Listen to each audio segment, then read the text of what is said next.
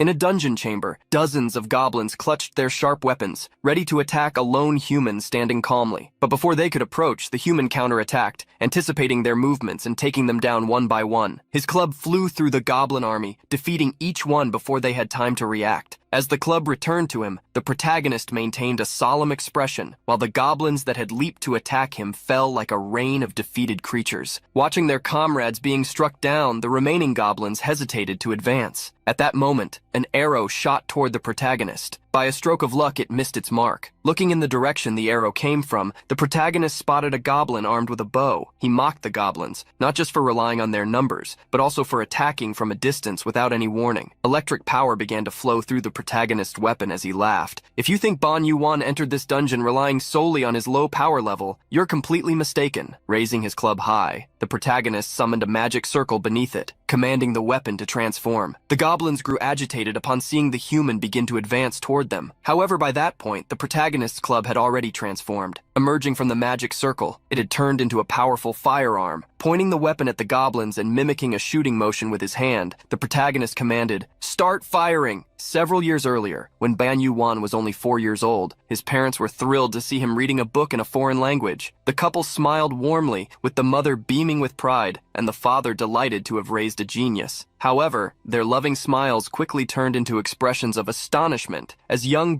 Yoo-won read books in numerous different languages, even though he had never visited those countries. It was then that another figure appeared, opening the door with muscular arms, brimming with pride that Yoo-won had inherited the blood of his ancestors. Carrying a young girl, a burly old man wearing a straw hat eagerly spoke of seeing Yoo-won fulfill the family's long-standing dream, reclaiming the Tower of Babel for their lineage. When the old man entered the house, the couple stared at him with wide eyes. Yoo-won's mother sighed, seeing her father bring up the topic once again, and called her youngest daughter Yumi to come closer. Seeing the couple dismiss his words, the old man grew tremendously irritated. "Stop talking nonsense. The Tower of Babel truly exists." Ignoring the old man, the mother tended to her daughter while the father returned to reading his newspaper. Disregarding the others, the old man borrowed a book and a box of pencils from Yoo-won. He began sketching on a piece of paper while recounting a story. Long ago in a chaotic world, the great ancestor of our Ban family possessed an ability that allowed everyone to communicate. With this power, he led the people to create a tower that would never collapse. "This is the Tower of Babel." The 4-year-old listened intently to his grandfather's words. Realizing that a tower was a type of building, his eyes sparkled with dollar signs as he asked if their ancestor was rich because he owned a building. Yoo-won's grandfather boasted about their ancestor while laughing. "Our ancestor was a master of languages, capable of interpreting any form of communication. We must never forget that we are the descendants of such a remarkable person." Ignoring the praise for the ancestor, little Yoo-won clung to his grandfather's leg, focused solely on finding out where the building was. Reflecting on his grandson's question, the old man admitted that he didn't know the tower's location. Although the answer frustrated Yoo-won, his grandfather placed his hands on the boy's shoulders and with a smile, declared something that would set a goal for his future. "One thing is certain, as soon as we find the tower, our family will reclaim its glory and power." When Yoo-won was a child, every time his grandfather told stories about their ancestors' adventures, he hoped the extraordinary linguistic talent would help him achieve the family's long-standing dream. However, Yoo-won's abilities far exceeded those expectations. Time passed, and in a rather luxurious home, the protagonist sat in his room, surrounded by books, staring at his computer. He kept pressing the refresh button, anxiously waiting to see if his score was enough to achieve his goal. This year, Yoo-won was applying to university. He aspired to join the Department of Diplomacy and Political Science. After refreshing the page multiple times, Yoo-won grew irritated as the exam results were taking too long. Suddenly, his computer screen began to flicker, as if it were short-circuiting. He pressed random keys, trying to see if anything would change, but froze in surprise when a screen appeared before him. Staring at the floating screen,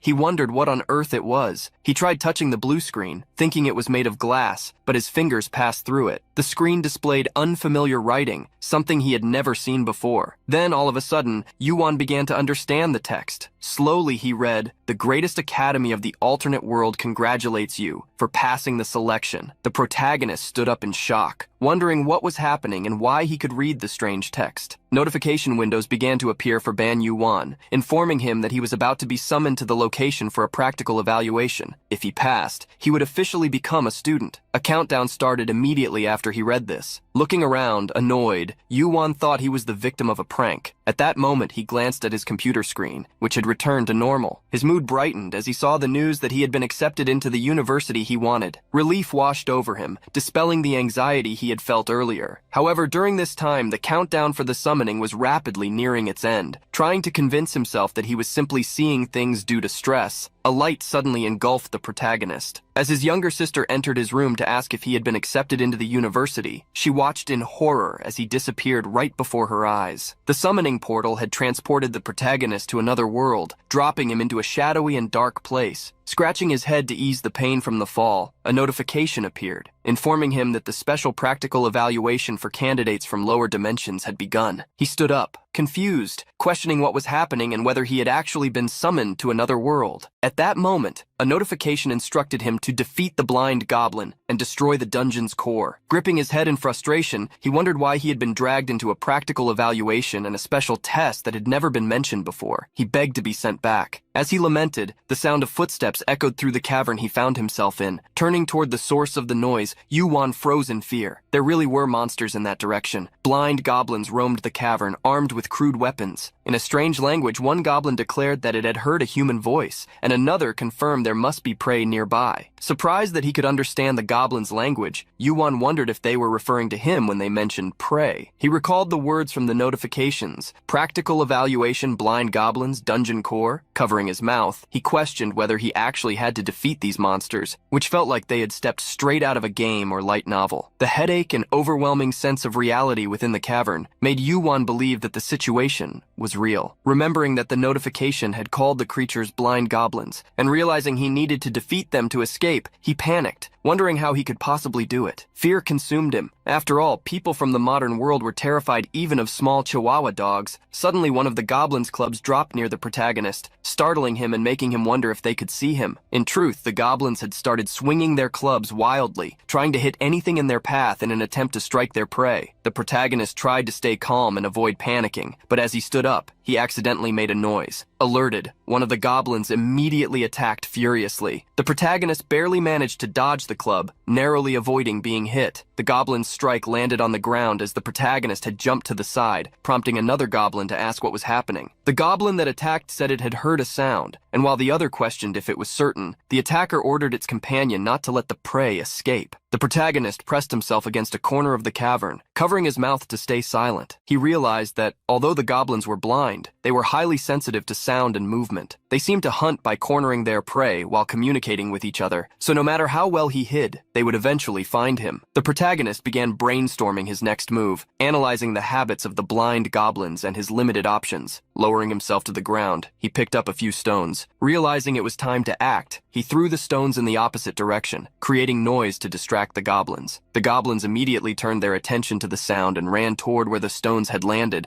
assuming it was their prey. The first goblin arrived at the spot and crouched down, finding the stones the protagonist had thrown. The goblin that had previously attacked the protagonist arrived slower, joining shortly after. At that moment, the protagonist threw another object, a piece of wood that flew through the air and hit the goblin holding the stones on the head.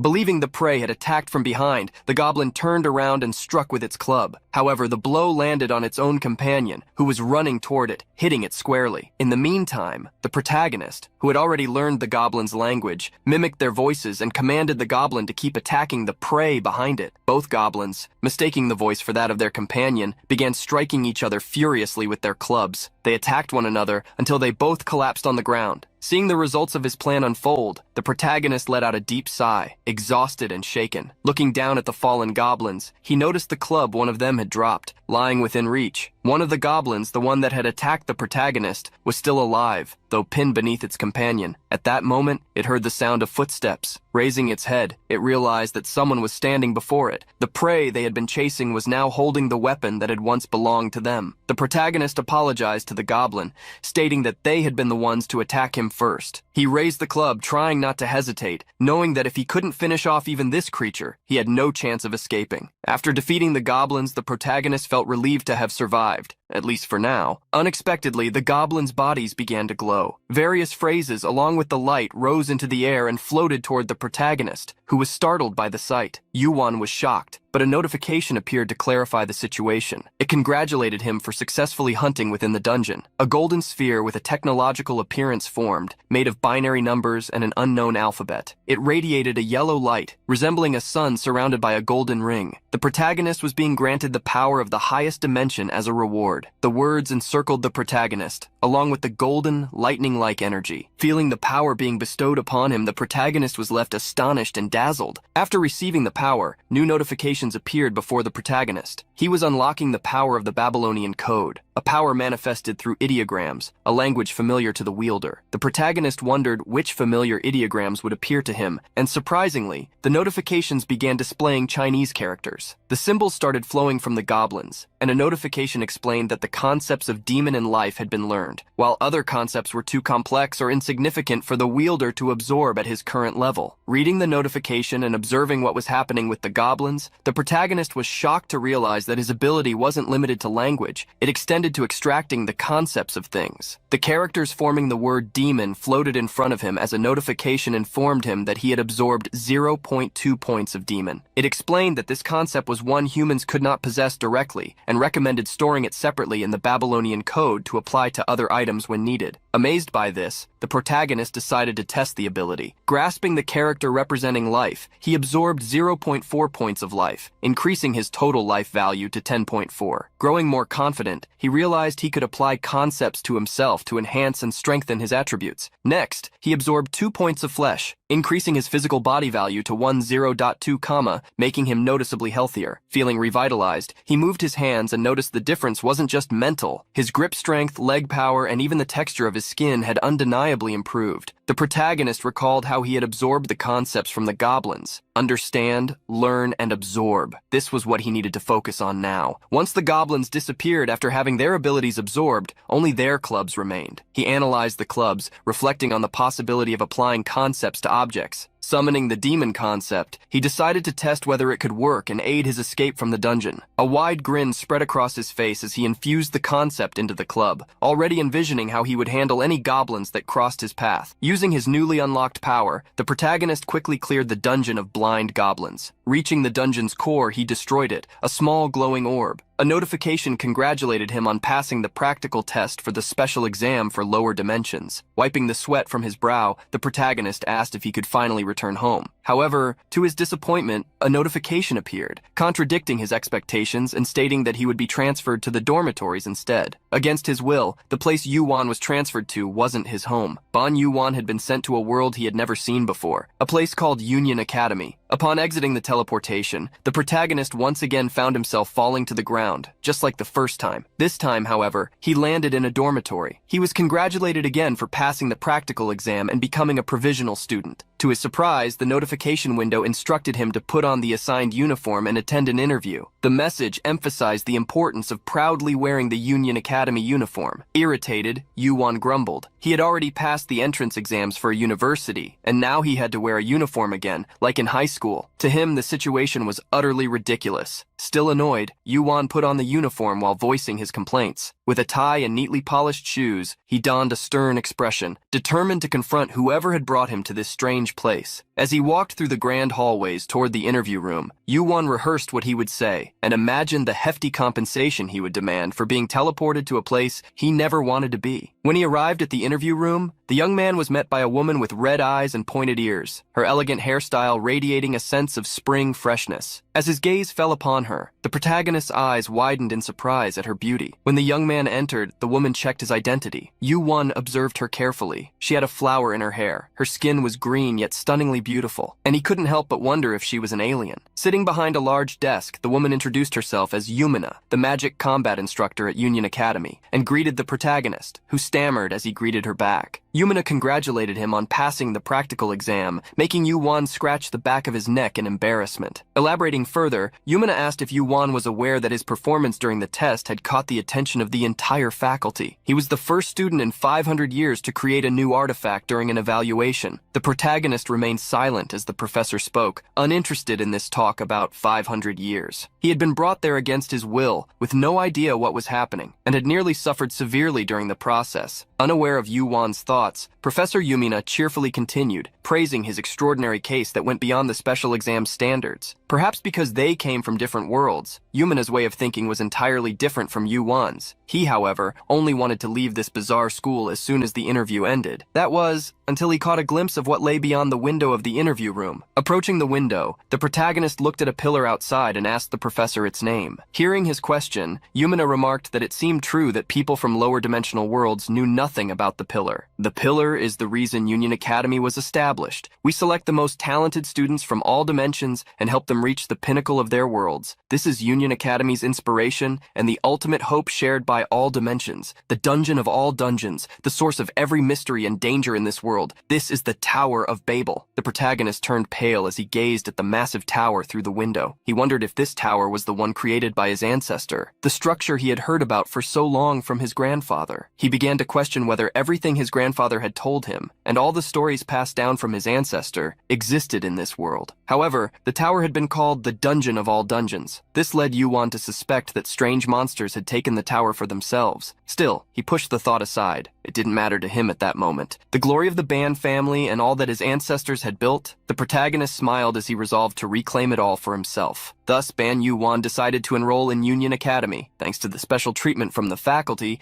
he was allowed to return home briefly before enrolling. After gathering his family and explaining everything, something monumental happened. Yoo-won's grandfather was ecstatic to hear that his grandson had finally found the Tower of Babel, while the protagonist's father tried to calm the old man down. After explaining the situation to his family, Yoo-won prepared for his enrollment at the academy. Now in a low-level Union dungeon within the Hobgoblin's cave, he was preparing for his admission while testing his new abilities, effortlessly defeating the Hobgoblins and using his knowledge to craft weapons from the earth in this shared world. By creating firearms more powerful than real ones, the protagonist easily vanquished the monsters. He walked among the defeated monsters, absorbing each of their attributes through his ability as he advanced to attack the next areas. At first, the protagonist's abilities were limited to languages alone. However, after defeating several goblins and hobgoblins, he had learned the concepts of demon, life, flesh, assassination, and shooting, becoming a completely different person from when he started, all thanks to the Babylonian code. Yoo-won could now verbalize, absorb, and manipulate the concept of any object. When he defeated an enemy, he could acquire the concepts he recognized. These concepts appeared above the bodies of monsters as enchanted words, and the more concepts he acquired, the stronger he became. The concept he obtained from the first dungeon he faced, the Blind Goblin's Cave, had been imbued into a club and strengthened a weapon he had created, a large flying club, enhanced to defeat monsters. The club, infused with phantasmal energy, the first artifact created by Ban Yoo-won, revealed its true form at its master's command, capable of freely transforming into autonomous artifacts. Hugging the club, the protagonist praised it like a pet, all because, thanks to the club he accidentally created, he achieved excellent results during the evaluation. After defeating all the goblins and hobgoblins in the area, the protagonist prepared to assess the spoils of the battle. Observing the concepts he had obtained from the monsters, he noticed something he had never seen before. He had gained 2 points of soul, leaving him wondering what it meant. The club approached him upon sensing the attribute he had stored, and Yoo-won quickly understood its intent, asking if it wanted the attribute for itself. Shyly, the club wobbled as if to say yes. Without hesitation, the protagonist granted the attribute to the club and decided to also give it some life, phantom, and spirit. Ban Yoo-won had learned a few things by this point. Taking all the minor concepts he had acquired, he created a small globe shaped by the Babylonian code and imbued these concepts into the club. A significant reaction occurred. The combined concepts formed a perfect harmony, causing the artifact to undergo a transformation. The fused attributes created a flawless synergy, resulting in a fusion that surpassed its current depths. Noticing the beast attribute in the middle of the fusion, an attribute he hadn't given the club, the protagonist wondered if one of the concepts he had added to the fusion had mutated. He watched closely as the concepts enveloped the club and transformed it. Sometime later, the intense light faded. A notification appeared. Due to the transcendental fusion, the Phantom Beast attribute has been completed. Before the protagonist's eyes, what was once a club had transformed into a silver snake, a Phantom Beast. Bending down to examine the small snake, he observed it closely, analyzing the combination of the Phantom and Beast attributes, which had fused to create a living being, as if straight out of a fantasy story. The protagonist slowly reached out his hand toward the snake, wondering if he could touch it. In response to his movement, the snake hissed at him, causing him to freeze and tremble in fear. But to his surprise, the snake turned out to be extremely affectionate. It began rubbing its head against his hand, demonstrating its sweet personality, the same it had when it was still in its club form. This made the protagonist wonder if it could still transform into weapons or shields. With the snake coiled around his arm, he decided to give it a name and called it Eve. After naming her, he opened the growth statistics window to take a closer look. Based on his experience so far, he concluded that the life stat was akin to levels in games, while flesh represented physicality. However, he still wasn't sure what soul meant. He also noticed some other abilities, such as all-seeing eyes and all-hearing ears, concluding they were likely related to his language skills. As for the other stats, he decided to ignore those he didn't yet understand. After analyzing his own stats, the protagonist checked Eve's, asking if she thought she could impress others now. The little snake shook her head in denial. Smiling, the protagonist reassured her that Eve's current stats didn't matter, only her growth potential for the future. He then opened the option to exit the dungeon after destroying its core and pressed the button to leave. Back in the corridor, via teleportation, the protagonist decided it was time to head to the Union Academy's entrance ceremony. At the Union Academy auditorium, countless lights projected holograms into the sky, welcoming the incoming students while displaying advertisements from sponsoring brands. The diverse students arriving at the auditorium came from various races, planets, and distant dimensions. Gradually, the auditorium filled up as the new students took their seats. The protagonist, who arrived in the auditorium via teleportation, startled some people around him and drew the attention of others. Ignoring their reactions, he glanced around and noticed the hall was already packed. Observing the auditorium, the protagonist used his all-seeing eyes ability, a skill that allowed him to read everything around him and, depending on proficiency, enabled the user to understand the aura and spirit of their targets. As he observed some of the new students, who had attributes ranked B, A, or even S, the protagonist noticed that, unlike him, who had entered the academy through a special admission for lower dimensions, the regular students who entered through the standard process seemed very strong, even at first glance. While looking for his seat, the protagonist was surprised by a huge person behind him. A massive green monster with a bad attitude tried to intimidate the protagonist. "Hey, if you're from a lower dimension, don't go walking around here and get lost over there." The protagonist didn't care about the guy's attitude, and despite the laughs directed at him, he walked away, thanking him. Everything was going as Yoo-won had expected so far. Those who had entered the academy through the regular process had high opinions of themselves, looking down on those from lower dimensions. Even in this place that gathered all the worlds, those with power looked down on those beneath them, which made the protagonist wonder if that was the same everywhere. Suddenly, someone called out to the protagonist, stating that students accepted through special admissions sat there. Walking over to the person who had called him, the protagonist saw 4 chairs separated from the rest, making him feel that those from lower dimensions were exiled to this place. However, something caught his attention at that moment, something that made him use his all-seeing eyes ability to observe those accepted through special admissions. Looking at the 3 sitting in front of him, the protagonist was surprised. All 3 were no weaker than the strongest regular students. With attributes ranked A, S, and even SS, these students awakened a feeling in the protagonist that they were strong enough to sweep the floor with the normal students. The student who had called the protagonist out stared at him, seeing that he was standing still. The protagonist was awakened by Light again and greeted him, saying their seats were incredible. Light laughed, unsure if he should actually laugh at the protagonist's comment. Light, the young blonde, was actually the handsome roommate Yoo-won had met in the dormitory before the entrance ceremony. Their first encounter had been quite unique. When the protagonist was transferred to the dormitory, the young man with blonde hair and armor had pointed a sword at him, asking who he was. With the sword pointed at him, the protagonist almost fainted from shock. The protagonist hurriedly placed the Eve Club in front of him for protection, saying that he was the young man's roommate. In response, the blonde apologized, saying he had only been on edge due to the practical exam he had just taken. The protagonist felt uncomfortable in front of Light because the young man seemed more like a princess transported from a fairy tale, despite his temperament. Yoo-won quickly changed his mind as the young man had apologized first. When the protagonist mentioned having faced a dungeon of blind goblins, Light teased him, asking why he had even done a practical exam, since even a rookie with basic training could easily hunt goblins. Because of this, the protagonist's perception of the blonde changed again, this time for the worse. At that moment, the protagonist realized they had been talking for a while, even though they hadn't taken a bath yet. As he started undressing, he asked Light if they should take a bath, since the dormitory bathroom was communal. Seeing the protagonist undress suddenly, Light was shockingly embarrassed. The protagonist didn't notice Light's embarrassment, since he was facing away from him, and when he invited his roommate to continue talking in the bath, he was almost attacked, being told to go shower first. The protagonist didn't understand why Light was embarrassed, turning around to avoid looking at him, only shrinking away and bashfully saying he would go later. Now, during the entrance ceremony, this oddness coming from Light still bothered him. Setting aside that topic, since the seat where Light was sitting was part of the special admission section, this meant that the other two were also like him. The protagonist raised his hand, greeting the other two. The first to respond was a girl with pink hair, like flowers, and two covered horns. Instantly, the protagonist thought of her as cute in his mind, quickly looking away as she shyly lowered her head, greeting him as well. The protagonist didn't forget to greet the other person as well, but when he went to say hello, his expression soured. The reason was that the girl's white hair was accompanied by completely black eyes. She stared at the protagonist, and looking at his arm, she commented that the thing coiled around it was quite interesting. The protagonist realized what the girl was talking about, and revealing the small snake that had been invisible, he asked her if she was referring to it. The white-haired girl stared at the snake with her mouth open, while Light and the pink-haired girl were impressed. Light noticed that the snake was the same artifact as before, and asked Yoo-won how it had changed in just a few days. The pink-haired girl thought the little Eve was cute and asked if she could touch it. The white-haired girl smiled and introduced herself. "My name is Yoo-won. I'm the daughter of a martial artist. What's your name?" The protagonist introduced himself, curious to know if Doko practiced martial arts or something similar, or if she fired energy blasts. The protagonist's comment made everyone blush in embarrassment. Doko covered her mouth embarrassed, saying that Yoo-won wasn't entirely wrong. The protagonist was initially surprised to be right, but since they were in a fantasy setting, it made sense that martial arts would exist. At that moment, the pink-haired girl introduced herself for the first time. Her name was Rochelle. Light also introduced himself to the two girls, greeting them. As the four were chatting, suddenly the entrance ceremony began. The protagonist recognized Professor Yumina among the teachers, and Light asked if he had also had an interview with Yumina. The protagonist was surprised to learn that Light had also had the interview, but at that moment, something started to happen. A red light appeared from above, and the ceiling of the auditorium began to open. A voice reverberated throughout the auditorium, stating that everyone had gathered. The voice echoed in the minds of all the students, causing many to feel a headache. Everyone, including the protagonist's group, Rochelle, Light, and Yoo-won, felt an overwhelming pressure. The protagonist looked up as the voice continued. "Now, I will begin the entrance ceremony for class number 2557 of the Union Academy." In the sky above the auditorium, there was a massive eye of a being observing all the students in the auditorium. After the entrance ceremony, Yumina cheerfully commented on how impressive the director's speech had been. In the room with her were the 4 students admitted through special exams. The protagonist broke the ice by asking if the giant logo was the director. Yumina was surprised, asking if the protagonist had really seen the eye. Light was impressed to find out that the protagonist had looked up, and Rochelle added to the comment, saying that many people were intimidated enough not to look. The protagonist smiled, unaware that he was being observed by Doko. The girl knew that the being had completely hidden itself using some kind of special method, wondering how Yoo-won was able to see it. The protagonist felt her gaze on him and shuddered. He then stated that he had just sensed, somehow, that a giant eye was watching them. Changing the subject, Yumina confirmed that it was indeed the director, but that the students wouldn't be able to see him again until they achieved something special or caused an incident. She also mentioned that apparently Yoo-won would have a private meeting with the director. Hearing what the teacher said, the protagonist sighed, remarking that it felt more like a curse. The teacher laughed at the protagonist's comment, stating that the students' achievements were also the teacher's achievements, and asked everyone to work hard. Light was surprised by the teacher's comment, and asked if it was she who would be in charge of them. Yumina confirmed Light's question, leaving him even more surprised. Light knew that Yumina was one of the 9 full professors of the academy, which made him even more surprised that she would be in charge of them. Picking up her teacup, the teacher decided to officially introduce herself to the 4. "I am Professor Yumina, and I teach magical combat. I have been assigned as the teacher for your classroom, room 11, so let's work well together for the next 5 years. Light asked the teacher if normally low-level special admission students were assigned to associate professors, and Yumina confirmed what Light was saying. However, she explained that the 4 of them were very special students, so she'd been given this responsibility. The teacher, in her mind, thought about these special students. It was quite strange that only people like the 4 of them had been selected this time. She then said that since they were all gathered, she would give them a piece of advice. The teacher's eyes grew lifeless as she warned them to be careful of the hostility and envy from the regular students. The protagonist became alert at what Yumina had said. He realized that the envy envy and hostility she referred to wasn't just about academic competition. It involved physical confrontations and fights between students. Matters outside the internal competitions protected by the academy's rules were things even the professors couldn't interfere with. Yumina told them that they should stay together from now on, as they were rare special admission students. The teacher knew that if they wanted to grow by fighting other students, they would need to be strong enough to ignore the envy and hostility. Otherwise, something bad could happen. Yumina also stated that they were members of a team who would climb the tower together until graduation. The teacher then snapped her fingers, stating that she had finished discussing the difficult matters for now, revealing that the academy had prepared a small gift for them. A glow appeared on the table in front of them, and Yumina began to explain the rules and details after they received the artifacts. The glow on the table caught the students' attention, and they moved closer to see it up close. After receiving the academy's gifts from the teacher, the four of them left the room. The protagonist held a pendant, asking if that was the student identification. The teacher had explained that they needed to use the identification to access all the facilities on the field and that they could teleport anywhere within the Union Kingdom with it. Holding the student identification, Light was the first to cast the teleportation spell. Professor Yumina is beautiful. They were then teleported to the garden. Rochelle also recited the incantation, Professor Yumina is beautiful, and they were then teleported back inside the academy. The three of them were frustrated by the simplicity of the teleportation spell. Light commented that they needed to keep the student identifier if they wanted to enter the tower, so whether they liked the spell or not, they had to be careful with the item. At that moment, Rochelle asked the other two why Ban had been left behind. Doko answered that she didn't know, but that it might have been because of that being. Not long ago, when they were with Yumina, the teacher had received a call, mentioning that they were about to have a tea party, and it was unfortunate that the other person was requesting something. Doko had paid attention to the conversation between the teacher and the students, observing who she looked at. Among all the students, the only one who had managed to look directly at the teacher was Ban. Sitting in an armchair, the protagonist was quite anxious because he was sitting in front of the director, in a chair at a large table. The protagonist was nervous about having a private meeting with the director on the first day, wondering if he was in trouble. The director, seeing that the protagonist was avoiding looking at him, stated that it was fine to look directly at him. A stuffed doll was sitting on the director's table. It's fine. My real body is not here. Looking at the stuffed doll, the protagonist asked if he should call it director or chancellor, and the stuffed doll replied that Yoo-won should call him master. That said, the master stated that he would explain why he had called Yoo-won. Normally, I don't interfere with the students' growth. If they are weak, I let them remain weak. If they are strong, I let them remain strong. If they perish in the tower or survive to become powerful and glorious, I don't care. I have only one goal, to witness with my own eyes the one who reaches the end of the tower. Everything else is meaningless. In light of the director's statements, the protagonist wondered why everything seemed meaningless to him. Strictly speaking, the tower was from the time of his ancestor. The Ban family was determined to regain all of their power and glory. He had decided to risk his life to conquer the tower, but at that moment, he wondered what the tower meant to the chancellor and to the other students. He wanted to understand why everyone gathered in this dimension to ascend the tower. Looking at the stuffed doll and calling it master, he asked what exactly the tower was. In response to the protagonist's question, the doll fell silent. After a minute of silence, it revealed what the protagonist wanted to hear. The tower is the path to the divine, a trial. The protagonist felt a mix of surprise and curiosity at the director's response, wondering if he was referring to the same concept of divinity as beings from religions. However, the director continued his explanation before the protagonist could ask more questions, stating that he didn't interfere with the student's difficulties, but would make an exception this time because he saw potential in him, the greatest potential he had ever seen. The doll pointed at the protagonist, and while saying that he would prepare a few things to help him get ready for climbing the tower, made Yoo-won's student identifier glow. The protagonist asked what the director was doing. He explained that he had expanded the privileges for external exploration, allowing him to travel to any dungeon in order to make use of his skills before ascending the tower. The protagonist asked the doll if he was talking about the areas outside the academy, and the director confirmed. The director created a portal beneath the protagonist's feet, sucking him in while giving some instructions. Now that's all. You may go. Improve your skills before climbing the tower, Ban Yoo-won. If your progress is remarkable, I will unlock the next privilege for you. The protagonist asked the director what privilege that would be, and was shocked when the doll stated that he would be allowed to explore the tower alone. As he was sucked into the portal, the protagonist heard the director anxiously say that he looked forward to their next meeting. The protagonist was startled when he fell through the portal, landing on top of someone. Yumina, who cushioned his fall, asked how his meeting with the director had gone. In the teacher's lap, the protagonist was startled to see her, quickly getting up with a flushed face. Yumina stated that the director always sent off off visitors this way, asking if he didn't think the director had a strange personality. She smiled, saying the director had been specifically waiting for Yoo-won from the beginning. After they sat down, the teacher grabbed the protagonist's identification, surprised that the director had granted a student permission to leave the academy. The protagonist wasn't sure if this was a big deal, saying the master had told him to quickly improve his skills. Yumina then explained to the protagonist why this was a significant achievement. You can freely explore dungeons outside the tower and visit external cities as well. This means you'll gain much more experience and preparation than the others. There's no precedent for a normal student to receive such privileges before. The protagonist then understood what the director wanted. Previously, he had thought the director was calling him weak and telling him to gain more skills, but it was completely different. Yumina revealed her envy, calling the protagonist lucky. Seeing the surprise in Yoo-won's eyes, she explained that teachers were usually so busy that they couldn't leave. She clarified that since the union was an academy, everything was organized with the students in mind, which could sometimes be quite inconvenient for the teachers. Showing her envy, Yumina said Yoo-won would be able to explore dungeons and visit cities in his free time, and even visit many stores. The teacher's eyes darkened as she mentioned he could even try many snacks, as many as he wanted. She began to approach him with an intense look, recommending a city called Ronica, which had an absolutely beautiful spring temple. Startled, the protagonist began to sweat, and to avoid trouble, he asked if he should bring something back for her while he traveled. Walking along a long stone path, the protagonist looked up at the sky, enjoying the weather. When he had asked the teacher if he should bring something for her, her eyes sparkled as she commented on the wine from a temple, famous for its lingering aroma and taste. She wanted him to bring 1 or 2 bottles. Remembering that the teacher had asked a student to buy alcohol, the protagonist found the request rather ironic, but he didn't mind. He was more than grateful for receiving an early inventory in exchange. At that moment, the protagonist recalled something. His grandfather had given him a small bag when he went to his house to share the news.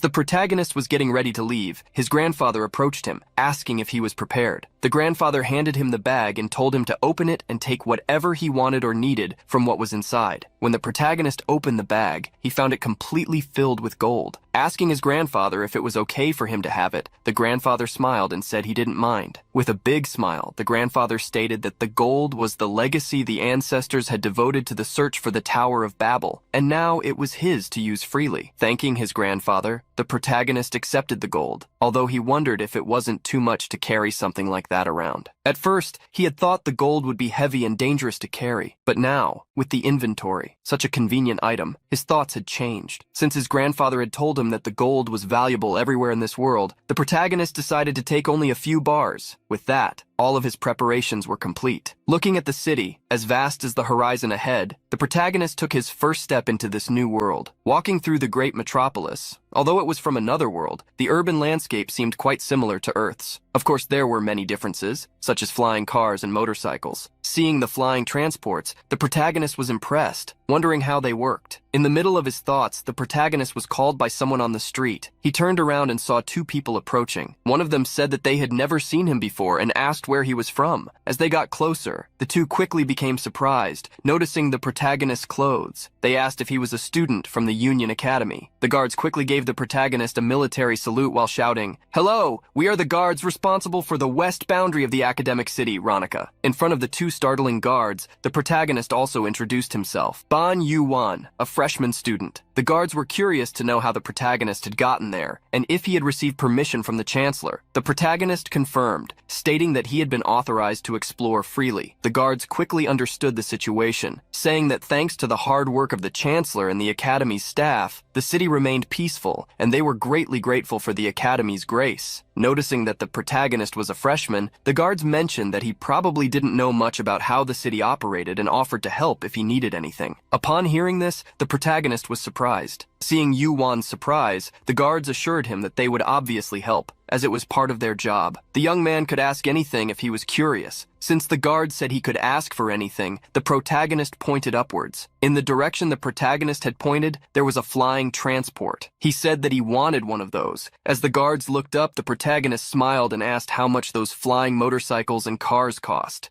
The flying motorcycle the protagonist bought sped through the outskirts of the city, racing across the fields. Jumping off a cliff with the bike, the protagonist enjoyed the wind brushing against his face. The higher he ascended, the more exhilarating the sensation became. When the protagonist inquired about the hoverbike with the guards, they revealed that even the most basic model cost at least 250,000 ronyas, a steep price. Curious about the value of each ronya, he pulled out a gold bar and asked if he could exchange it for currency. Seeing the gold bar in Yoo-won's hand, the guard's eyes widened, asking where he had gotten such a large bar of gold. He replied that it was a gift from his grandfather. Still surprised by the hoverbike, the protagonist marveled at how a single gold bar was worth over 7 million ronyas. It made him feel grateful to his grandfather, who had insisted on giving him the gold. Suddenly, Eve appeared, hissing near his shoulder. Glancing at the small snake, the protagonist asked her thoughts about the trip. He had infused demonic and ghostly concepts into the bike, turning it into a living artifact.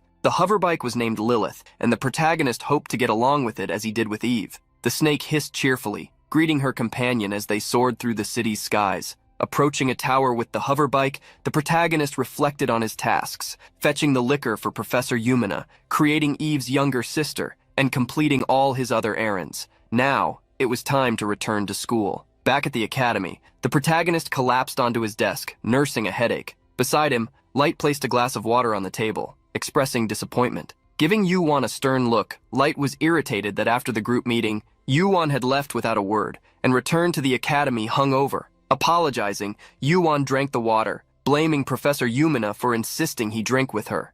Light scoffed, saying Yoo-won should have at least informed him so he wouldn't have been worried. While eating, Doko glanced at the protagonist, noticing something about him. She asked if the emblem on his shirt signified the representative position he had received for drinking with the professor. Stretching slightly, the protagonist thought for a moment and said she could think of it as him becoming the class president. Chewing his bread, Light accepted the professor's decision to assign the role to Yoo-won, reasoning that she was in charge of their group. However, someone objected, claiming she should be the class representative among the four. Dogo believed she was the strongest of them all. Looking at the protagonist with a smug smile, she asked if he agreed. The protagonist remained silent, but someone suddenly came to his defense. Light was upset by how Dako had phrased her thoughts, pointing out that they were supposed to be companions, but still needed to address some issues about what she had just said. Light disliked her attitude of acting superior, as it would not bode well for their future as they climbed the tower. Light continued his rant, stating that he also disagreed with her claim of being the strongest. Hearing this, the girl smirked, sarcastically remarking how Light had referred to them as companions,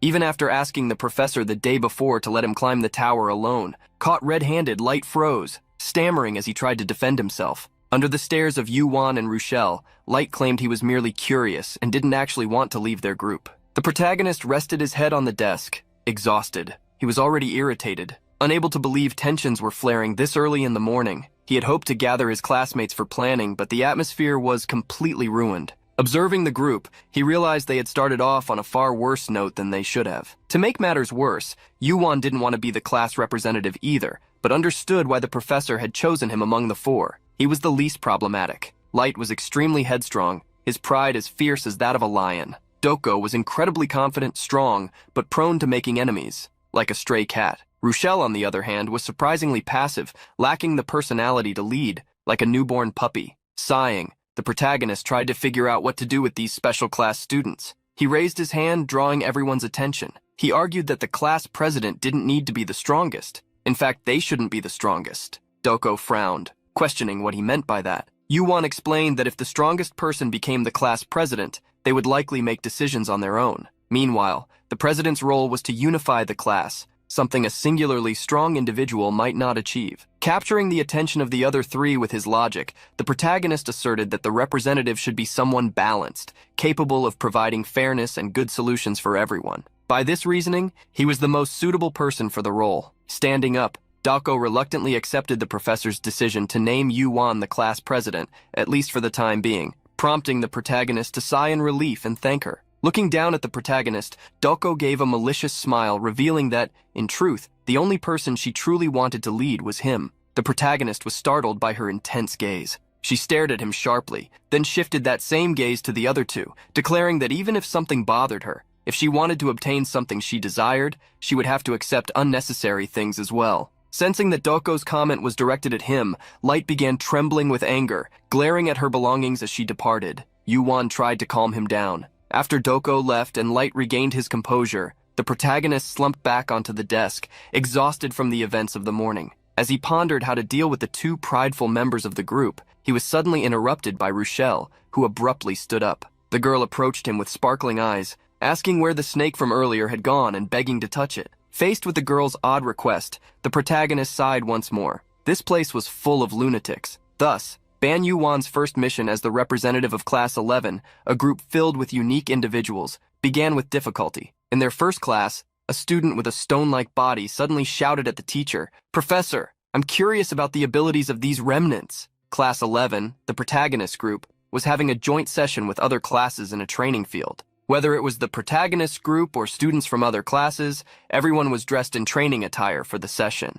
The teacher, standing in the middle of the field, asked the students for their opinions on his lesson plan, which began with a light training session. Immediately, the regular students grew restless, volunteering to fight and eager to challenge the special admission students. Yoo-won and Light observed how the normally admitted students considered themselves superior. Light quickly noted that this reaction was expected, particularly from Class 1, the elite class. Their resentment stemmed from the Union Academy's division system, which categorized classes based on students' abilities. As the Class 1 students stirred up commotion, one of them suddenly noticed the brooch of Professor Yoo-won, known as the Goddess of Flowers, pinned to the protagonist's chest. They deemed him weak because of the class he belonged to. The stone-bodied student grew furious upon seeing Yoo-won wearing the brooch so casually. With his overconfidence, he could not tolerate such a sight. The stone-bodied student toppled others with his loud shout, demanding the teacher choose him as an opponent. Seeing the student's enthusiasm, the teacher found it intriguing. He turned toward the protagonist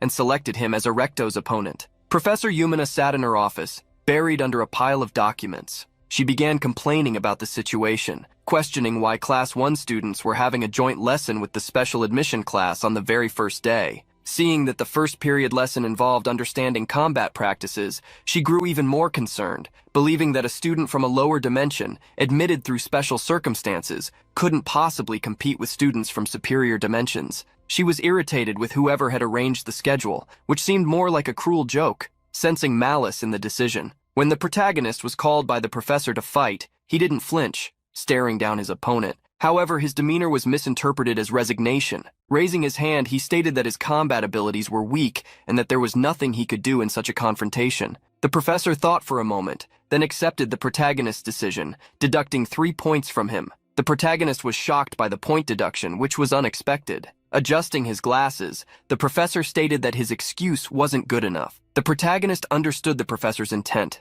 It felt like he was trying to set him up for humiliation. Frustrated, the protagonist retorted that it wasn't an excuse but a fact. He explained that he was admitted as a student because of his unique ability, not his combat skills, and that it made more sense to ask him to demonstrate another skill rather than force him into a fight just to showcase his abilities. Seeing logic turned against him, the professor gritted his teeth in frustration and began yelling, asking if the protagonist was trying to teach a professor how to do his job. The protagonist calmly countered the professor's outburst, asserting that anyone, whether a student or a teacher, could still learn. He reminded the professor that he was merely an assistant and not a true teacher. Confronted again, the professor deducted another 5 points from Yoo-won, who sighed, observing the professor's behavior. The protagonist then made a proposal to allow everyone a week to prepare and hold the confrontations the following week. Shocking everyone, the protagonist declared that if given a week off, he would have all his preparations ready and would gladly accept the duel. Yoo-won exuded confidence as he made his statement. The entire arena fell silent. The Class 1 students couldn't believe what the protagonist had just said, their irritation palpable. One student found it absurd that someone would request an entire week to prepare, assuming it was clear their skills were at rock bottom. While some students mocked him, a girl wearing a large pointed hat silently observed the situation. As her classmates chattered away, she fixed her investigative gaze on the protagonist, analyzing the confident figure standing by the arena. The assistant professor gritted his teeth, feeling offended that a student dared to challenge his schedule. However, the protagonist ignored him, forcing the assistant professor to accept his proposal. The assistant professor then made an announcement. "Ban Yoo-won and Erecto next Tuesday. We will have the official match between you two. The format will be completely public, and the entire academy will be able to watch the fight live." Smiling maliciously, he ordered both students to prepare. Noticing the assistant professor's decision, the protagonist wondered if his true intention wasn't just to humiliate him, but to turn the match into a spectacle. At that moment, the assistant professor called the protagonist over, grinding his teeth, and tried to threaten him, saying he better deliver a good performance since he was the one who requested the preparation time. The protagonist paid no attention to the assistant professor, and instead addressed the student named Erecto. "We'll have an official match next week. I'll be looking forward to it. Hearing the protagonist's words, the stone-bodied student clicked his tongue, visibly annoyed. The protagonist turned to leave after that. He wasn't expecting a polite response from Erecto, but was confident he could uncover something useful. He intended to analyze Erecto's stats using the eyes that see all. Examining Erecto's B and C ranked stats along with his high health, body, and magic points, the protagonist saw what one would expect from a special class student. Erecto's health was 5 times greater than his own, and his physical strength was 10 times superior. Compared to Erecto, the protagonist knew he was weak. But when he thought of his own classmates, he felt almost insignificant. To climb the tower with them, Yoo-won realized he would need to surpass Erecto's level. Seeing Light and Rochelle looking in his direction, the protagonist asked if they were worried about him. At that moment, he heard a voice behind him, questioning why no one was stepping forward. Turning to the direction Light and Rochelle were looking, he noticed Dalgo stretching as she remarked that, unlike Yoo-won, she was a combat specialist. Facing all of Class 1, Dalgo asked if they weren't curious about the abilities of the special admission students. The protagonist smiled as he watched Dokoyeon challenge anyone to step up and face her. The girl, with her S and SS ranked stats, stood ready and willing to take on any opponent. In the presence of Doko, the Class 1 students remained silent. The assistant professor also stayed quiet, saying nothing. It was obvious why everyone was hesitant. Even the protagonist, with his all-seeing eyes, couldn't grasp the full extent of Doko's strength. There was no way the Class 1 students could ignore the crushing aura emanating from her. As she waited, Dogo questioned what was wrong, offering to hold back since no one seemed confident enough to face her. Suddenly, she pointed at Erecto, startling him. She gestured for him to come forward with her finger, stating that he seemed like the kind of person who didn't hold back and daring him to fight, promising to crush him. Seeing her actions, the protagonist smirked as he noticed Erecto trembling in fear. The guy had originally been targeting him, but now he was being challenged by someone he hadn't anticipated. Everyone else seemed to realize this too. If Erecto tried to avoid being labeled a coward and accepted Dogoyeon's provocation, he would be finished. He would be so badly injured that he wouldn't recover in time for the match the following week. The protagonist stepped into the arena, walking toward Doko and asking her to stop. Although it wasn't his concern, he couldn't let it happen. The protagonist declared that Erecto would fight him next week. If she wanted to fight Erecto, she would have to wait her turn. Doko asked if Yoo-won was sure about this. He thanked her for trying to look out for him, but stated that, this time, he needed to prove his effort through his own abilities. Doko looked at the protagonist as if to confirm his resolve. Then shrugging, she remarked that she thought he was just a guy who relied on tricks,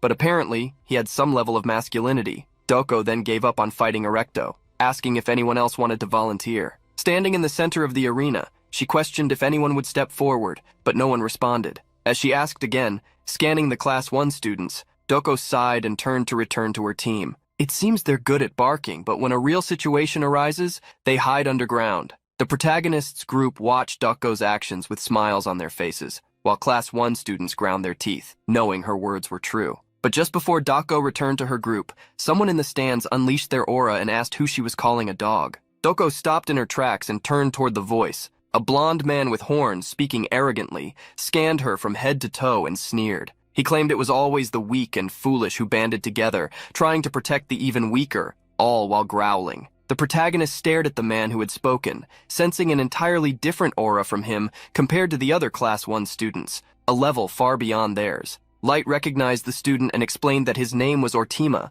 the governor of the Catius dimension. Faced with Light's explanation, the protagonist was confused. Light elaborated further. Excluding the Union, there are 10 dimensions with the highest hierarchies. Ortima comes from one of the families that govern them, Catius. Hearing this, the protagonist realized that Ortima belonged to one of the 10 greatest families across all dimensions. In the vast floating arena, silence fell as Ortima stood up. From the center of the arena, the Class 1 student ordered the professor to proceed. The professor raised his hand, activating a small device unfamiliar to Rochelle. Light explained that it was a recording device, and that the fight would be filmed for public viewing. The protagonist asked what would happen to the recording, and Light explained that everything would be uploaded to the internet, though he admitted he didn't fully understand what that meant himself. Hearing the explanation, the protagonist grasped the situation and opened his inventory to retrieve a phone. Light was surprised and asked if the protagonist actually knew what the internet was. The protagonist explained the internet to Light, who was astonished that someone from a lower dimension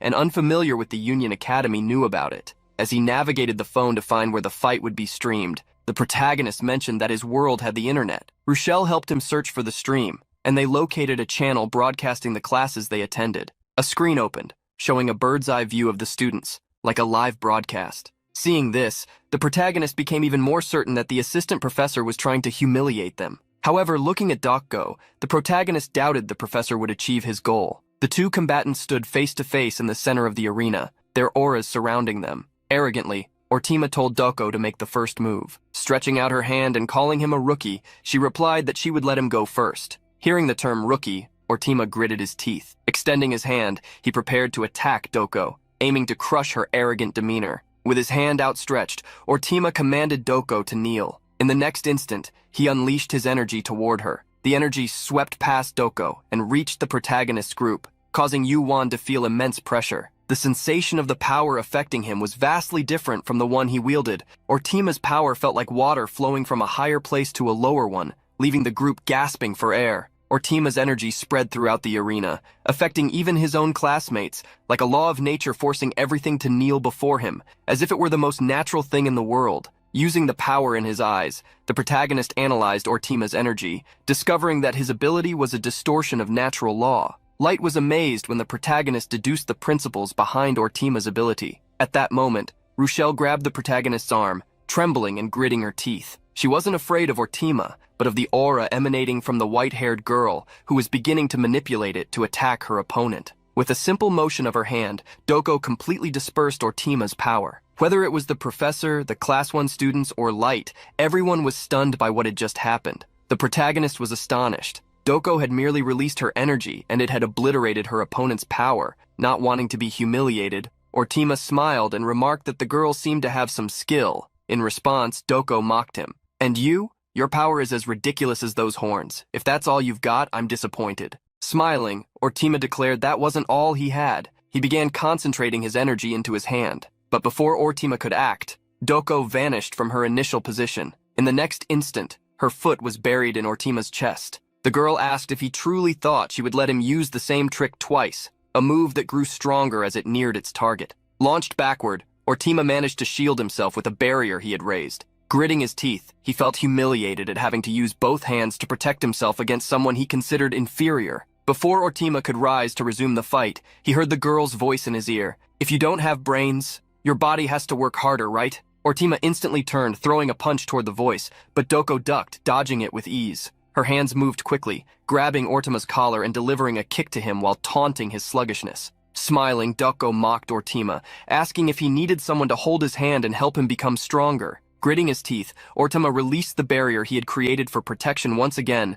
and hurled it at Dokgo. However, the girl easily dodged the energy attack with a lateral leap. Watching the fight, Light couldn't believe what he was seeing. His classmate was completely humiliating Ortima, the governor of Catius. The girl fought with a smile on her face, as if it were all a game, using her skills to utterly embarrass her opponent. The protagonist analyzed the battle, noticing that Ortima was likely accustomed to overwhelming his opponents, pressuring their movements, and easily defeating them thanks to his ability to distort natural laws. However, facing an adversary with power at least equal to his own, cracks in his combat techniques began to emerge. Gradually, Dokgo's strikes began to land more effectively. Ortima was increasingly pressured by the girl's superior fighting skills. Ortima's usual combat style wasn't working against her, and the battle was clearly heading toward his defeat. The protagonist concluded that Ortima, despite his overwhelming powers and physical abilities, seemed to have never used his body efficiently. Light narrowed his eyes at the protagonist's deep analysis. He began to understand why Dokgo, who was fighting on equal footing with Ortima, and Ban Yoo-won, who could grasp the principles behind both combatants' techniques, had been accepted as special admission students, even though they came from lower dimensions. Under Dokgo's pressure, Ortima began questioning what was happening. He gritted his teeth at what he perceived as an insult. Seeing Ortima muttering to himself, Dokgo delivered a punch to his cheek, asking if he wanted to lose his tongue or if she should cut it off for being so long. Insulted for so long, Ortima unleashed even more of his power, forcing Dokgo to step back. A crown appeared above the blonde boy's head as he clenched his teeth in rage. Ortima's energy spread like lightning through the arena as he roared, consumed by the anger from the insults he had endured. His energy overflowed from his body and his fury grew. "I will never forgive you. Never. If you want to suffer, I'll make you suffer now." Seeing Ortima's reaction, Dokgo-yeon observed him calmly, waiting for the right moment to act. Faced with the enraged Ortima, Dokgo remarked that such a concept wasn't something a child like him should be discussing. Sensing movement, Dokgo unleashed her aura. Her hand clenched slightly as if to grab something while her energy enveloped her. In the next instant, she shot forward toward Ortima. Seeing her approach, Ortima braced himself to attack, his intentions deadly. Doko faced him calmly, ready to counter, but at that moment, the sound of clapping echoed through the arena. Professor Yumina had appeared to interrupt the battle. The auras of both young fighters dissipated as a vast field of flowers materialized in the arena, as though spring had suddenly arrived in the middle of the fight. Both Doko and Ortima were startled by the sight of flower petals floating in the air. The owner of the flower field reprimanded them, stating that the academy did not encourage students to fight for their lives. Smiling, she advised them to save that strength for the tower. Amid the flower field that covered the arena and the stands, a heavy silence fell. The protagonist, surprised, wondered if what he was seeing was an illusion, even though the strong scent of the flowers was unmistakable. Despite Yumina interrupting the fight, the two students continued to stare at each other intensely. Frustrated, Ortima clicked his tongue and turned to leave, walking away from Yumina without further insisting on the battle. Standing beside the professor, Doko complimented her on her strength, making Yumina smile at the praise. Shortly after, Dogo also returned to her group, where Yoo-won and the others welcomed her. The white-haired girl asked the protagonist what he thought of the fight, and he replied that it was incredible, adding that just watching had been a big help. However, as he spoke, Yoo-won was headbutted in the back. Turning around, he saw Rochelle trying to hide, using him as a shield. Noticing Rochelle trembling, the protagonist asked if she was still afraid of Doko. In response, the girl hugged him tightly, and he had to calm her down. Meanwhile, a reprimand was underway in front of the group. Yumina was chastising Assistant Professor Farrell, stating that he deserved punishment. She pointed out that he had initiated a combat session on the very first day of class, allowing the situation to spiral out of control while he simply watched. The assistant professor, shrinking under her scolding, apologized profusely. Yumina scoffed, stating that the matter wouldn't be resolved with an apology alone, and instructed him to prepare for the consequences. Walking up to the protagonist, Yumina pointed to the brooch on his chest. As she approached, the professor said that, as class president, dignity was everything. She flicked the brooch, turning it upside down, and asked how Yoo-won could wear it like that. Seeing the interaction between the beautiful professor and the special admission student, the Class 1 students grew envious. Unaware of the reaction she had provoked, Professor Yumina bid farewell to the protagonist and his group, wishing them all a good day. Looking at the first-year students, the protagonist sighed. The professor had come to stop a fight, but instead she had just added fuel to the fire. After the battle in the arena, rumors began to spread across the academy campus about a student from a lower dimension who had been matching Ortima blow for blow. The gossip intensified with the recording of the fight, and many soon realized that the fight had been practically one-sided, with Ortima being pressured the entire time. Rumors about the new students, especially the girl with pink hair, began circulating, with comments about her being cute spreading. Among all the comments, the Class 1 students tried to defend Ortima, placing him above everyone else to protect their class's dignity. However, their comments were quickly crushed when everyone watched the recording posted by Assistant Professor Farrell. The girl with silver-white hair quickly gained the attention of everyone, attracting admirers and fans across the campus. But the comments weren't only focused on Doko. Many were commenting on a student who had bargained with the assistant professor, and soon he earned the nickname Master of Bargaining. When Professor Yumina appeared in the recording, many were shocked, and the comments exploded with doubts as they saw her interaction with that student, the Master of Bargaining. Quickly, students across the school became interested in discovering who these special admission students were, especially the one who seemed so close to Yumina. Reading the comments on the video with his classmates, the protagonist commented on how the world seemed to be talking about them. Light appeared to have melted into his chair while reading all the slang in the comments. Beside him, Doko seemed bored, commenting that it wasn't strange that people were talking about them. However, Doko brought up a comment that surprised everyone. She claimed that the guy she had faced wasn't actually the strongest. Recalling a girl with a big hat, Doko said that, at the very least, there was someone else in that class who was more capable than him. Doko was surprised Yoo-won hadn't noticed that. In response, the protagonist laughed, shrugging as he explained that he was too focused on her fight. While reading the comments, Light remarked on how the protagonist's name was spreading throughout the school community. The protagonist sighed, stating that since the other students couldn't touch the person who had challenged the top 1 inch in their hearts, they were trying to target him in other ways. Cited by the protagonist, Doko disagreed, saying they weren't just talking about him. At that moment, in the middle of the conversation, Light wanted to ask something. Looking at Rochelle, who was sitting a few meters away, he asked if they always stayed so distant. Rochelle, sitting far from the trio, was trembling, her gaze fixed on the ground. Looking at the girl, the three of them fell silent. The protagonist noticed that Rochelle seemed terrified of Doko, unable to even approach her. The situation was likely even worse since the two shared the same room. The protagonist then opened his inventory, wondering if he should use something to try to comfort her. A jar appeared on the table, catching everyone's attention. It was a jar of special elixir jelly created by Yoo-won's abilities, concentrating hundreds of fruits. The elixir had the special effect of promoting the growth of the overall stats of whoever consumed it. Light and Doko stared at the jar with curiosity. Seeing their reaction as expected, the protagonist opened the jar, claiming that they would be amazed. He then asked both of them to grab some bread. Rochelle, sitting a little further away,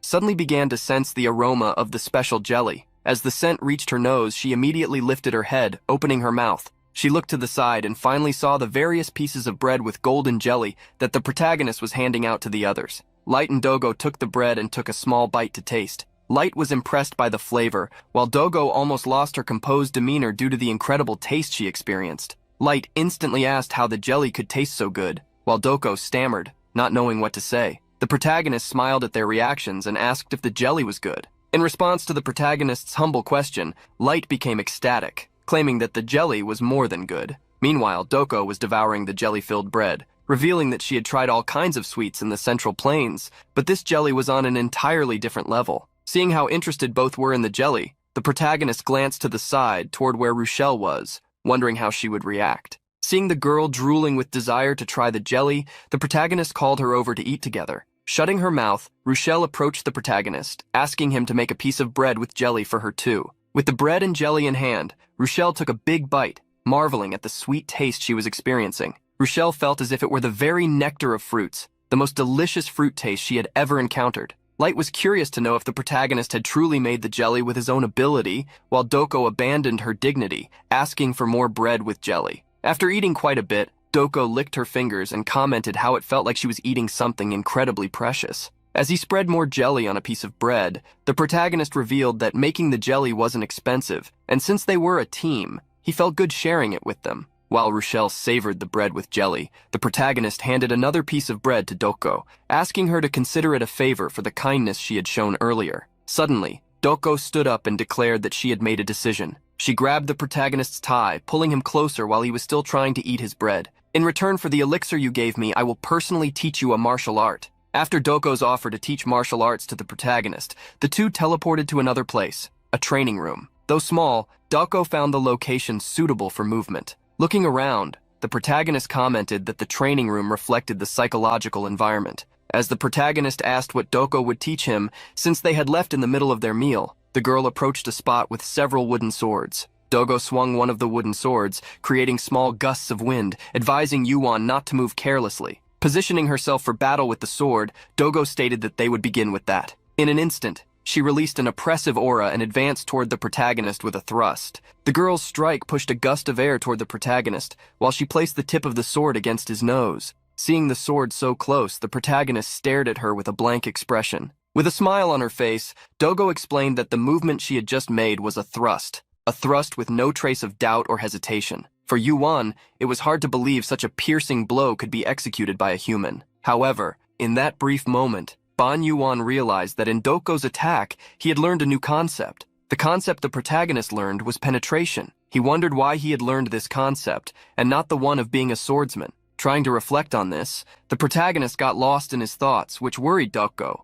who called out to him several times trying to get his attention. Awakening from his thoughts, the protagonist apologized. Telling Yoo-won to focus, Doko explained that a thrust didn't have just one form. A thrust can be made with anything. What I'm showing you now is the most basic foundation of what a thrust means. Doko started moving, delivering several thrusts into the air in different ways. She asked the protagonist how many times he thought he should thrust, from where to where, and what he imitated while thrusting. Finally, she asked with what force or aura he should thrust. Each question from the girl was followed by a movement until she was standing in front of Yoo-won. Holding the sword, she stated that there were countless variables, but the supreme fundamentals were these: just one thrust, and he should never forget that. Facing the wooden sword, the protagonist analyzed what the girl had said. Doko's actions, having mastered a concept to its final form, conveyed a deeper sense than just several concepts combined. To her, the attack seemed to carry the essence of truth. After giving the protagonist the instructions, Doko handed him the sword so he could try it himself. Holding the sword while stretching,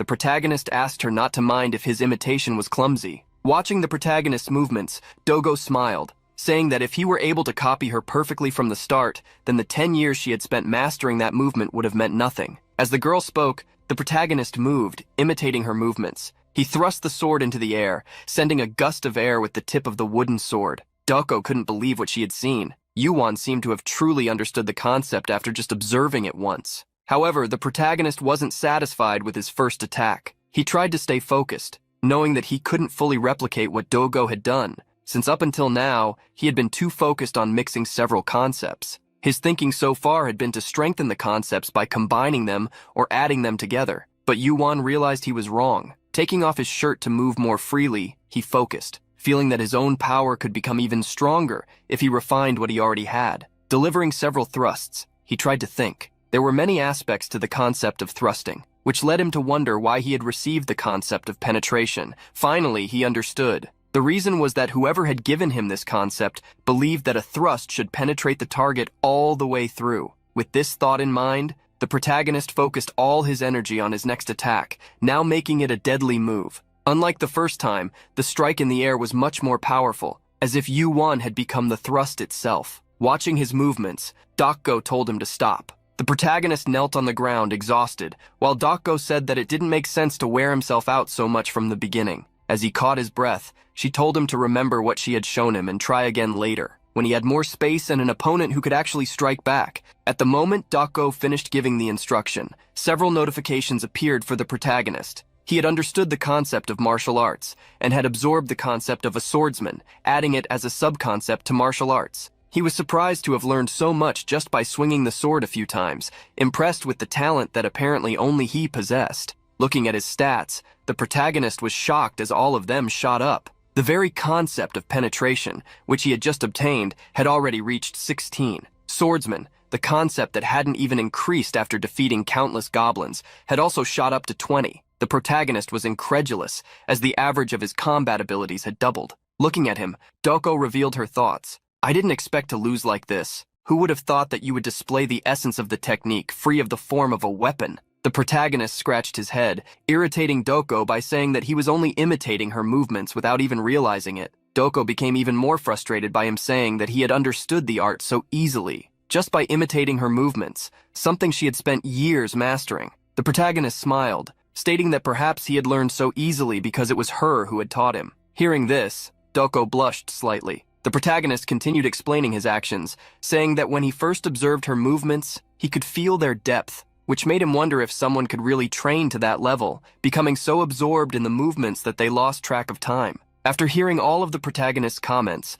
Dogo felt touched. However, not wanting to show her emotions, she turned away, trying to ignore the words of the boy she had just met. Thanking the girl for teaching him such great techniques, the protagonist offered her some elixirs. However, she stated that this didn't compensate for what she had taught. Startled, the protagonist asked what he should do to make up for it. Hearing his suggestion, Dogo smiled, telling him not to worry. Giving the most beautiful smile since she entered the academy, she said she would collect her compensation over time, telling Yoo-won to stay prepared. Changing the mood completely, Dogo reminded him that the next class would start soon, calling for the protagonist to leave quickly. After the protagonist teleported out of the training room, he scratched his head, still remembering Dogo's beautiful expression at that moment. Inside the academy, Rochelle and Light were walking through the hallways while looking at their phones. Suddenly, Rochelle bumped into some unfriendly students from other classes. The student in front of Rochelle put his hand on the wall, grabbing her attention, and approached, asking where she was from. "Let me know if you need any further revisions."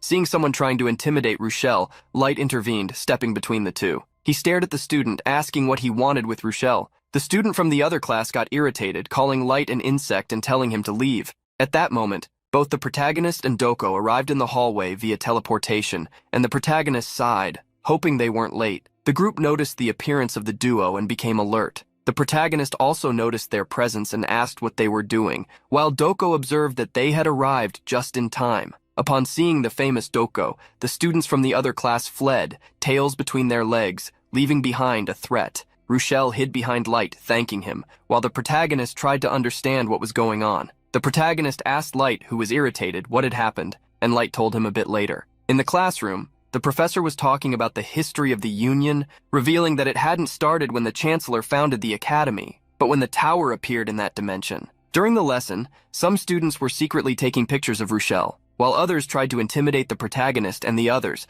all from the group that she and Light had encountered earlier. Faced with so many annoying comments, Rochelle, Light, and the protagonist were starting to get uncomfortable. The protagonist realized that, no matter the world, people were always the same. However, he wondered what was going on with the professor. The annoying students were making an unbearable noise, but the professor didn't seem to care. Suddenly, Light stood up, drawing the professor's attention. Called upon, the professor asked what he wanted. Light responded that other students were making noise, making it hard to concentrate in the class, and asked the professor to take action. In response to Light's request, the old professor simply asked if everyone had heard the request and told them to stop talking and focus only on listening to him. With that, the professor returned to his monologue about the academy's history, doing nothing about the students disrupting the class. After the professor ignored them, the annoying group began mocking Light, calling him an idiot, and saying he was trying to show off just because he was handsome. They started commenting on Rochelle again, asking if she and the blonde guy were dating. The more comments they made, the more nervous Rochelle became, starting to tear up at one point, which made Light even more furious. Light was so angry that he crushed his pencil with his hand. The protagonist suddenly placed his hand on his shoulder, asking him to calm down. Light looked at the protagonist, asking if he was really telling him to calm down, even after hearing the people talking about his classmates. The protagonist responded by asking what they should do, whether they should fight, stating that he didn't do pointless things. To Light's surprise, who was shocked by the protagonist's words, the protagonist grabbed his phone, stating that causing trouble during class would only make things worse. He asked Light to calm down and look at his phone. The protagonist then broadcasted the Union Tube channel on a floating screen, saying there was more than one way to solve a problem. He was already certain that the idiots talking behind him would regret it soon. Light realized what the protagonist was trying to do. Smirking mischievously, the protagonist wished the idiots would keep laughing, as everything they were saying during the class was being broadcast live. The three idiots had no idea that a camera with audio was right behind them, recording everything they had been saying since the start of the lesson. Holding the camera and recording the three idiots for the live broadcast was none other than a small snake, Eve. Quickly, hundreds of comments flooded the video, all cursing the three idiots, who were soon identified by other viewers in the comments. Doko praised the protagonist's clever move for stirring public opinion. The protagonist smiled, saying he wouldn't let them get away with what they had done to Rochelle. When the three idiots discovered the broadcast, it was already too late. They quickly tried to hide so they wouldn't be filmed, also searching for the camera. At some point, one of the idiots found the small snake holding the camera in its mouth. However, before they could try to grab the snake, it disappeared. They looked in Light's direction, asking if he was the one responsible for the live broadcast. At that moment, after hearing so much noise again, the professor became irritated for the first time. He glared at the three idiots making the noise, asked for their names, and told them to leave the room. The idiots tried to argue, but the professor wasn't having it. Attacking the three of them,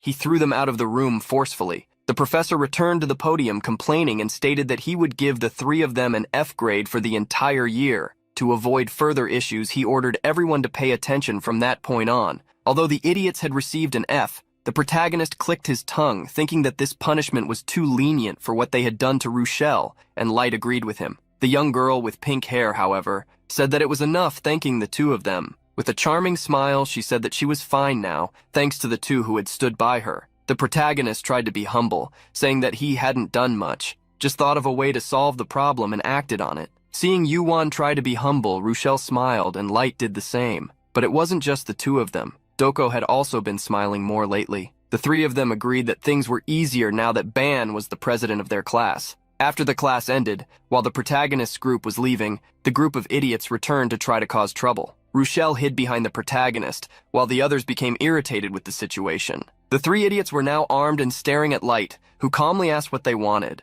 Before the three irritating idiots, Light stood tall, facing them head-on, while several other students observed the scene. The leader of the trio demanded an explanation for what had happened earlier. The other two were furious because the recording had ruined their grades for the entire semester. Moreover, third-year students had started mocking them, and even their classmates were avoiding them. The protagonist looked around and noticed a teacher merely watching the situation with amusement. The teacher had seen the three students draw weapons but did nothing, as if they didn't consider students from lower dimensions to be human. Suddenly, the three idiots became even more enraged, shouting at Light for something he had just said. Since the fools hadn't understood his words, Light decided to repeat them. With empty eyes, he stared at them and said, "If you want to hear what I have to say, You need to ask politely, you barbarian. Being called barbarians made the trio tremble with anger. The leader of the three pointed his sword at Light, asking if a lower creature from an inferior dimension really dared to speak to him like that. Facing the enemy's sword, Light calmly drew his own, tracing a slight arc as he once again called the student a barbarian. With a casual motion, Light's swing caused the other student's sword to be sliced in half, the blade flying off into the distance. The protagonist and others were shocked by Light's movement. The protagonist, analyzing Light's strike with his eyes, managed to grasp a new concept from it. Light's sword was enveloped in a golden energy, shining like sunlight. Assuming a swordsman's stance, he asked the three idiots if he hadn't already warned them. Seeing his sword reduced to half, the student was overcome with fear. Light held his golden blade and placed it against the group leader's chest, repeating his earlier words once more. The idiot fell to his knees, trembling at the thought of what might happen if the sword moved even an inch. He heard Light say that if he asked politely, Light would agree to speak. Light stared down at the idiot with a cold expression. The protagonist felt something strange coming from Light, as if his personality had completely changed. He wondered if this transformation was connected to the sword, which seemed to radiate dazzling concepts. Light rested the sword on the idiot's shoulder, commenting on how much he enjoyed the current silence. Seeing the idiot kneel before him,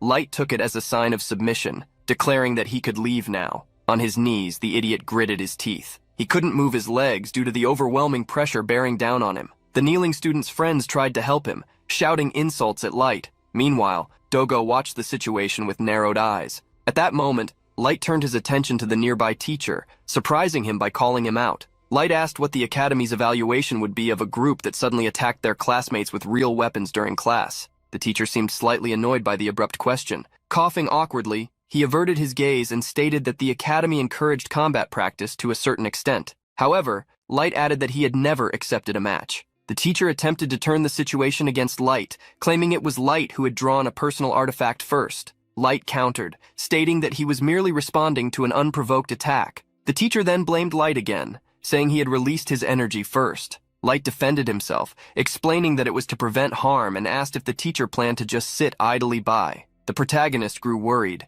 seeing Light argue with the teacher, who was clearly becoming irritated. He feared for the trouble his classmate was getting himself into. Frustrated, Light raised a new point, asking the teacher how he intended to handle the insults the trio had directed at him. The teacher hesitated, unable to respond immediately. After thinking for a moment, he further angered Light by claiming he hadn't seen anything.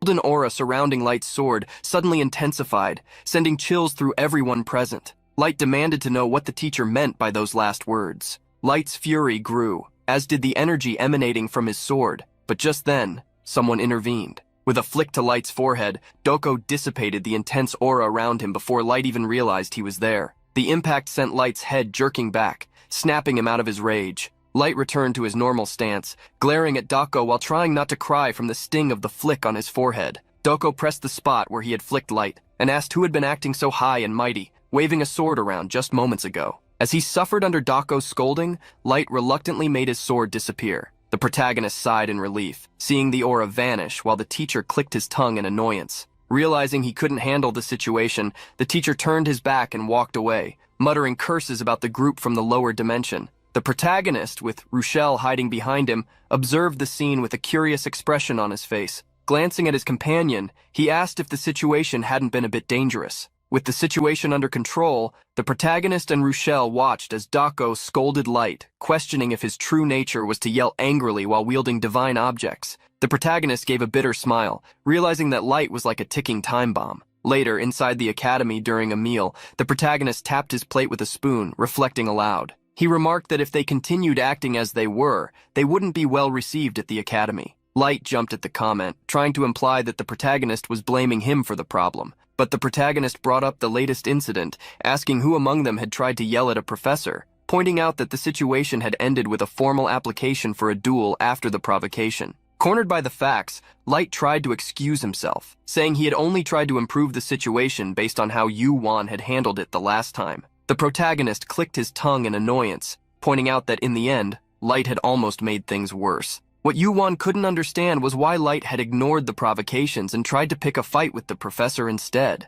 While watching the two argue, Doko hummed distractedly as he spread jelly on his bread. Faced with a regretful Light, the protagonist recalled what had happened earlier. If Light had acted as he normally would in that situation, it never would have escalated. but he seemed to have changed personalities suddenly, as if something had snapped. In the end, the protagonist concluded that the golden sword of Light was wielding must have been the cause. Concerned, the protagonist decided to clarify the situation. Asking Light to be honest, he questioned whether he could control the power he had displayed earlier. Light stood up solemnly, declaring that he could definitely control it, and if he couldn't, he wouldn't have passed the entrance exam. He tried to justify his actions by saying he had been driven by anger at the professor's lies. Hearing Light talk about lies, the protagonist gave him a dark smile and asked if it wasn't wrong to lie. Under pressure, Light avoided his gaze, trembling as he confirmed his words. The protagonist sighed and decided to believe that Light could control his power. Having achieved his goal, Light brightened up and asked Yoo-won to trust him, promising that what had happened wouldn't happen again. Next to Light, Dako finally spoke up, though his words were sharp. At least it's a relief to hear you say this won't be a problem. Watching you be controlled by that divine object was quite a sight. Seeing that Dogo wouldn't let him hide his mistake, Light pressed his face against the table, while the protagonist let out a long sigh, deciding to drop the matter for now. Suddenly, Doko called Yoo-won to discuss another matter. She recalled the advice their teacher Yumina had given them a few days earlier, to be cautious of the envy from regular students. If they continued displaying such strength, their school life would only get worse moving forward. Therefore, they needed to think about their future. At that moment, Doko asked Yoo-won to share their thoughts. She wanted to know what the class representative was thinking about the situation. When asked what he thought, the protagonist pondered for a moment. Over the past few school days, he had begun to notice what was troubling them. The mentality of superiority based on birth or innate strength, the strange disdain for lower dimensions, and the outdated system. All of this made it nearly impossible for outsiders like them to do anything in a place where such ideas were considered common sense. The protagonist didn't reveal his thoughts, but instead asked a question. Guys, what do you think is necessary to build an emotional connection? Or rather, to gain the favor of a large group? Faced with the unexpected question, the trio tried to guess the answer, suggesting things like conversation and power, but the protagonist said it was something else, something they already had. Framing his fingers into a square like a camera and looking at the trio through it, the protagonist revealed the answer: appearance. After giving the answer, the protagonist devised a plan. Dako was curious as to why they needed to create a channel to showcase their daily activities. The protagonist then explained that, in the world he came from, this was a common way to build relationships. Yoo-won wanted them to create an image to present to the general public. With his plan laid out, the four headed to a training arena. Lighting equipment was prepared to help with the recordings they were about to make. The protagonist held his phone to record, while Rochelle held a light reflector. Yoo-won explained that by creating an image in people's minds, they also foster a sense of familiarity, which in turn can lead to respect and admiration. Despite the detailed explanation, Light still didn't understand why they needed to fight. Seeing his confusion, the protagonist warned, "We're not just pretending. The fight has to be real, so take it seriously." The moment the protagonist finished speaking, Doko lunged at Light. The boy still couldn't take the fight seriously, thrown off by how quickly things had escalated, but Doko forced him to. As she fought, Dako complained to Yoo-won for worrying too much. Then, grabbing Light by the collar and slamming him to the ground, she declared, anyone, after taking a few hits, would naturally take a fight seriously. Having captured Dogo's takedown on camera, the protagonist was stunned. Light carefully got up from the ground, battered from the impact, while Dogo taunted him. She looked at him mockingly and remarked, "Now I understand why you were so confused when you used the artifact last time." Dominating the situation, Dogo suggested, "Pick up the sword again. At least that way you'll have a chance of getting closer to me, though I doubt you'll manage even that." Faced with so many provocations, Light clenched his teeth, irritated with the girl. Furiously, he charged at Doko, while the protagonist grew even more excited about recording the scene, which slightly worried Rochelle. Rochelle still didn't understand how what they were doing could make their school life any easier. The protagonist smiled and said, "It might not have an immediate effect, but things will change over time. If the people who've been bothering us lately knew how skilled we are, they definitely wouldn't mess with the group. And that's exactly what Yoo-won wants to show everyone." With the protagonist's explanation, Rochelle found the idea quite plausible. The fight Yoo-won was filming grew more intense, but he kept talking. He told the pink-haired girl not to worry about the outcome just yet, as her beauty was far too precious to be ruined by stress. Rochelle hesitated at the protagonist's comment, and he pinched his own cheeks, asking, "Haven't you heard that a pretty face looks even better when it's smiling?" Blushing, Rochelle heard Yoo-won add, "You have a face that could charm anyone, anywhere. It's a shame to trade a beautiful smile for a frown." Encouraging her, the protagonist suggested she set aside her worries and enjoy the moment. Following Yoo-won's suggestion, Rochelle gave a shy smile, hiding it behind the reflector. She felt a strange sensation, as if every time Ban said something, it made her incredibly happy. After a few minutes of fighting, Light started to flee, with Doko chasing after him and asking where he thought he was going since they had just started. Running toward the protagonist, Light only wanted Yoo-won to save him. Seeing Light's reaction, the protagonist smiled, deciding to take his own advice to Rochelle and enjoy the moment. Later, Rochelle was crying. She was trying noodle soup for the first time, but felt as if the taste was like soap. Tearing up, she asked Light why he was recording her eating, while he smiled and said she would get used to the taste. Following the protagonist's suggestion, the students of Class 11 began posting videos of their daily routines on their channel, aptly named Rebellion. The response to the channel's videos was explosive. The video of the fight between Doko and Light garnered countless comments admiring Doko's beauty and strength, while others questioned whether the group was truly from lower dimensions. Other videos were also uploaded, such as one showing the group playing a board game. That video was filled with comments, with some viewers already familiar with the rules explaining them to newcomers while enjoying the group's antics. On the channel, they also posted a video about their meetings with the teacher, which was flooded with comments praising Yumina's beauty and the charm of the food and tea they enjoyed during her lessons.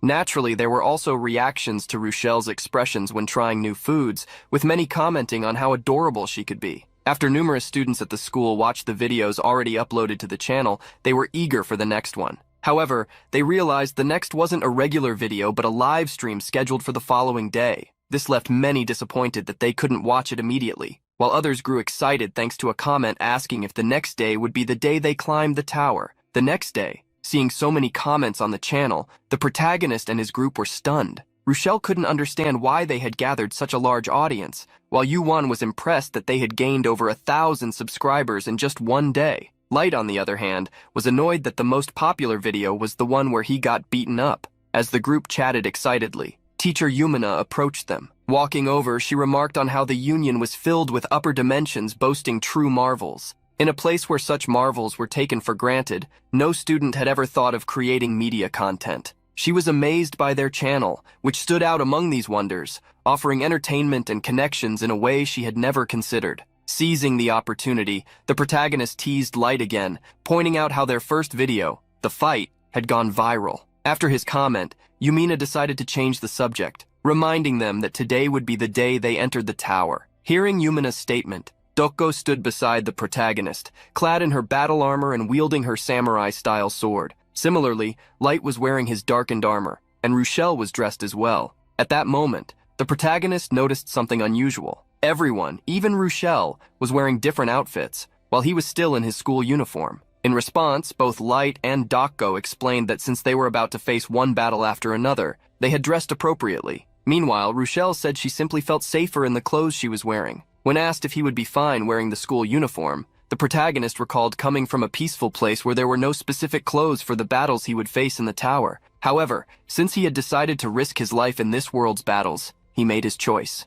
Adjusting his tie, he declared that the clothes he was wearing would be enough for him. Seeing that everyone was ready, Professor Yumina made a gesture with her hand. With that motion, a large magic circle appeared on the ground, covering the area where everyone stood. The circle glowed brightly toward the skies, and with its radiance teleported everyone within it. A flash of light appeared in front of the building guarding the tower, bringing Yumina and Class 11 with it. Many of the students present noticed the arrival of Class 11, quickly recognizing them from the videos they had seen since the previous day. Rochelle looked around nervously, trying to figure out where they were, when Yumina confirmed that they were at the entrance of the tower. She explained that the tower had been open since dawn, but the order of entry was determined by class level. Being in an advanced grade, they were lined up with the second-year students. The protagonist was surprised to learn that they would be the first-year students to enter, and Yumina noted that they should consider it a reward for the great attention they had received. While standing with the group, Light suddenly noticed the presence of a few individuals.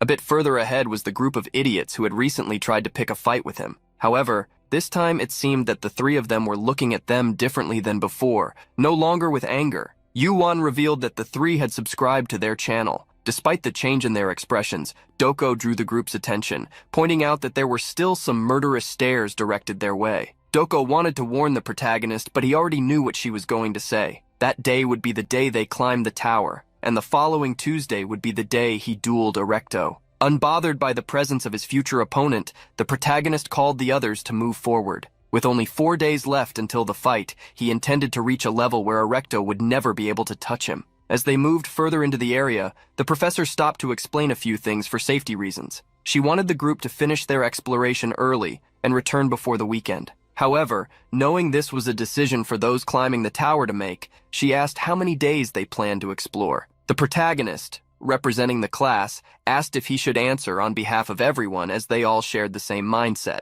Everyone agreed. Clenching his fist with determination, Yoo-won declared that they would explore for 2 nights and 3 days before returning. As he spoke, Yoo-won opened his hand, revealing a small robot with 2 eyes, a mini recording camera. Hearing and witnessing the group's resolve, the professor smiled and urged them to be cautious during the process. Thus, with the small camera hovering above them, the protagonist led his class forward toward the tower. Yoo-won harbored a desire within him that his ancestors, wherever they were, would watch over him and witness what he was about to accomplish from this moment onward. A few days ago, during a meeting with Yumina, the group revealed their intention to film the exploration inside the tower, which made the professor unsure. The protagonist explained that he wanted to try filming the situation inside the tower and showed the small floating camera robot, an artifact created by Yoo-won based on what he had learned from Eve and Lilith. The professor was not opposed to filming, but she stated that the tower's structure changed constantly, so it wouldn't hold much meaning, which left Ban Yoo-won a little disappointed,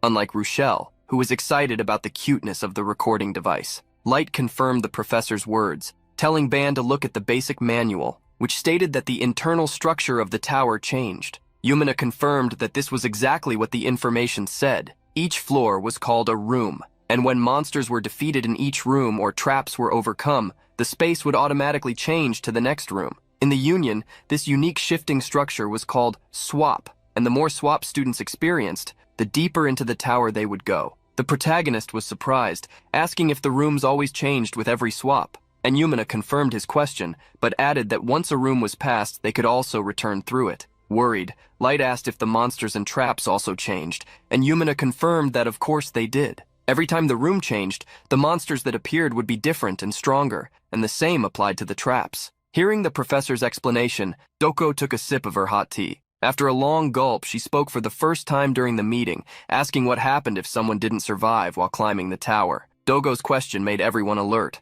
The protagonist, who had always lived a peaceful life, and Light, who had forgotten this important issue, both showed concern. Yumina sighed, stating that Doko had asked a critical question. The professor explained that, contrary to concerns in most areas of the tower, challengers remained alive even after a fatal blow. This comment relieved the 2 boys in the class. The professor wanted to be more precise, saying that when this happened, the challenger would be sent back to the tower's entrance. The protagonist asked if they would need to climb the tower again from the first floor if that happened. But Yumina explained that thanks to the student identifier which recorded the swaps, they could re-enter directly at the floor where they had failed. Holding up the red jewel, she explained that this was why the student identification was an essential item for climbing the tower. The protagonist looked at his jewel, saying that it seemed more like a roguelike game with a save function. Light was excited by the professor's explanation. As if they could be revived, they could challenge the tower as many times as they wanted. At that moment, Doko interrupted them, reminding that the professor had said,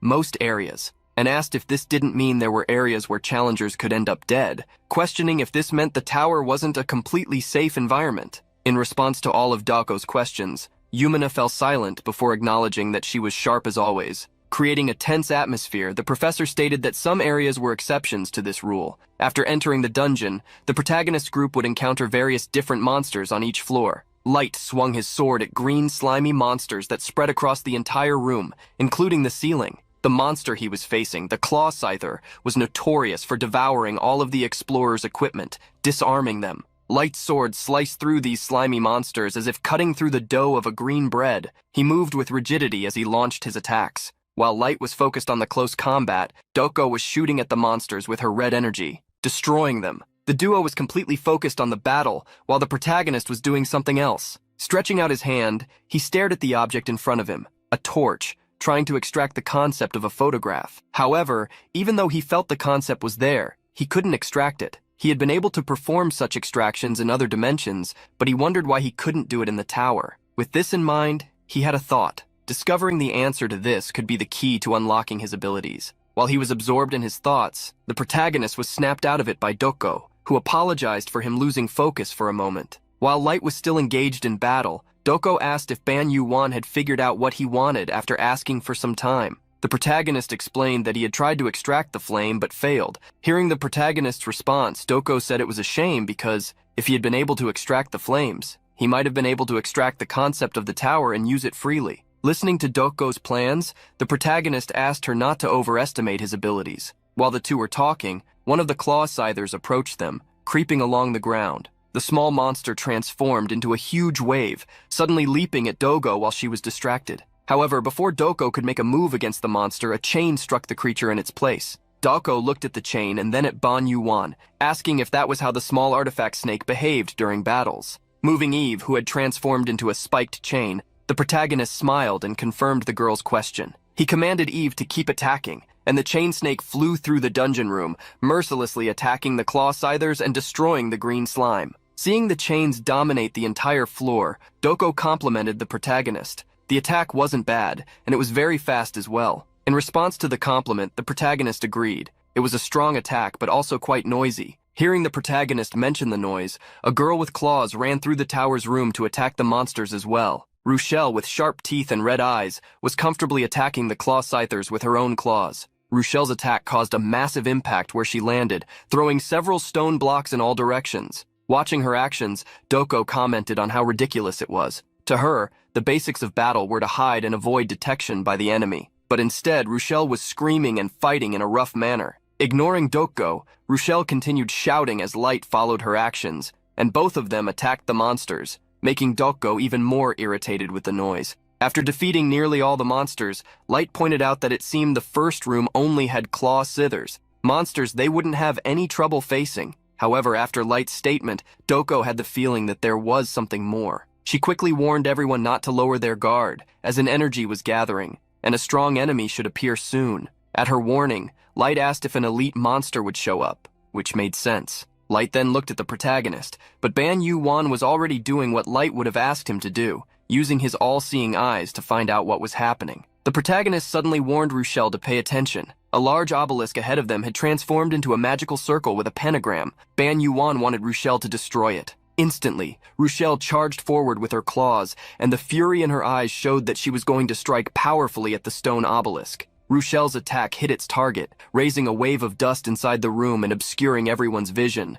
The first to regain sight of the situation was Light, who thought Rochelle's move had been incredible. Following Ban Yoo-won's instructions, she had destroyed the obelisk before the elite monster could even materialize, causing an enhancement core to fall as a reward. Rochelle gasped for breath. In her hand was the core mentioned by Light, a glowing pink sphere. Looking at Rochelle, the protagonist noticed something about her. The girl's hair had changed. Rochelle, who had previously had completely pink hair, now had hair darkened to a wine-colored shade, and above her head, a concept of a heart forge appeared for the protagonist to see. Seeing the protagonist staring at her, Rochelle asked what had happened, and he informed her about her hair. Thinking about the heart forge concept that had appeared above the girl, the protagonist wondered which of the two factors was altering the situation. The concept presented was one that burned emotions as fuel to gain power, meaning the combination of those two words created a berserker concept. After reflecting on what he had seen, a hand grabbed the wrist of his shirt. Approaching Ban Yoo-won, Rochelle asked, concerned, if she had become frightening during her attack. However, the protagonist smiled, and instead stated that in fact, she had given off a very reliable feeling. Despite the protagonist's words, Rochelle tried to argue that the situation could get worse. Meanwhile, Doko silently observed the two, though she seemed a bit irritated. She interrupted the conversation, asking what Rochelle was worried about since Ban Yoo-won had said everything was fine, asserting that if she feared losing control, she could rest easy, because before that, she would defeat her, preventing any harm from being caused. Faced with Doko trying to calm the situation with a threat, the other three were startled, especially Rochelle, the target. The protagonist tried to calm Doko, stating that she couldn't do that, although she retorted saying that if the situation continued this way, they would be forced to ascend the tower with only 3 of the 4 present. Doko crossed her arms and declared that it would be better if only she and Ban Yoo-won ascended the tower. Such a comment sounded a bit too dramatic for the protagonist, especially since Light was irritated by being excluded. After all the comments, Rochelle suppressed herself. To change the situation, the protagonist approached her, saying he would think of something, while smiling confidently. I know why you're feeling restless, so it's my job as class president to find a solution. Rochelle's expression, which had been depressed, completely changed to a bright one thanks to the protagonist's words. She grabbed his hand, thanking him, causing him to blush while the other two watching grew irritated. Doko became frustrated, commenting that after all this, Ban was just another guy, falling in love with appearances so easily. The protagonist smiled awkwardly, stating that Doko had misunderstood and asked if she couldn't say he was acting completely normal. In the midst of all the drama, Light sighed. After destroying the stone obelisk and resolving the situation, a magic circle surrounded each member of the group as the exchange took place. After a few moments, they arrived on the second floor. Bending down, Light touched the green ground. Below their feet, grass and moss were growing, creating a very different scene from the previous room. The protagonist had received the core from the elite monster that Rochelle had obtained earlier. Seeing all the concepts that the orb contained, he cursed the time he had spent running through the dungeons. Having passed through just one room of the tower, he had received more concepts than he had when he had passed through the goblin dungeon more than 10 times. Now, he had received the concepts of acid and fusion, attributes that could dissolve materials, attributes that most likely came from the claw sither. Thus, Ban decided to infuse fusion into his sword while feeding Eve the concept of acid. The small snake on the protagonist's arm opened its mouth, swallowing the ball with the acid attribute. Doko suddenly approached the protagonist, sensing that the snake had been instantly strengthened. The protagonist was startled when he saw Doko approach so suddenly, and in response, she stated that he would have felt her presence if he had trained a bit more. While the two were talking, Light became alert. The environment was changing suddenly, as the monsters in the second room were about to appear. Light was about to ask the duo to act more seriously when a laser passed right beside his shoulder, striking a monster that appeared in front of them. In response to Light's request for them to take things more seriously, Doko remarked that the second room didn't seem much different from the first. The monster that appeared in that room was an evil spirit, a malicious entity that hunted mages among humans. However, Doko considered these monsters so weak that she asked Light if he really thought an ant could defeat a lion, even if it were caught off guard. In response to the girl's statement, Light became irritated, stating that this was exactly how they could be caught off guard. After Light's reprimand, Doko made a suggestion. How about we let Ban Yoo-won handle the entire fight in the second room? The protagonist didn't understand why the responsibility of the fight was being handed to him. Light also didn't understand what Doko was suddenly suggesting, and Rochelle stated that this could be very dangerous. With a smile, Doko disagreed with the two, stating that her idea was great. Yoo-won explained that Ban needed to develop his skills quickly, especially with the battle that would take place in a few days. She then asked everyone again if her suggestion didn't make sense. The protagonist smiled while gritting his teeth. Despite the mischievous behavior Doko had been showing earlier, she was right. The protagonist stretched as he moved to the front of the group, volunteering to try handling things on his own for a while. Light quickly tried to convince him that it could be dangerous, but the protagonist stopped him, saying that it was fine. He said that, as Doko had mentioned, he needed to grow quickly, and that it would be a waste for the rest of the group if they wore themselves out on such a low-level floor. Moving forward while stretching his hands, he asked if the two could help him shorten the distance as quickly as possible. Seeing that the protagonist was truly asking for this, Rochelle decided to trust him, just as Light did, who stated that if things got dangerous, he would intervene. In front of the many evil spirits, the protagonist smiled in thanks to his companions. The protagonist suddenly called out to Doko, and while looking at her, he asked if, in case he saved energy now, she would help him later. Doko smiled with a proud look, promising that he wouldn't perish so easily by overexerting himself. After the brief conversation, the protagonist called Eve, summoning a magic circle above the snake. Eve passed through the magic circle and on the other side, transformed into a large firearm. At the protagonist's command, Eve began shooting at the evil spirits, turning them into mere dust of the underworld. The evil spirits screamed as they were hit, but the protagonist didn't stop. Watching the attack created by Ban, Rochelle and Light were both impressed and scared at the same time. Light wondered if that was a typical weapon from the protagonist's world. Although he didn't know the exact power the weapon had, the speed with which it was defeating the monsters was surprisingly fast. Light frowned, wishing that the soldiers from his country could be armed with such weapons. He tried to closely observe the weapon created by the protagonist. Initially, he thought it was a launcher, but soon realized that the weapon continuously fired metal pellets.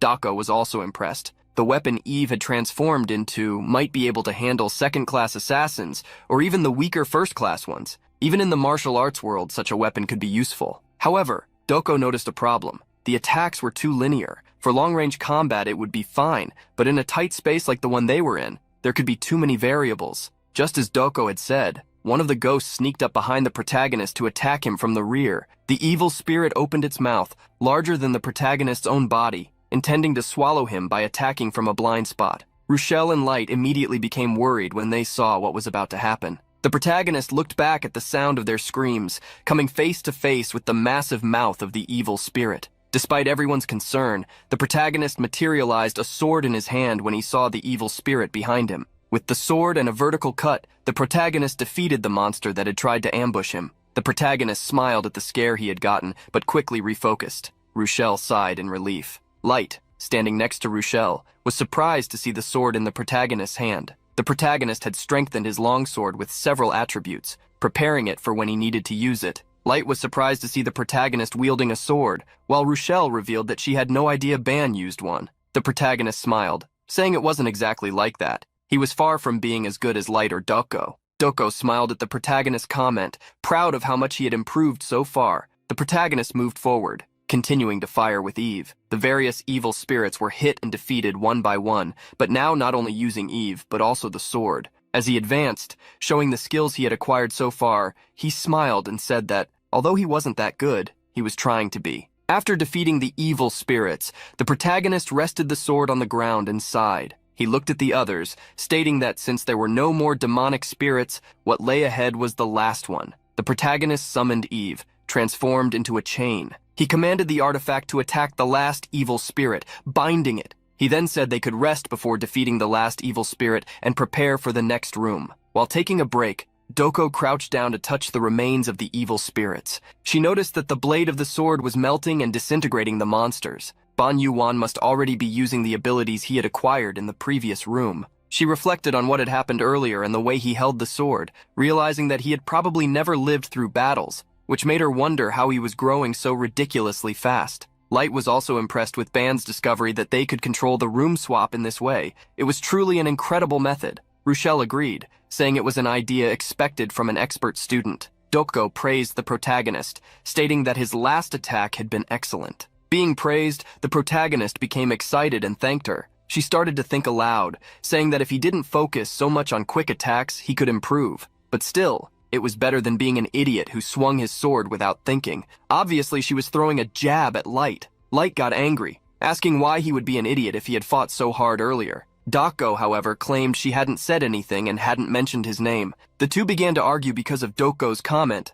while the protagonist dug his hand into his inventory. From the inventory, the protagonist pulled out an energy drink can, opening it to drink while laughing at the bickering duo, stating that although they were on a break, they never seemed to get tired. Seeing the protagonist drinking in that situation, the three stared at him with wide eyes. Doko was furious, asking what he was drinking, while Rochelle was drooling from the fragrance she was smelling. The protagonist showed the can to them, saying it could be bought outside, but this only provoked the three of them further. Leading the group, Light reminded them that unlike him, the three of them couldn't leave the school. The protagonist quickly apologized under the furious gaze of the three. He threw the can back into his inventory, saying that even if he wanted to share, he hadn't bought many, which was actually a lie, and pointed out that the drink only worked when they were exhausted. Yoo-won's last comment caught Doko's attention. Because of this, the girl took the lead, stating that she would be in charge of the third room. The protagonist called her out, noticing her action, asking if she hadn't said he should fight alone.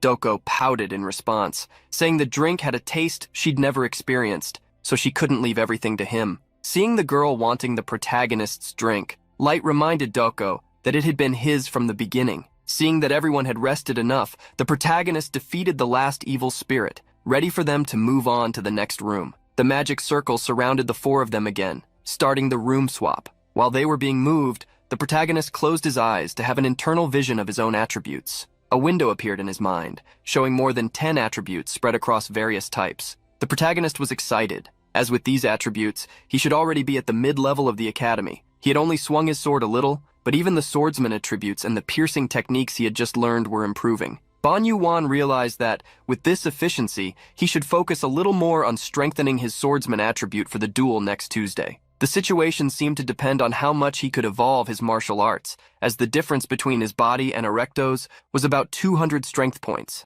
The protagonist frankly thought there was no way to close that gap over a weekend, no matter what he did. However, since he was learning martial arts with Doko, he had found a path to follow. Gaining skills was important, but it was equally essential to nurture those skills. Thinking about his growth in martial arts, the protagonist wanted Doko to teach him more, but suddenly, he snapped out of that thought, feeling it would be too much to ask of his classmate. Moreover, depending on her, no matter how strong she was, didn't feel right. He didn't want to disrupt the balance between them. While Ban was trying to figure out how he could get stronger in such a short time, several gusts of wind passed by him. He was so absorbed in his own problems that he didn't notice, thinking he was still going through the room swap process. At that moment, a voice started shouting his name, insisting on calling him since he was so distracted that he hadn't heard it the first time. Light, who was falling, was asking the protagonist what the hell he was doing, so oblivious to the situation. The protagonist suddenly opened his eyes, realizing the situation they were in. The four of them were falling, with the wind rushing past them.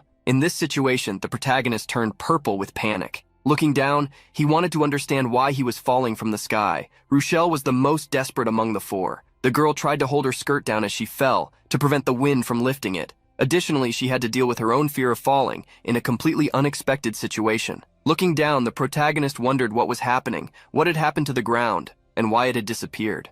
As they fell, the protagonist realized that not only had the ground vanished, but something else had taken its place. Looking down, he saw they were plummeting towards sharp spears pointed upward. Yoo-won quickly summoned Eve, who transformed into a chain. The artifact wrapped around Rochelle's waist, holding her and saving her from falling onto the deadly blades. The protagonist sighed in relief as he held onto the chain. With Eve wrapped around his arms, he managed to hang from one end of the chain while holding Rochelle with the other. While dangling, the protagonist looked around, trying to understand what was happening. The room they were in was enormous, and yet there was a trap placed precisely where they landed after the switch. As he tried to figure things out, he heard someone call him. Turning around, Ban saw Dako hanging upside down from the ceiling. The girl suggested he move quickly, but instead of heeding her advice, he was startled to see her walking on the ceiling. Ignoring his surprise, Dako warned him that staying where he was would get him hurt. Just as the girl warned Ban Yoo-won, he heard a sound. One of the walls was opening, revealing a passage. From within the passage, multiple spears were suddenly hurled at the protagonist.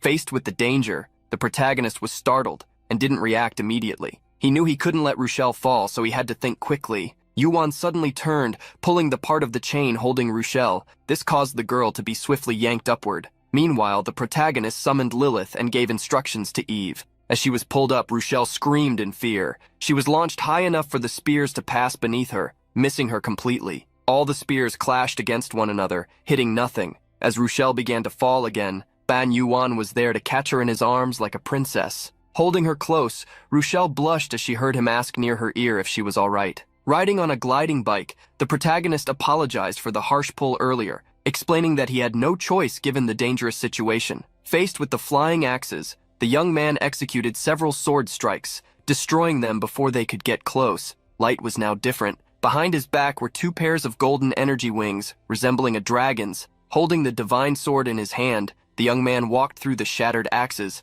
Light wondered what was going on. He remembered that during their earlier meeting, Yumina had said traps wouldn't appear until room 20. However, they were currently in room 3, and the difficulty had already escalated to this disproportionate level. While using his wings to stay in the air, Light suddenly noticed a floating bike speeding across the room. He wondered when Ban had managed to get his hands on such an item. Riding the floating bike, the protagonist gritted his teeth, accelerating at full speed to dodge the traps springing up everywhere. Behind him, seated on the bike, Rochelle was mesmerized. She still remembered how she had been held in the protagonist's arms just moments before. Smiling, she wrapped her arms around his back, feeling at ease in the situation. Caught off guard by the sudden embrace, the protagonist blushed, surprised. Distracted by this, Ban allowed an arrow to hit the floating bike. He zigzagged between the pillars scattered across the tower room, trying to avoid the other weapons being launched at them. The danger drew closer and closer to the floating bike, but suddenly, a burst of light deflected some of the spears. The protagonist brought the bike to a halt and, looking to his side, saw Light hovering in the air, questioning why he was just running around.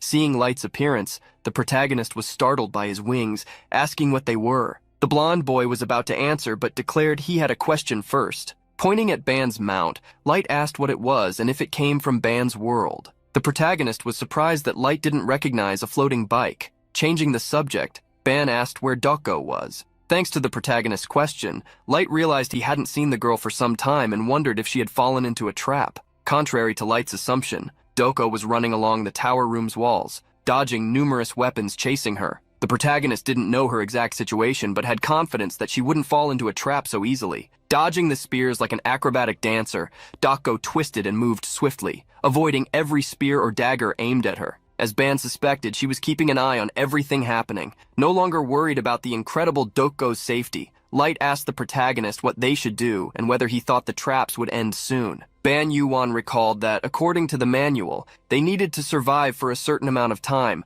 though he didn't know exactly how long. With little information to go on, the protagonist instructed Light to fly to the other side of the room so he could analyze the traps. As Light flew to the other side of the room, the protagonist examined the traps activating on the walls and ceilings. Surprisingly, all the traps this time seemed to target only one person, Light. Because of this, the protagonist began to suspect that the traps prioritized those in motion. Reflecting further on this possibility, the protagonist recalled the room's initial situation. All of this made the protagonist realize what they needed to do. They had to avoid moving carelessly inside the trap-filled room. The protagonist clutched his head, frustrated for not figuring this out sooner. Meanwhile, Rochelle, seated behind him, tried to warn him about an incoming arrow. The protagonist yanked the arrow lodged in Lilith the bike, irritated that it had scratched the surface. Gritting his teeth, he knew he had to warn everyone to stop moving unnecessarily. However, he realized that if they stopped moving, they wouldn't be able to clear the room. Clutching the arrow in frustration,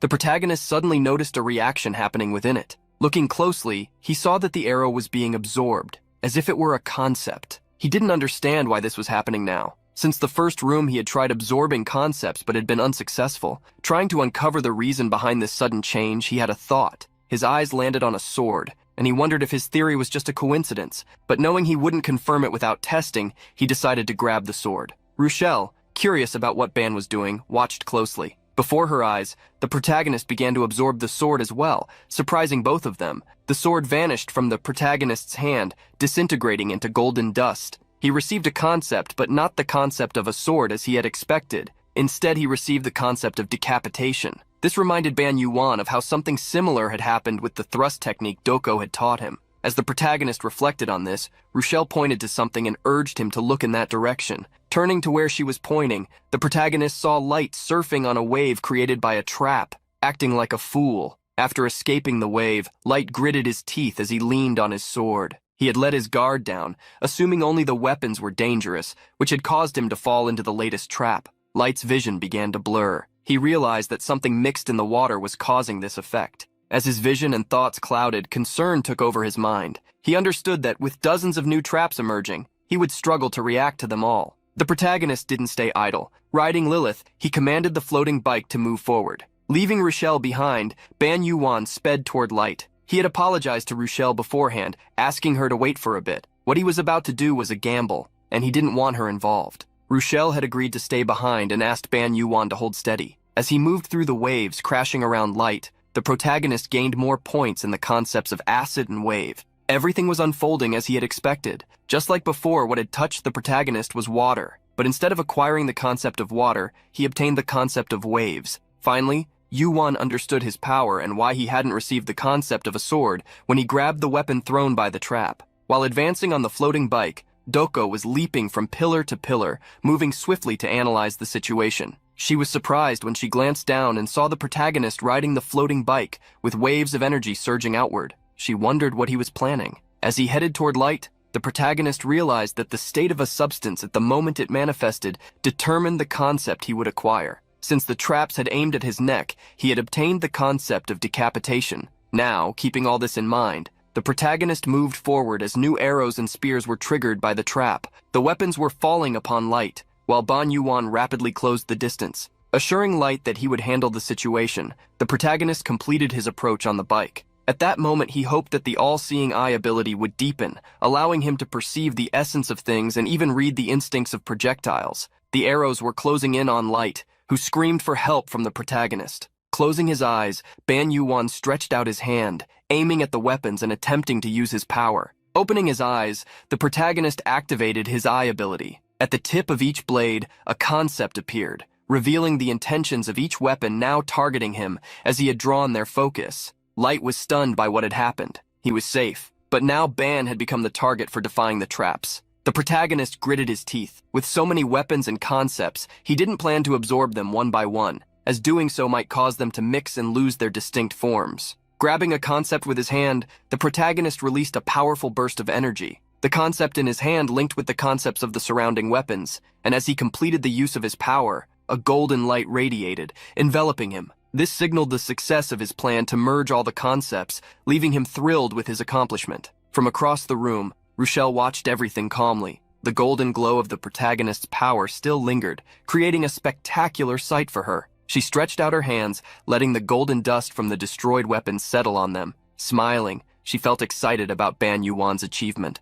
Ban Yoo-won finally stopped his bike, parking a few meters away from Light. The blonde youth ran toward him, asking if he was okay. The protagonist let out a sigh of relief, expressing his happiness that his friend was unharmed. He chuckled, recalling how close they had come to disaster. Light looked at the protagonist in surprise, noticing he was holding a small red and gold orb in his hand. When he asked what it was, Ban responded that he wasn't sure, but the orb had appeared when he merged all the weapons together. It felt as though he had obtained something very valuable. Light then asked if the protagonist had awakened a new ability, as he now seemed capable of directly interfering with the traps. Suddenly, as the two were talking, a new trap was activated, forcing them to snap back into alert mode. However, two girls landed in front of them and, with their swift strikes, deflected the swords and spears, preventing anything bad from happening. Rochelle let out a sigh of relief, while Doko seized the moment to scold the two, stating that if they didn't fix their bad habit of chatting with their guard down, they'd run into trouble in the future. The protagonist was amazed by the girls' performance, while Light was annoyed by Doko's sudden appearance. Even so, he sighed,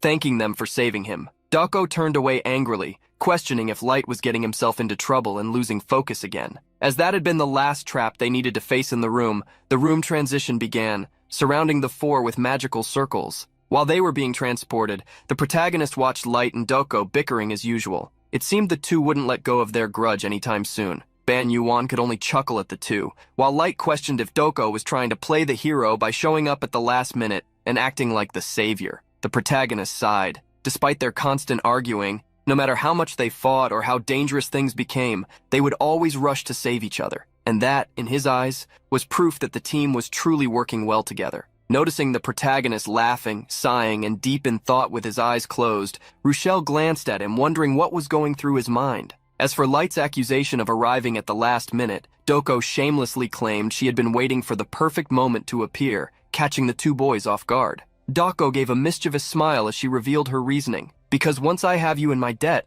I can make sure to collect on it later. Doko's words made Bond silently hope that the camaraderie he felt within the team wasn't just an illusion. The protagonist finally got a good look at the monsters in this room, surprising both himself and Light. The monsters on that floor were giant spiders, the infamous tower spiders. These unique creatures could appear on any floor of the tower, regardless of level. Light drew his sword, stepping forward to protect Ban Yoo-won, who was stunned to see that the spiders were completely unscathed, wondering if they had somehow deflected his attacks. Light explained that the spiders' stats were random, just like the floors they appeared on, which might be why Ban's weapon had no effect. Seeing several spiders scattered across that floor of the tower, Light took the lead with Rochelle to defend one side, instructing Doko to finally step in and handle the other side. Doko glanced sideways at the protagonist, noticing he seemed a bit downcast at not being useful this time. Ban Yoo-won clenched his teeth, struggling to believe the monsters had already become this strong so early. Sensing the protagonist's feelings,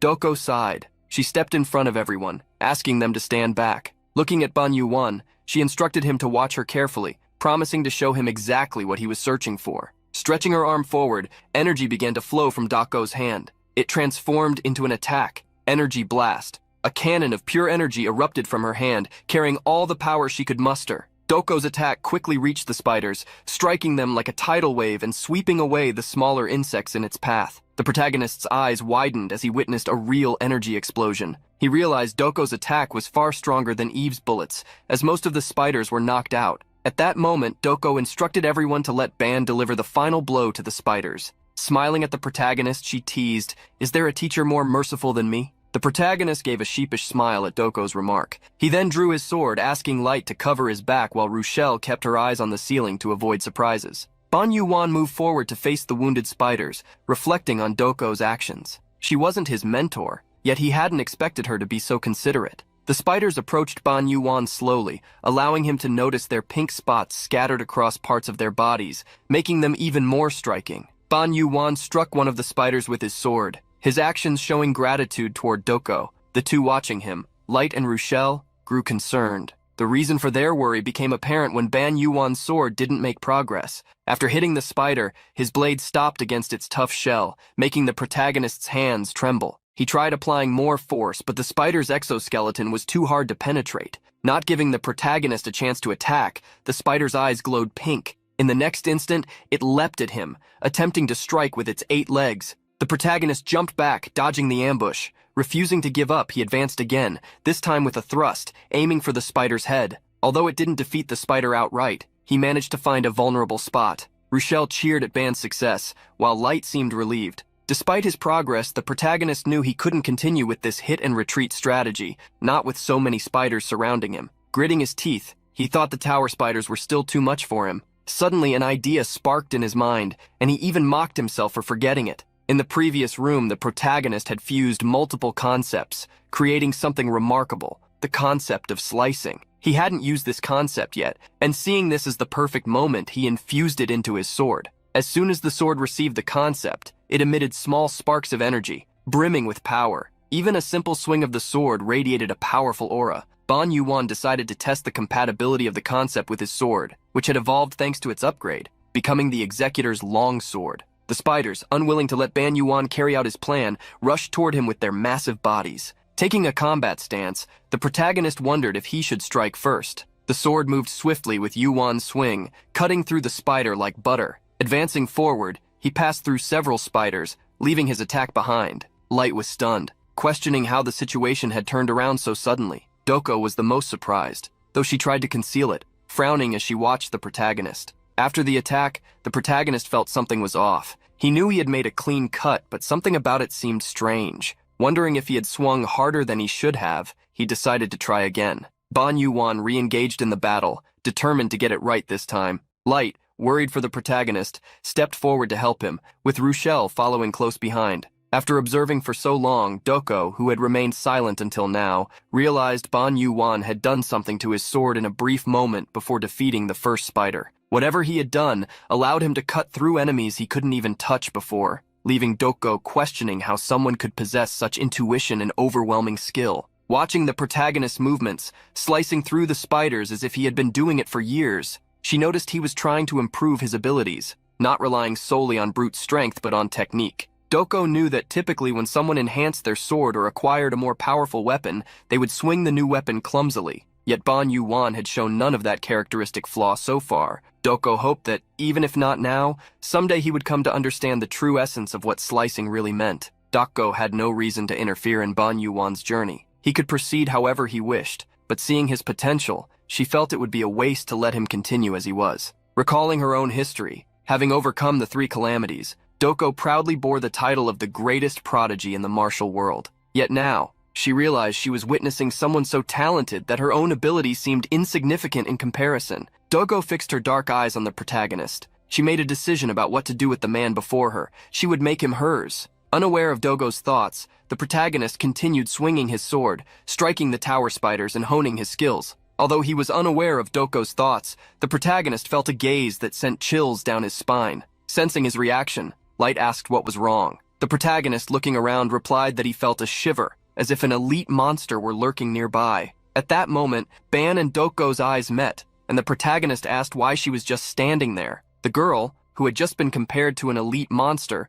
turned her face away and retorted, asking if he wasn't managing just fine on his own. Provocatively, the protagonist replied that apparently he wouldn't need to share the drink she had been eager to have earlier since he was doing all the work. Feeling taunted, Doko rushed after the protagonist, who was holding a can of the drink in his hand, declaring that he would share it with Rochelle instead. While the two bantered, Light received an external message from outside the tower. Doko and Ban Yoo-won also noticed that they had received a message, as did Rochelle. All 4 group members had received the same notification. 3 of them gathered to discuss the contents of the message, while Rochelle stayed back, sensing something unusual. Light was the first to open the message, which instructed them to leave the tower. The protagonist was confused about why such an abrupt request had been sent. Seeing that the message came from the director, they realized it must have been sent to all students. While they were talking, their guard down, Rochelle began to feel alarmed. Doko, who hadn't yet noticed the danger, was annoyed. She didn't want to leave the tower, especially since she hadn't warmed up or tasted Ban's sweet drink yet. She wasn't going to leave without an explanation. At that moment, Rochelle screamed, warning the others that the enemy was approaching. The protagonist was the first to turn to Rochelle, followed by the others, only to be shocked by what they saw. Two massive portals had appeared, with dozens, possibly hundreds, of spiders emerging from them. Doko, now understanding why they were being told to leave the tower, finally got her explanation. Following the appearance of the two portals, more cracks began forming in the space around them, making way for additional portals. Light asked if this was the situation Yumina had mentioned during their meeting, and the others confirmed his suspicion. Lifting her student ID, Doko realized there was no signal in the gem. With the IDs failing, the group was now completely trapped in the tower room. Light gripped his sword nervously, recalling that this was the exact scenario Yumina had described. The one phenomenon that could send students straight to their graves, the emergence of a spatial irregularity. The numerous portals unleashed an army of spiders that swarmed the entire tower room. Floor, walls, or ceiling, the spiders advanced, leaving no space for escape. Rochelle was the first to charge forward, followed by Light, who held his sword. Faced with so many spiders, the protagonist was terrified, as he had never encountered anything of such magnitude before. During the meeting, Yumina had revealed that there was a high probability of dimensional pirates invading when novices were ascending the tower. Since the protagonist didn't know what dimensional pirates were, Yumina had said she would explain later, focusing instead on the main issue, the irregularities caused by abnormal invasions. Such irregularities triggered unpredictable phenomena. Yumina had explained that one thing changed when a normal exploration turned into an irregular one. The rules of the tower. Areas that were once considered safe zones became hostile zones, while the number of monsters increased uncontrollably. Moreover, the difficulty of the rooms escalated unpredictably, and many other problems began to occur simultaneously. The more Yumina spoke about it, the more the students became frightened, with the exception of Doko. After explaining everything, Yumina had reminded everyone that the tower didn't guarantee their safety. They needed to keep in mind that if they were caught in a phenomenon of irregularity, the situation would be extremely dangerous. Now, trapped in the situation that the teacher had mentioned, the protagonist's group needed to figure things out. An explosion occurred in the wall, creating a passage. The protagonist, riding his floating bike, gave Rochelle a lift while the others followed him toward a wider area. As the spiders began to pour through the opening they had created, Light remarked that they didn't know how long those spiders would keep appearing. Yoo-won added that staying in a cramped area would be risky against so many enemies. Rochelle was gritting her teeth in anger, watching the spiders in the adjacent room. Slowly, the glow in the spiders' eyes grew brighter as they approached the passage the student group had used to escape, and like a flood, they invaded the room as well. Seeing so many enemies, Doko commented on how it seemed like they were endless. At that moment, she resumed attacking. Using her energy blast, she aimed at a cluster of spiders and unleashed her powerful strike. Many spiders were turned into fried skewers in front of Doko's attack. Seeing this, Light also joined the battle. He swung his sword with determination, attacking while telling Doko to keep going, even though she didn't need his motivation. Attacks dealt massive damage, taking down many spiders at once. The protagonist watched the fierce battle, a little shaken. Doko must have already defeated dozens of spiders by now, and so had Light. Both were exhausted. Rochelle, who had used up so much of her power, now had most of her hair dyed a dark shade of red. Furthermore, Rochelle barely spoke, acting almost instinctively, driven only by the will to fight. If this continued and her hair darkened completely, it could turn into a nightmare scenario, and that was what Yoo-won feared. Doko stopped attacking and joined the protagonist, commenting on Rochelle's condition. The young woman also said she wouldn't be able to go much further, and if she didn't take a break soon, the situation could become dangerous. Upon hearing Doko, the protagonist took out one of the drinks he had stored and handed it to her to drink. Yoo-won decided to hold off the spiders while Doko rested and drank. Carefully taking the drink from the protagonist, Doko smiled and asked if he really believed he could handle everything. The protagonist suddenly pulled out a grenade, saying that, of course, he could handle it. Pulling the pin and preparing to throw the grenade, he asked Doko to watch closely. When thrown, the grenade flew quickly over the spiders. While still in the air, Rochelle also noticed it and observed carefully. A power enveloped the grenade, which exploded while still in the air. The explosion created a sea of fire, completely engulfing most of the spiders in the area. The huge explosion generated a wave of heat, forcing Light to retreat and protect himself with his sword. While shielding himself, Light asked what kind of power that was. The protagonist asked if he didn't think the power was incredible, revealing how much effort he had put into creating such an effect. Next moment, the protagonist climbed onto Lility and advanced, telling Light to rest. As he advanced, the protagonist realized that Rochelle still must have a lot of energy, but he couldn't fully rely on her power as it made her unpredictable. He was moving forward now because he didn't know how long the spiders would keep appearing, so it would be better to let Light and Doko rest. He knew that if he could defeat as many spiders as possible, it would buy at least some time for his companions. Following this plan, he drew his sword again. Suddenly, the protagonist received a notification that the blood poison in the executor's longsword had increased to 15. He was surprised by the speed of the change. To his surprise, the concept of cutting had been slightly mastered, increasing the depth of the attribute by 2 points. As he advanced on the floating bike, the protagonist looked at the sword in his hand and noticed that it was unexpectedly turning red. Although the protagonist didn't know exactly what the blood poison was based on, he continued advancing. He would find out that information soon when he used the sword against the spiders. Swinging the sword, large amounts of energy were released along with the strike. Something surprising happened. The trajectory of the sword seemed to have changed. It had increased. While dealing with the spiders, the protagonist realized that while the concept of cutting increased the sword's strength, the blood poison increased the range of the attacks. However, for this to happen, the sword needed to suck his blood. The protagonist felt a little uneasy about the sword. He realized he couldn't use it frequently, as it felt like he was donating blood with every swing. Approaching, Light revealed that he was impressed Ban had shown something interesting again. He was curious about the aura on the protagonist's sword. Seeing Light and Dako approaching, the protagonist asked where Rochelle was. The two answered that she was somewhere massacring spiders, so it wouldn't be a good idea to get too close to her at the moment. The protagonist wanted to insist that Light and Doko rest, but Light said they had rested enough. As they prepared to switch places with the protagonist, Light noticed that the number of spiders had decreased. Hearing Light mention this, the protagonist also realized it. Doko looked at the passage leading to the next room and stated that the flow of monsters hadn't decreased.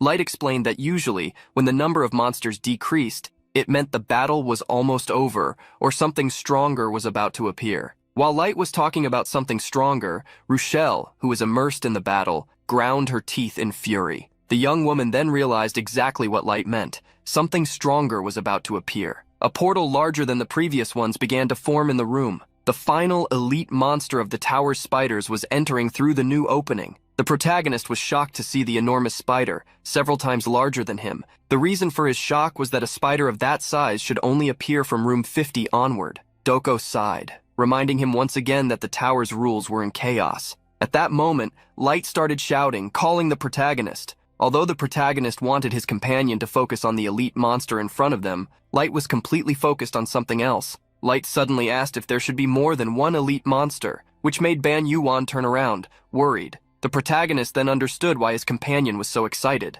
There wasn't just one elite monster, but two. Looking at the second giant spider, Ban Yoo-won realized that this was the worst possible scenario. They were surrounded by two elite monsters, one in front and the other behind them. Light became extremely nervous, asking what was going on, and if the school manual at least matched this reality. Doko, in contrast to Light, remained silent, enjoying her drink. Meanwhile, Rochelle, growing more and more nervous, bared her fangs while grinding her teeth. With all her accumulated fury, she suddenly charged at one of the giant spiders. Rochelle quickly reached the front of one of the giant spiders and attacked without thinking. Although Light was worried, Yoo-won stated that this might actually be a good thing. The protagonist then coordinated with Light to help Rochelle. They should split up and attack the spiders at the same time. The protagonist wanted to handle the other spider with Doko, hoping they could figure it out somehow. Light agreed with the protagonist's instructions and advanced to attack the spider. Positioned in front of another giant spider, Ban Yoo-won raised his sword in front of his body. He had been confident in instructing everyone to split up and handle the spiders, but now,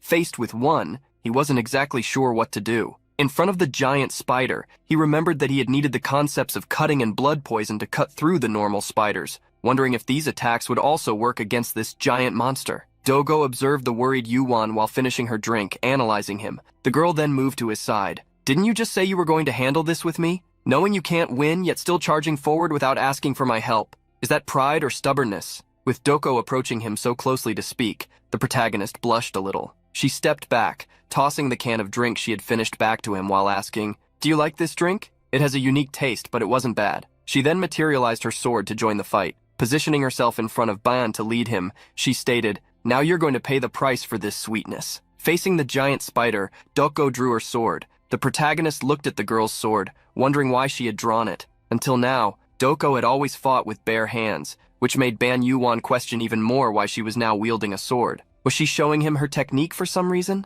Noticing the protagonist's curious gaze, Dako met his eyes with a sharp look. "I just don't want to dirty my hands, so don't get any wrong ideas." The protagonist flinched as he realized his thoughts had been read.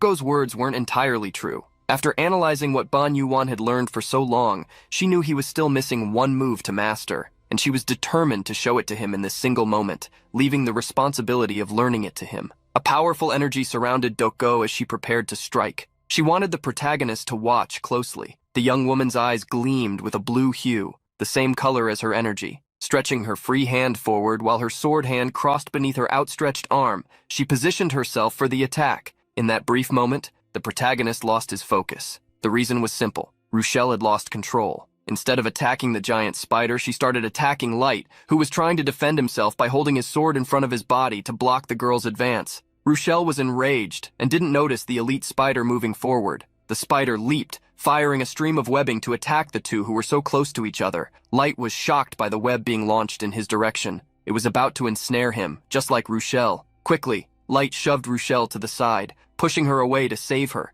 and stayed alone to be caught in the spider's web. Rochelle, who had landed on top of a pillar, gritted her teeth at the spider as Light was ensnared in the webs. The giant spider growled at Rochelle, who in her fury growled back. Looking at the situation around them, the protagonist noticed everything was a mess. At that moment, Dako asked where Ban Yoo-won was looking, telling him to focus only on her. The protagonist said he was watching, but he was concerned about the other spider. As soon as Ban revealed his concern, Dako moved her sword. The protagonist watched as the young woman's sword moved slowly with her energy, while she reassured him that everything was fine. The spider in front of her fell, split in half. Now only one of the elite monsters remained. Dako's strike was simple. Coming from below, it cut upward. Yet with this simple motion, Ban managed to see something astonishing: the distance between their worlds. After Dako's cut, the spider fell, its parts scattering to the sides. The protagonist started receiving a flood of concept notifications, thanks to his observation of Dako's strike. It reached a point where he felt a slight headache. He had understood advanced techniques, which increased his control power. Many other concepts also leveled up during this time, as he absorbed complex martial concepts, making his martial arts depth grow and thereby enhancing his soul power. Just a brief fragment of Dako's true martial art caused Ban's internal skill code to grow exponentially. The power he had just witnessed was similar to the moment Ortima's force field was destroyed. Dako's current attack should be an upgraded version of the cutting movement, now released with the power she had shown at that time. Trembling from the headache, Ban wondered how someone could infuse so much will into their sword. The mortal concept he had discovered was so vivid it sent shivers down his spine. As the protagonist tried to deal with the storm of information flooding his mind, his vision became blurry, and he didn't notice that Dako was calling him. The girl suddenly approached, coming so close that they almost felt each other's breath. She asked if he had watched her strike carefully, as she wouldn't show it again. With Dako closing in so abruptly, the protagonist was startled. When he quickly pulled away, shouting, Dako asked what had happened. Ban Yoo-won blushed, claiming she had come too close.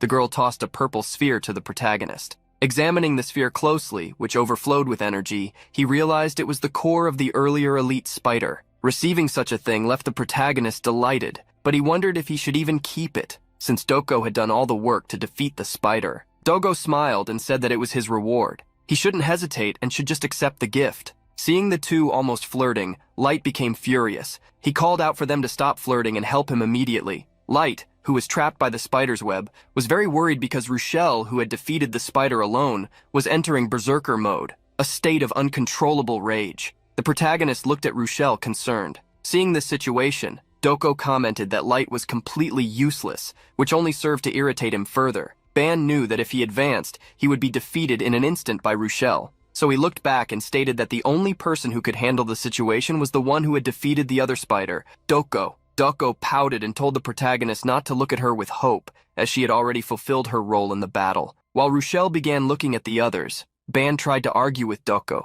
asking her to help since this was an irregular situation, and no one knew what could happen if any of them were defeated. Dako couldn't refute such an argument, but noticing something, she decided to move. When she started stretching, the protagonist got excited, understanding that she had decided to help. Looking at Rochelle, Dako said she would keep the beast entertained, but in return, Ban Yoo-won would have to deal with whatever was beneath the beast's feet. The protagonist was surprised by Dako's suggestion. Before Ban Yoo-won could even think, Dogo advanced, attacking Rochelle with an energy strike. After the attack, Dogo taunted Rochelle with words, trying to provoke her even further. Meanwhile, the protagonist still didn't know what to do with Dogo's suggestion about the spider on the ground. Not caring much, Dogo stated that she could have real fun with Rochelle. Provoked further, the beast girl snarled furiously. Dogo got what she wanted. Rochelle charged at her with her claws. The white-haired girl laughed excitedly. Dodging Rochelle's first attack, she leapt backward, continuing to provoke her. With each swipe of Rochelle's claws, Dogo performed a simple move to evade. After 1, 2, 3, and several attacks, not even a strand of Dogo's hair was touched. Instead, she grabbed Rochelle's wrist and, with a simple motion, threw her onto her back on the ground. With the impact, a bit of reason returned to Rochelle's mind, but not enough for her to fully awaken. Dogo then released the girl and threw a new provocation. Attacking someone stronger blindly. Get up, beast. You're still full of energy, aren't you? I'll entertain you enough to keep you conscious. Come on, go crazy. Provoked once again, Rochelle, in her berserker mode, gritted her teeth and charged again. The protagonist watched their fight, which seemed more like a game for Dogo. Seeing the protagonist distracted, Dogo scolded him. The protagonist then materialized his sword. He knew what Dogo was trying to say, but he claimed that his task was a bit too difficult. Dogo replied that if Ban had observed her attack correctly, he should be able to replicate it. Seeing that Dogo expected a lot from him, the protagonist asked on what basis she believed this. At that moment, one of the giant spider's claws hit the ground near the protagonist, who barely managed to dodge by jumping to the side. Seeing the protagonist almost getting hit, Light asked if he was okay. Ban Yoo-won was surprised to see the spider attack right after the two girls had moved away. Although the spider was in a very injured state, the protagonist realized it seemed to believe it could still handle him. He gritted his teeth, allowing it to think that way. Deciding to deal with the monster, Ban summoned Eve, who materialized in the form of chains. Not just one chain appeared, but several, emerging from multiple magical circles. The chains bound the spider's legs, which hissed as it realized it was being trapped. Light was surprised to see that the protagonist had managed to bind the spider. Meanwhile, Dogo looked back, briefly diverting her gaze from the fight to see what was happening. The protagonist advanced with his sword toward the chained spider, but not all of its legs were trapped. Some that were free tried to attack him, but he skillfully dodged. With Eve immobilizing as many legs as possible, and with the addition of the concepts of cutting and blood venom, the protagonist was ready to attack. He got as close as he could so that the point he needed to strike was within reach. The spider realized the impending danger, and Ban Yoo-won, with fervor in his eyes, attacked the giant spider with his sword. The protagonist's attack hit the spider, but it wasn't strong enough to defeat it. Watching the protagonist's attack, Light was incredulous, wondering why Ban hadn't been able to finish it. Skillfully dodging Rochelle, Dogo watched the protagonist with her sharp eyes. She knew exactly where he needed to strike if he wanted to defeat the giant spider. He had to split it in half. The protagonist retreated a few meters after his first attack failed. He wondered why his attack had been so weak. Looking at his sword, he finally realized that the blood venom had not been properly activated. At that moment, the spider being bound by Eve began to break the chains. The protagonist realized it made sense that one of his abilities had failed, as he had used two abilities consecutively, something he had never done before. The giant spider then snapped all the chains, freeing itself and preparing to attack the protagonist. Faced with the giant monster, Ban Yoo-won was struck by the spider's enormous legs, a blow that could seal his fate on his first expedition to the tower.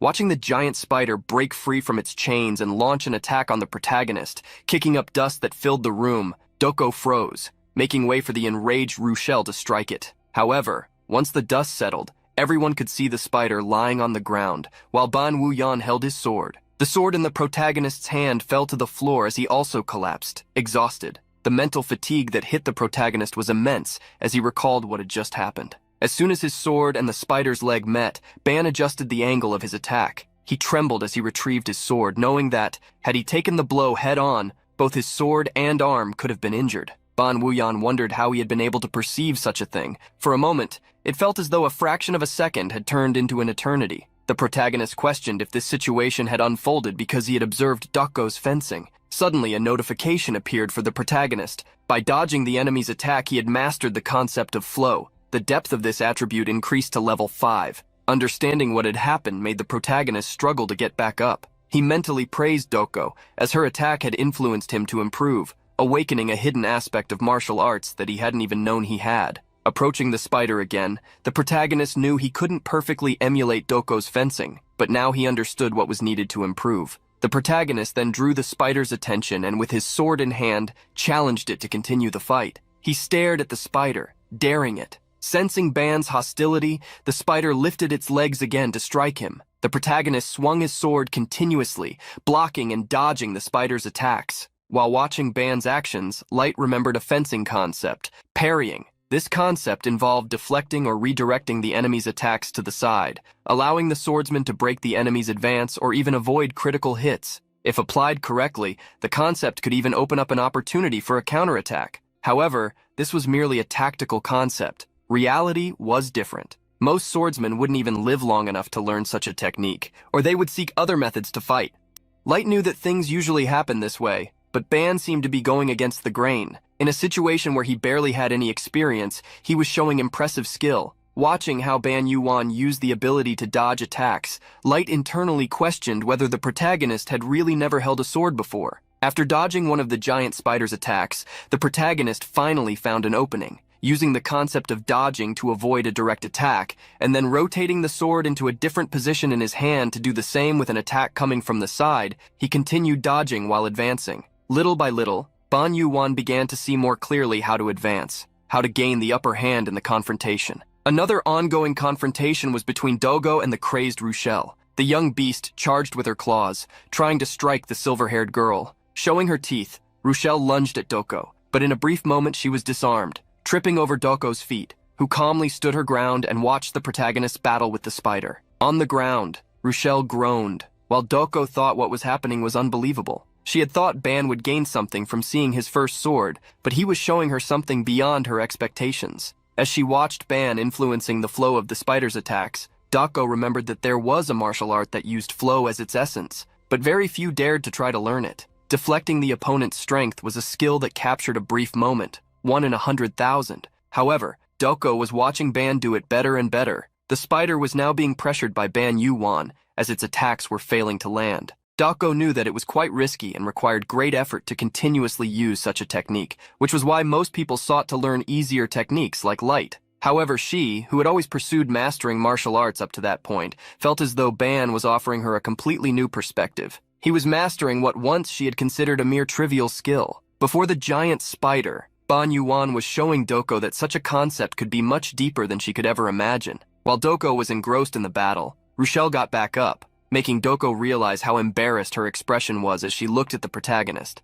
In the meantime, Rochelle took some hits, while Light asked to be freed from the spider's webs. Returning her focus to the fight, Doko realized that just deflecting the spider's attacks wouldn't be enough for Ban to finish the fight. She longed for him to show her what more he had to offer. She hoped that, having the strength to dodge all of the enemy's attacks, Ban would be able to deliver a counterattack with the same intensity. And that's exactly what the protagonist did. Gritting his teeth, he charged at the spider. Threatened by one of the giant creature's legs, he continued his movement. Doko watched as the protagonist used the enemy's penetrating force, spinning quickly. The protagonist advanced, using 2 combined abilities, with his sword swinging in a horizontal motion from bottom to top, cutting through the giant spider. Ban's strike successfully hit its target, making the spider howl. Watching the scene, Light was stunned, while Doko punched the air in celebration of the protagonist's well-executed attack. Having overcome the grueling battle, the giant spider fell to the ground, defeated by Ban Yoo-won, who also collapsed due to extreme exhaustion. As the protagonist sighed, some notifications appeared for him. External and internal concepts were temporarily being synthesized, and the system had learned to create a powerful concept. As a result, the concepts of poison, air, and speech increased by 5. While stabilizing his breath, the protagonist noticed the significant changes happening to his internal code. At that moment, a voice called out to the protagonist. Turning his face, Ban saw Light, bound by webs, asking for help to free himself. At the same time, Doko asked for the protagonist's help to deal with the uncontrollable Rochelle. The protagonist awkwardly laughed. "Seriously, guys, are you trusting me too much just because I defeated a mere elite monster? Light, you should be a powerful knight. What are you doing here?" Light teared up, stating that since he had been trapped, he couldn't use magic. Doko, on the other hand, explained that Rochelle's stamina and durability were unknown, and that she never got tired. Suddenly, Doko and Light began debating who Ban would help first, while she simply watched, seeing Rochelle chase Doko around the room.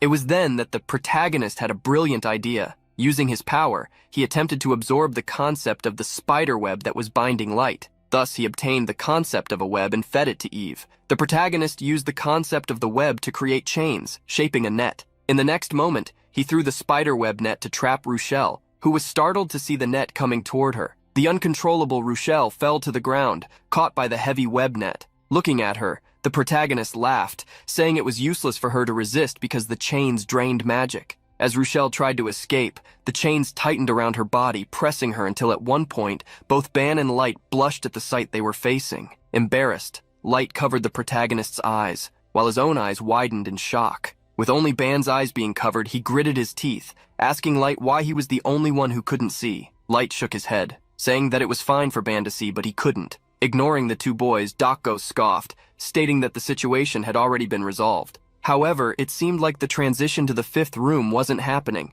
At that moment, Doko noticed that the chains were showing their effects, as Rochelle's hair was returning to normal while she weakened. The protagonist realized that his student identifier was working again, and asked the others if they should leave now. Doko agreed with the protagonist's idea, but just as they were planning to leave, a red shadow appeared near them. The shadow, like an illusion, began to murmur to the group, You young ones have surpassed the test." Upon hearing the voice, the four present were alarmed. The red shadow condensed into a circle, releasing internal energy. The circle stated that it would reward the group. The red light shaped itself, transforming into a woman while continuing to speak to Ban and his group. "Now I will give you the opportunity to make a contract with the observer of 10,000 eyes." Outside the tower, Yumina was waiting for her students. Concern was evident in her gaze as she held the identifier, trying to communicate with them. Suddenly, the teacher noticed that something was happening. A large teleportation began to form in front of the tower, raising dust and wind in all directions. As Yumina tried to shield her eyes from the dust, some people appeared.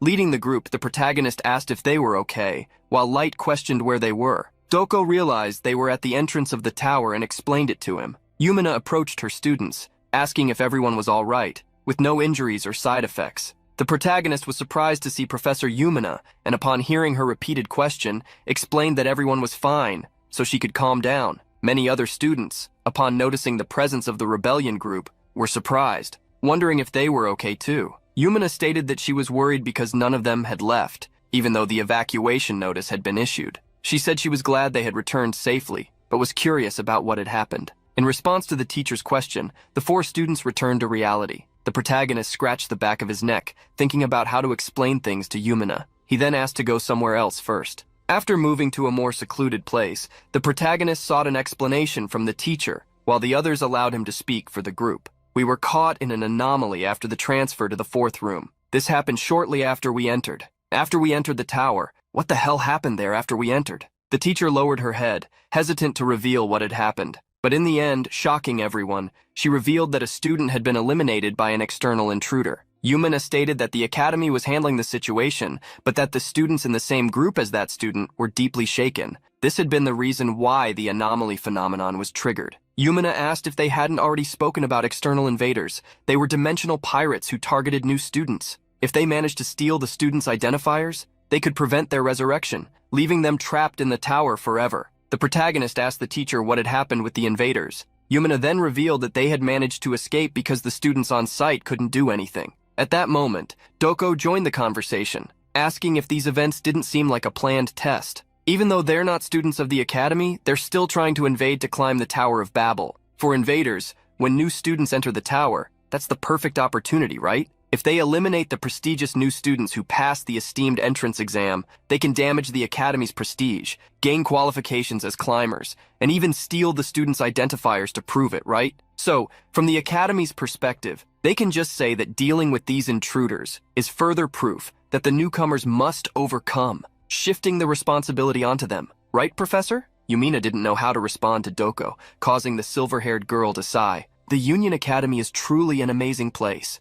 Doko pointed out that invaders were breaching the tower, the essence of the academy, and the academy couldn't stop them from eliminating their students. This made Doko think that the academy proclaiming itself as the best multidimensional academy sounded ridiculous. None of the other students could disagree with Doko's thoughts, but Yumina disagreed, saying that she had misunderstood one thing. The teacher explained that the academy had the duty to protect its students, but once they entered the tower, they were responsible for themselves, adding that if the tower chose the invaders instead of the students, they couldn't interfere with that. Upon hearing the teacher's words, Doko became irritated. only to hear Yumina say that the reason they couldn't interfere was that it was the will of the tower. Doko repeated Yumina's words, and while gripping her student identifier, she said that, if that were the case, she disliked the situation even more. At that moment, the girl used the identifier's teleportation, leaving Yumina behind. The protagonist intervened, asking the teacher to understand Doko, as something unpleasant had happened inside the tower.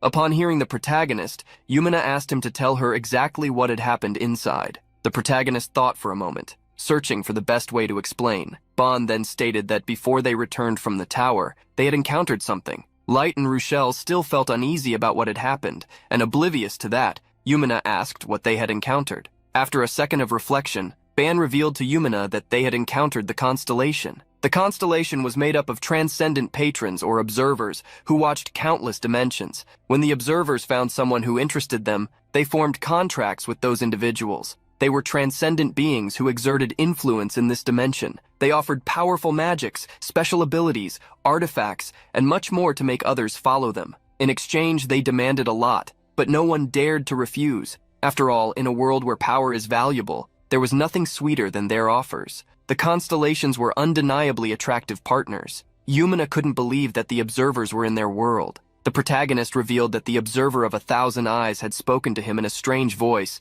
and that this observer had promised power in exchange for fulfilling their demands. Yumina found that incredible. Her expression was radiant, as she stated that making a contract with a constellation on the first day in the tower was unimaginable, as it was the first time something like that had happened in the Academy's history. The teacher said that making contact with a constellation so early was proof of their talents. However, despite Yumina's excitement, both Rochelle and Light were not at all thrilled. After asking the teacher if that really was incredible and receiving confirmation, the protagonist asked a sudden question, wanting to know the Academy's stance on contracts with constellations. Yumina, though surprised by the question, stated that the Academy officially valued neutrality, but deep down, it encouraged students to accept contracts. The protagonist understood this point. The Academy did indeed encourage students to make contracts. Yumina agreed, saying that in this dimension, the tower was the place where the constellation's interests were focused. There was nothing more enticing for climbing the tower than receiving a contract. Internally, the protagonist couldn't believe that a place like the Academy had no defense against intruders, and was still friendly with such unknown beings. It was hard to understand. Pulling the protagonist from his thoughts, Yumina asked what the observer of 1,000 eyes had requested. In a tense atmosphere, the protagonist revealed that the request had been for elimination. The teacher was shocked, asking what Ban had said. The protagonist then revealed the full story. The observer had promised to contract 2 of them if they eliminated the other 2. That was the reason for the group's frustration, as they had faced such a demand from the constellation. Earlier, when they were in the tower, the strange voice of the constellation had spoken to them. "Only the veins hot and full of blood offer me songs and praises. You, children of surprising potential, serve the neck of a companion and offer it to me. I will take him as my closest relative until you reach the top of this tower and seize what you desire. My love will never leave your side. Now come to me." The being extended its hand to the 4, waiting for one of them to move first and fulfill its request.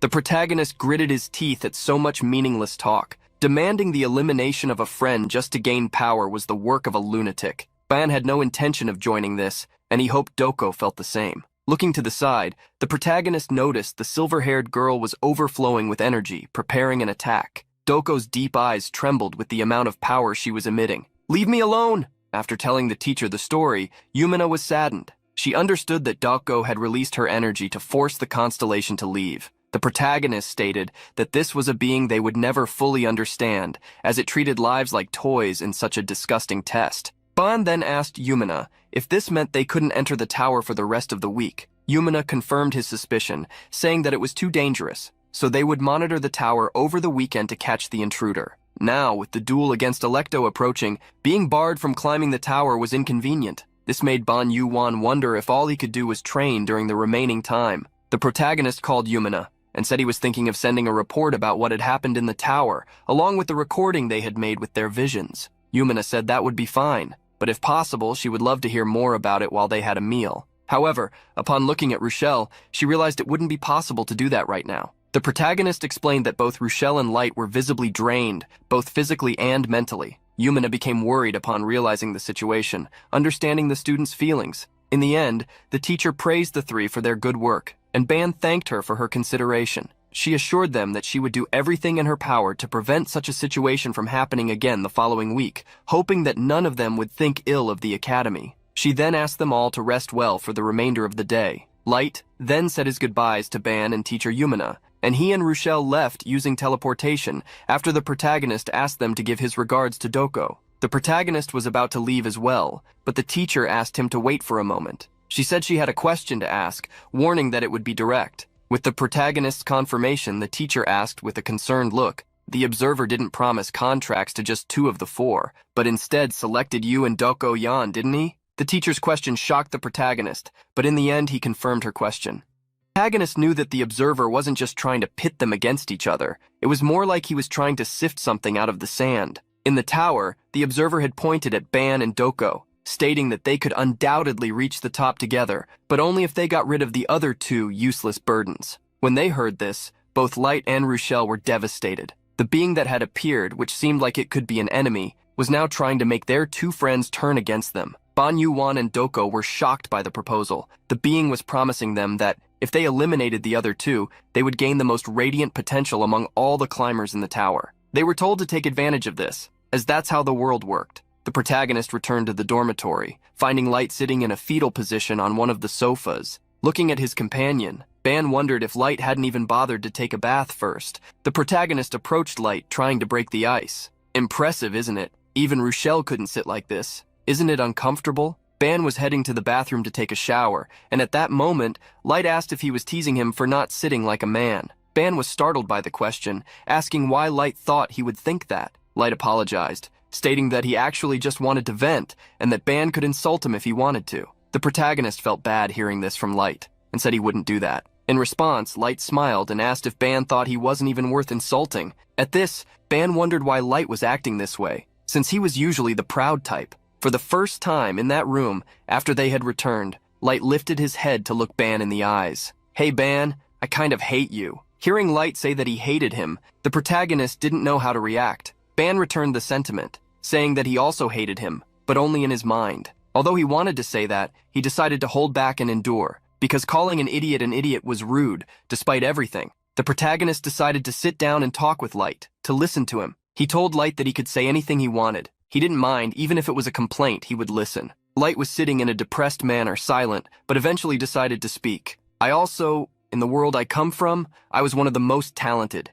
From what he knew about Light, the protagonist already expected him to be talented in his world. Light then continued his story. "I'm not exaggerating. My family, my companions, they all admired me and praised my talent. They entrusted me with the sacred sword, but not just out of flattery. They entrusted me with the mission of gaining the power of the Tower of Babel and finding the final guardian to save everyone. Thanks to everyone who trusted me, I was able to form a contract with the sacred sword and came to the academy to fulfill everyone's expectations. But what is this, Ban? What the hell am I doing here? Why are they treating me like useless trash?" The protagonist tried to ease Light's burden, saying that he didn't need to take the words of that being seriously, whether it was a deity or anything else. Light used Ban's words against him, saying that Ban could call that being whatever he wanted because he had been chosen, but he himself was different. Light said that in the end he was just a stepping stone for the 2 who were chosen. Light continued his complaint. "To begin with, they are divine beings, transcendent beings far stronger and more knowledgeable than humans.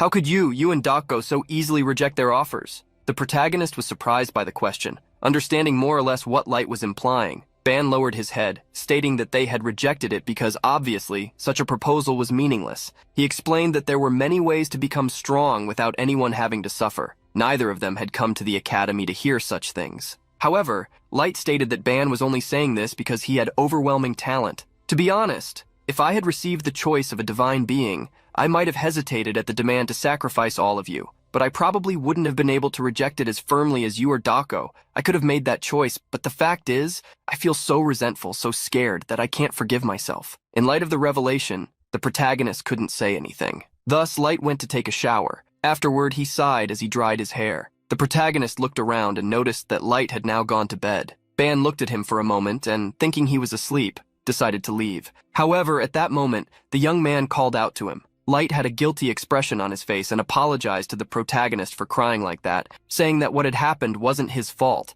apologizing for acting enviously and even for telling uncomfortable stories. With Light apologizing, Ban smiled and responded, "It's all right. We're friends after all." Hearing these words, Light struggled not to tear up. The protagonist stated that he could listen to him at any time, then mentioned that he would be stepping out for a while. He opened his inventory, took out some hot chocolate, and planned to leave it for Light to drink whenever he wanted. Ban left the cup of hot chocolate on the table, stating that usually, things we didn't like would go away after eating something sweet. In the bed, Light sighed and then thanked the protagonist, feeling a bit more relieved. After leaving the room, the protagonist thought for a moment. It felt like Light had changed since the first time they met. While Ban was thinking about Light, Doko, who was approaching, noticed his presence. The girl quickly walked up to the protagonist and, with her eyes shining, stated that now he was back, relieved that she didn't need to go in. With Doko suddenly approaching him, the protagonist was startled and asked what she was doing in the boys' dormitory. Doko then mischievously told Ban to be quiet.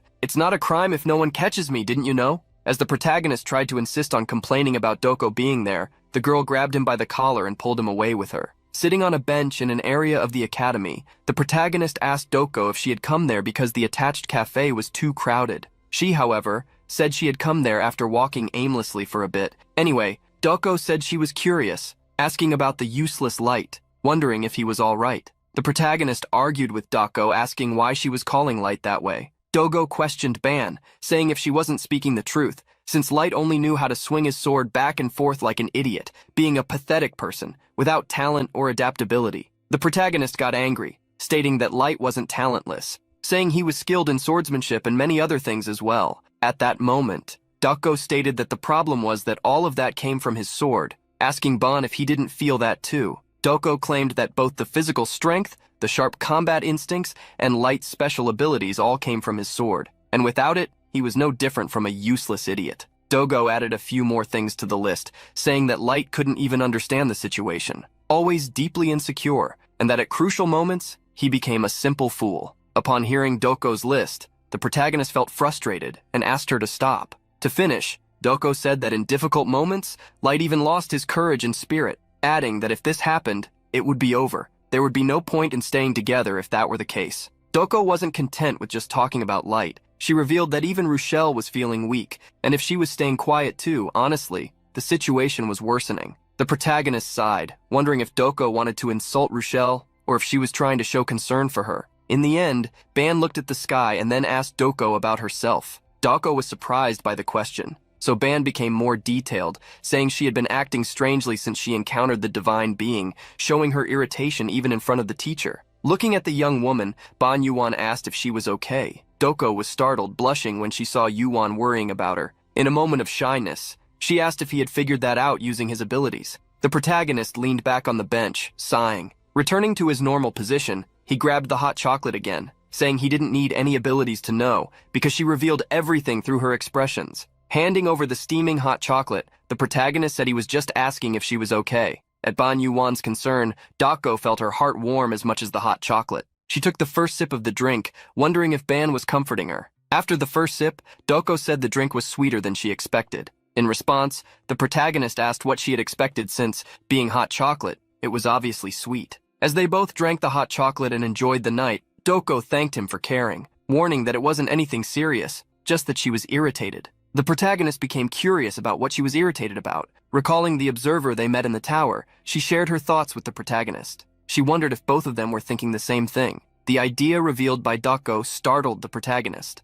The being they encountered in the tower existed solely to destroy in pursuit of desires. Doko questioned the protagonist, asking if he thought both she and the being shared the same mindset. Faced with this question, the protagonist was startled. Doko answered for him. In essence, we're the same. If those two weren't of some use, I would have considered discarding them. Doko's words frightened Ban Yoo-won, who asked what kind of nonsensical thing she was saying. Knowing it was indeed absurd, Doko was even more frustrated. She realized that if she had been more radical, allowing herself to choose only those who were capable to stay by her side, she might have neglected Light and Rochelle, even without directly attacking them. Doko blamed herself and felt anger toward herself for possibly agreeing with such methods. The protagonist took a sip of his drink, confirming Doko's thoughts. After hearing the girl admit that's how she truly felt, Ban looked at her and said, "So you're an idiot too?" Doko blushed at Ban's mockery. She had poured out her deepest thoughts, and yet the boy reacted this way. She turned to the protagonist. asking if he truly believed the other two had talent. But it was clear Ban did. To him, no matter how extraordinary an artifact was, if someone lacked talent, the artifact would not be given to them. That's why Light was undoubtedly a natural talent worthy of wielding such a sword. The only issue was the tendency to overly rely on a sacred sword, and Light struggled to keep up with its demands. Ban thought the same applied to Rochelle. Her absurd physical abilities and potential were being undermined by her internal struggles. For both of them, it wouldn't be easy, but if they managed to overcome and resolve their own issues, Ban believed their talents would surpass anything he and Doko could imagine.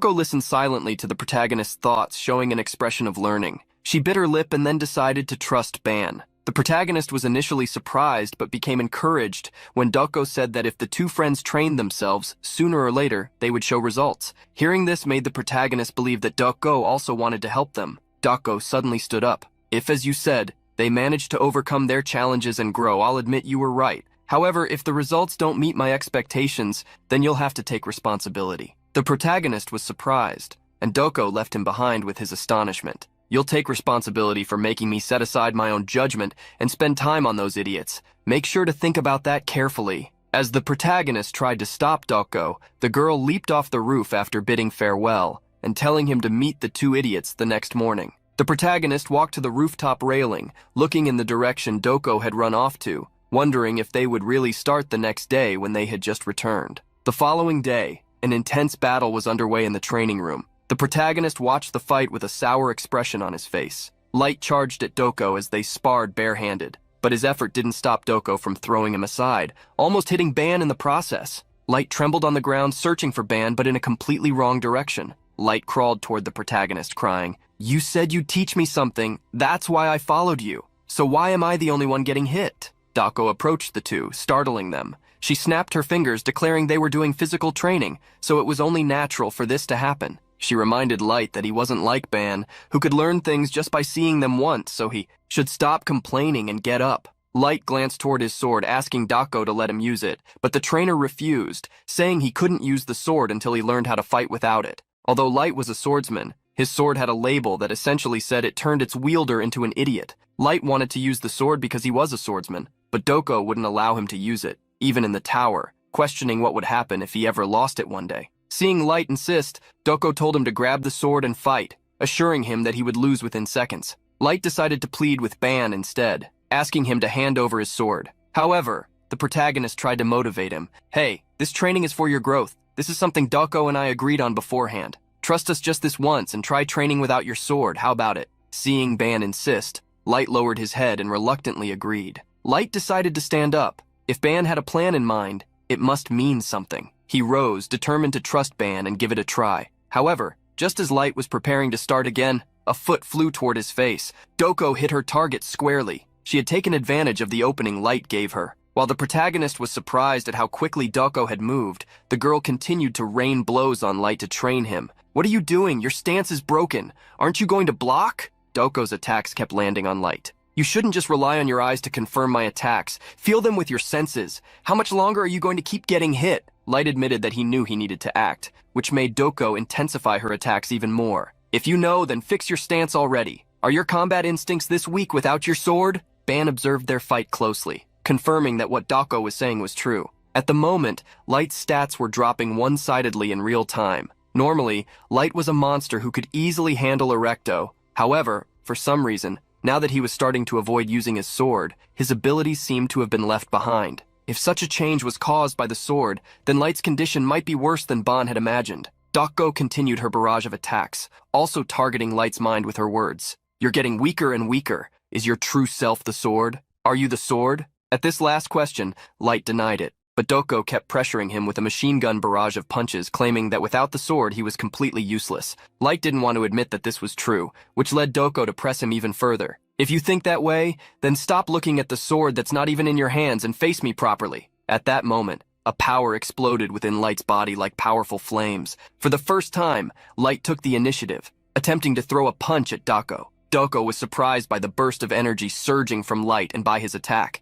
She managed to dodge in time, but Light's strike caused a powerful airwave. The protagonist's jaw dropped at what had just happened. Beside him, Rochelle was amazed at Light's transformation. The young blonde had turned into a woman. Her curves became more pronounced, and her hair had grown longer. The protagonist was impressed. The moment Light stopped giving up and hiding, what he had been suppressing was unleashed. Dogo observed Light's new appearance and became irritated. However, at that moment the power surrounding Light began to compress. It concentrated in his chest, causing him to collapse to the ground in immense pain. The protagonist quickly ran toward him, but Doko stopped him, stating that Light was fine. As Light returned to his original form, Doko remarked that this was not an issue they could easily resolve. Sitting on the ground, Light wore a look of disbelief. Looking at him, Doko asked if he knew what his problem was. She received confirmation that both she and Ban were right. Light believed he couldn't continue like this, so he asked Doko to fight him again. Doko gave him a complicated look before agreeing to his request. Before that, I need to apologize. I misjudged you. Light scratched the back of his neck, saying that Doko didn't need to apologize since he was the one being helped. However, Doko's next words hurt him. I just thought you were a clueless idiot, but to think you're an idiot carrying a bomb inside you? Let's hope that bomb doesn't go off inside the tower. Doko's words made Light hate her all over again. At that moment, Rochelle tugged on Ban's sleeve, saying that they should train too. However, Ban ignored Rochelle. The protagonist's eyes displayed a strong golden hue as he watched Light. From Light, two concepts were released: demonic spirit and sacred spirit. The protagonist didn't understand how such opposing concepts could coexist in the same body. These two powers seemed to be the cause of the overload. Ban wondered if Light was aware of this. Seeing that Doko was handling Light's situation, the protagonist decided to speak with his companion later in the dormitory. The protagonist apologized to Rochelle, who had called out to him earlier, explaining that he had been lost in thought. The girl shyly said it was okay, and asked if they could train as well. The protagonist recalled Rochelle's transformation and asked if she would be alright. Rochelle admitted she wouldn't be fine, but trusted that Ban would have the means to restrain her. The protagonist summoned his snake, knowing it would be the key to restraining Rochelle, though he was still hesitant. However, unlike him, Rochelle was resolute, as shown by the determination in her gaze. She wanted to control her own power so she could help Ban as well. The protagonist felt shy at Rochelle's comment and decided to accept her request. The protagonist approached a rack of swords to choose one. Meanwhile, he pondered how Rochelle seemed strangely motivated, perhaps due to the shocking events of the previous day.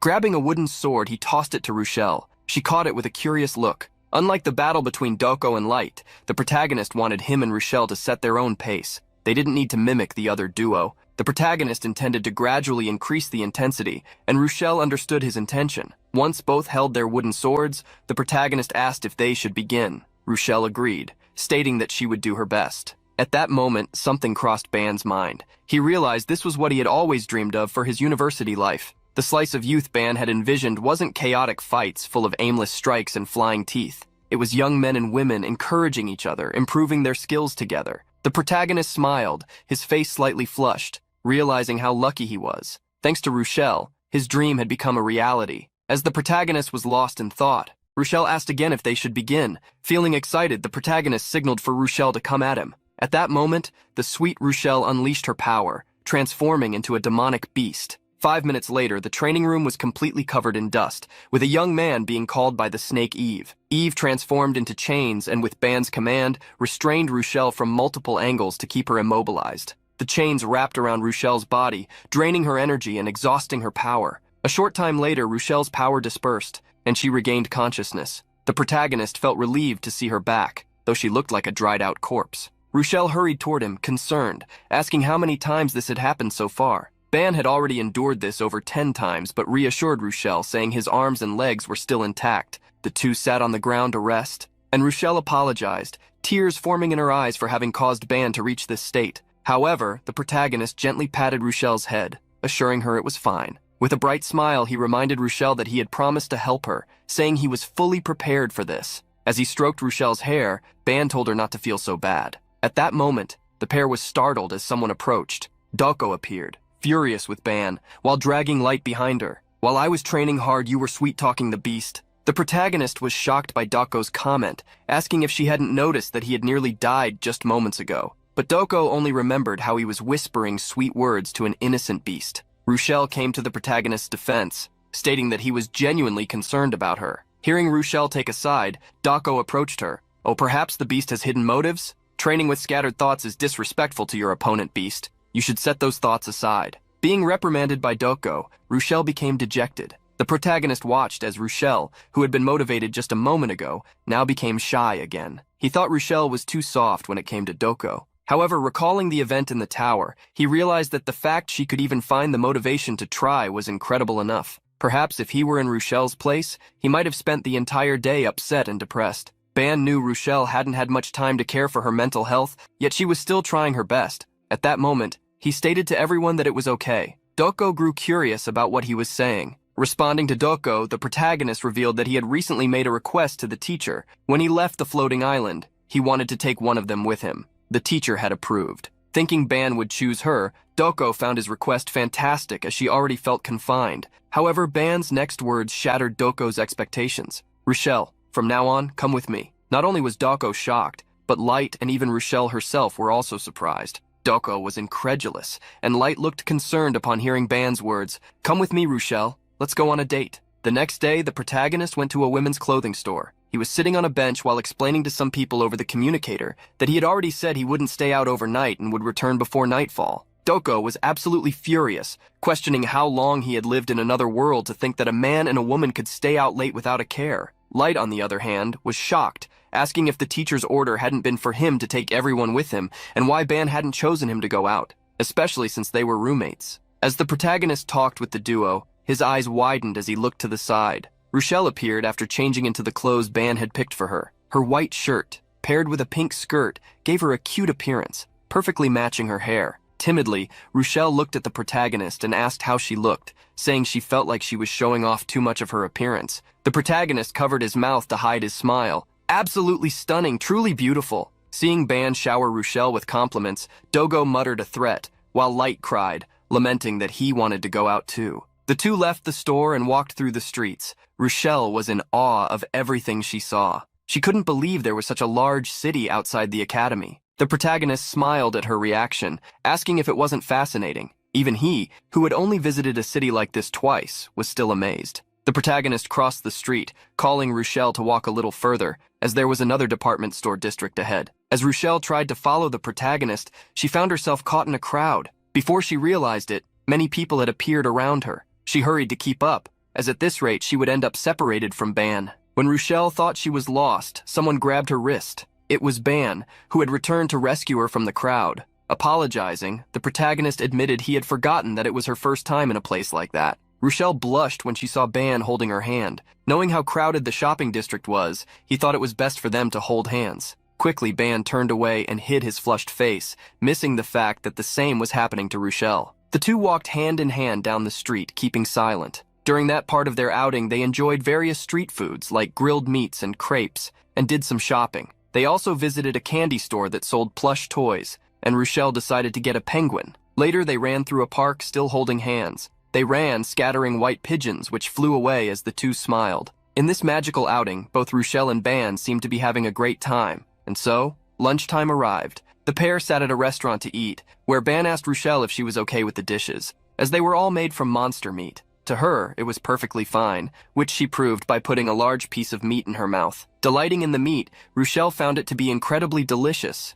For Ban, who was eating this type of food for the first time, he realized it was better than he had expected. Rushel was amazed. She couldn't believe she was eating alone meat after coming to the city, and she felt grateful to Ban for the experience. While lost in her thoughts, Rushel suddenly realized something. Ban, who was eating, noticed the change in Rushel's expression. Seeing her look concerned, the protagonist asked if something was wrong, or if she didn't like the food. However, the reason was different. Rushel revealed that she felt she was being overly excited. Ban had taken her to the city for the first time in a long while, brought her to several nice clothing stores, and even treated her to delicious meat. But Rushel felt there was nothing she could do in return for him. The protagonist was surprised to learn the reason for Rushel's concern. She was wondering if it was okay to enjoy herself so much, especially since she didn't even know if what she was doing would help her control her abilities. She felt very insecure. Pressing his lips together, the protagonist felt irritated and upset. The next moment, he demonstrated the concept of concern to Rushel, asking her to look at something for a moment.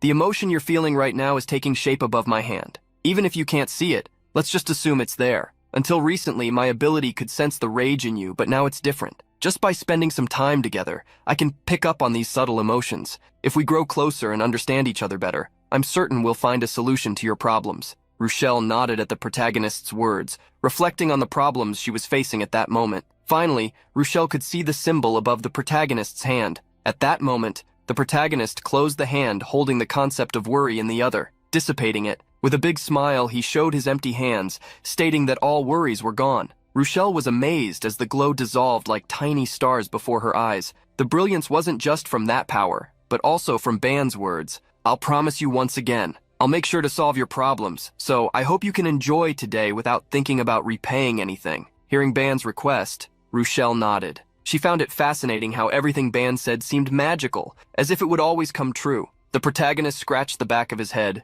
recalling their last battle. "Ah, though attacking me as strongly as you did last time might be a bit much." Rochelle blushed at his words and tried to steer the conversation away from them. She then changed the subject, speaking more timidly. "Oh, rather than saying I want to get closer to you, I want to know you better, like she does." The protagonist became curious about who Rochelle was talking about. Naturally, Rochelle was referring to Yoo-won. The protagonist was shocked to hear Doko's name mentioned, questioning what part of her was friendly when all she did was destroy everything with brute force. Rochelle smoothed her hands, a calming gesture. She stated that Dogo might indeed be scary, but she seemed to like Ban quite a bit. Ban completely disagreed, claiming that Dogo treated him more like a possession, as if he were one of her swords or sharp blades. Rochelle began laughing at the protagonist's comment. She found it hilarious that Ban was comparing himself to a weapon. The protagonist, confused, didn't understand why Rochelle was laughing, as she seemed to find the analogy odd. However, Rochelle then stated that she felt relieved, surprising the protagonist. She gave him a bright smile.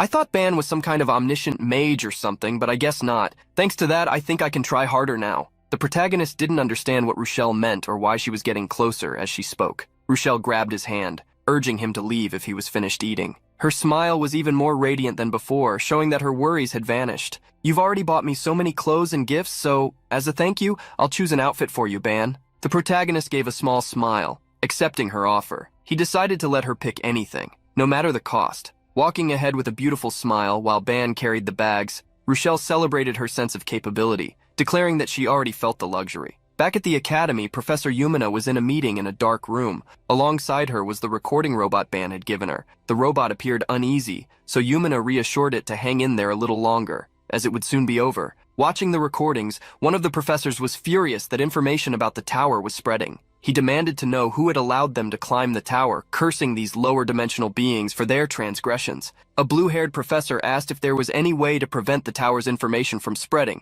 but another professor stated that there were no violations in the videos shown. Even so, some professors were still angry, blaming the acceptance of lower-dimensional beings. At that moment, someone called for silence. This individual addressed Professor Yoo-won directly. The professor, who had observed the video footage, didn't seem inclined to cooperate with Yoo-won. No matter how we look at it, the autonomous behavior of these students has gone too far. This is clearly a breach of the Academy's authority. Have you considered how you plan to take responsibility for letting them act as they please? Faced with the difficulty imposed by that professor, Yoo-won stared back at him, her emotions unshaken, unlike the little robot beside her, who seemed on the verge of tears. Some time ago, Yoo-won had watched the recordings made by the protagonist. She slapped her own face, realizing that he had actually gone as far as filming inside the tower. When Ban had said he wanted to climb the tower and record a video, there had been no reason to oppose him. She had even thought it wouldn't work. Yoo-won knew that external machines and artifacts didn't function inside the tower,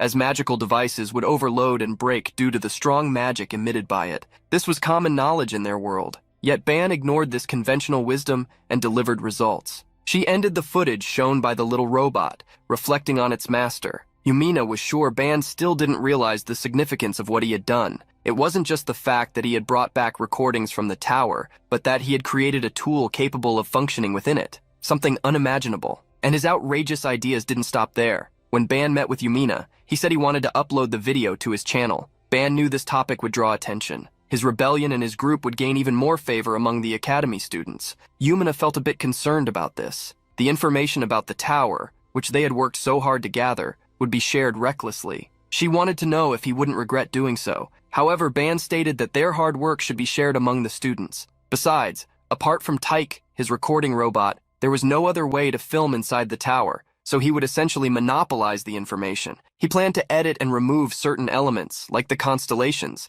before publishing the video. He believed that sharing the information with others would be beneficial for everyone. Yoo-won found Ban's perspective remarkable. She often warned him about the dangers of the academy, but he had managed to handle them all. Even so, Yumina cautioned him that there would be repercussions, but the protagonist was already aware of that. As Yumina had previously discussed with him, this incident would bring both great and minor opportunities. That was why Ban said he wanted to stabilize his position, and asked the professor if she didn't think she would feel safer watching over them. Yumina secretly smiled, finding it hard to believe that Ban was so admirable and praiseworthy. Responding to the protagonist, the professor stated that if he wanted to feel safe, he should avoid causing accidents. Yumina had developed high expectations. She felt as though the things Ban had created were generating something immense, something that transcended the distance between dimensions. Seeing Yumina remain silent, the professor in the meeting asked what she was thinking, once again questioning how she planned to take responsibility. Because of the things Ban had done and created, Yumina decided she would support him. Looking at the professor with a confused expression, she asked, "Filming and publishing a video of the tower isn't a personal matter? What's the problem? And who exactly are you saying is responsible? I don't understand what you mean by that question, Professor Cantone." Professor Alex Cantone had been the one pressuring Yumina, acting against her students. He started laughing, calling Yumina a beautiful liar, and asked the other professors if he was the only one who felt like her point sounded like an attempt to defend the student. At that moment, the blue-haired professor told Cantone to be quiet. She, Talia Liriana, from the Artifact Creation Department, asked Yumina to speak honestly and tell them who that student was. Yumina calmly responded, saying he was just an ordinary student who had joined the academy that year. However, another professor couldn't accept this. Professor Ryu Cheomyong from the Aura Combat Studies stated that there was a limit to selfishness. He declared that the information about the tower was central to the academy, and he questioned how Yumina could irresponsibly spread it. He treated the matter as a clear violation of the academy's authority. Yumina confronted Professor Ryu, saying his words were strange. The reason no one had filmed the tower until now was simply because it blocks technological abilities. What we need to discuss now is not about authority or interest, but how to use these abilities. I don't believe this is an issue of authority or interest. Professor Cantone interrupted Yumina's words with a terrifying smile that concealed his own interests. So, Professor Yumina, can you explain the principles of these abilities and technologies so that everyone here can understand? Yumina remained silent in the face of the question. On the other side of the table, Talia also spoke up, saying she had spent 200 years studying these matters and knew that artifacts created outside the tower didn't work inside it, especially filming equipment, which became even more impossible. No circuit can handle the mana waves emitted by the tower. The more I researched, the more I became convinced that external machines would never work inside. This is an unavoidable law that cannot be denied. However, Yumina finished Talia's words, the artifact creation expert. However, Ban Yoo-won managed to do it. This left Talia even more curious. That was what she wanted to know, who this boy was. He came from a dimension without mana, which made his feat even more incomprehensible. Talia thought it made it seem like only he was special. As soon as she finished her words, Talia realized something. The artifact that had filmed that recording was now with Yumina. The professor revealed a determined scholarly look, putting on her gloves and asking Yumina to hand over the artifact so she could dismantle it and discover what kind of technology had been used to create it. Yumina hugged the robot, refusing to hand it over to Talia. She stated that she had been asked to bring the artifact to the meeting, but that it was an achievement made by her student, and she couldn't let anyone dismantle it. One professor after another began to go against Yumina, wanting to discover everything about that artifact. At that moment, someone raised their hand, asking for everyone to stop. The professor at the corner of the table near Yumina stated that the discussion had gotten too heated. He was Professor Zenon Union, the vice president of the academy and head of the constellations department. Putting a finger to his lips with a smile, he asked everyone to remain silent until the heat of the discussion subsided. Everyone agreed with the vice president, staying silent. However, Zenon broke the silence by suddenly calling out to Talia, startling her. The professor was extremely shy when she heard the vice president praise her. "I appreciate your efforts, spending 200 years on research. However, for a professor with such authority in this field to judge, it seems that Ban Yoo-won's artifact is special, doesn't it?" The professor stammered, trying to respond to the vice president, affirming that she thought so. Hearing her confirmation, Zenon smiled, stating that this must be a difficult fact for the professors to accept. The professors questioned what Zenon was saying, and he proceeded to explain. In short, Ban Yoo-won was recognized by the tower, the only one in the world. The professors were stunned upon hearing such a statement, as Ban had only entered the tower for a single day. They considered it impossible, especially since he was from a lower dimension. Quickly, one professor tried to argue with Zenon, claiming that his statement was irresponsible, even though he was the vice president. While the other professors raised their voices,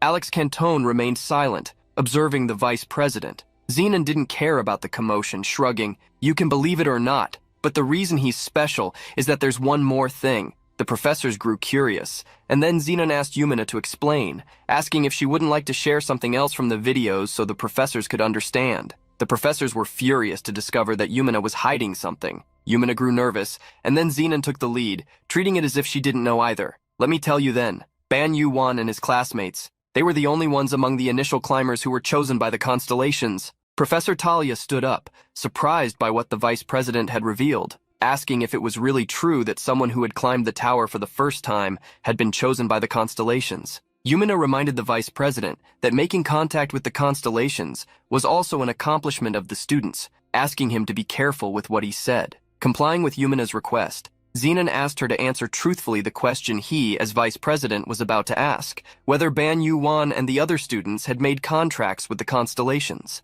Yumina wondered why the vice president was pushing so far. Still, she spoke the truth, stating that neither Ban nor the other students had made contracts. Zenon became curious upon hearing that they had declined, assuming that it must have been difficult for them to express their intentions in the face of the constellation's pressure. Making a decision, Zenon informed everyone present that he would consider Ban Yoo-won and all the other students from Class 11 as his students as well. The professors quickly asked Zenon to reconsider, reminding him that he himself had said that none of the students had made a contract with the constellations. They couldn't understand why these students would be entitled to senior-level classes, Zenon explained. For him, it didn't matter whether the students had made contracts with the constellations. What mattered was that they had been chosen by them. To Zenon, being chosen by the constellations was proof enough that they were exceptional. Yumina was surprised to see her students being defended by Zenon, who claimed that, since these students had turned down the offer from the first constellation, others would certainly be interested in them. With all that said, Zenon pressured the professors, asking if these students truly shouldn't participate in their classes. No professor could refute Zenon's words, not even Alex Cantone. Thus, Zenon continued, stating that he was the teacher guiding the students chosen by the constellations, and therefore if Ban Yoo-won was chosen, he would also be his student. In the end, he stared at the professors with his golden eyes, asking if everyone understood. With the professors accepting Zenon's words, the vice president moved on to the next topic. While Zenon brought up a new subject, Yumina remained lost in thought, her head lowered. She seemed to understand now. This meeting was not about deciding how to treat Ban. The vice president's words conveyed the intentions of the president. Zenon was talking about the students, and meanwhile, Yumina kept thinking that he was delivering a message from the president. This became clear with the topic he was addressing, where he stated that they could make requests to understand the abilities of the student who filmed the tower, but if any pressure was exerted on him, the involved parties would be expelled from the academy. For Yumina, this was essentially the director's declaration to leave Ban Yoo-won alone.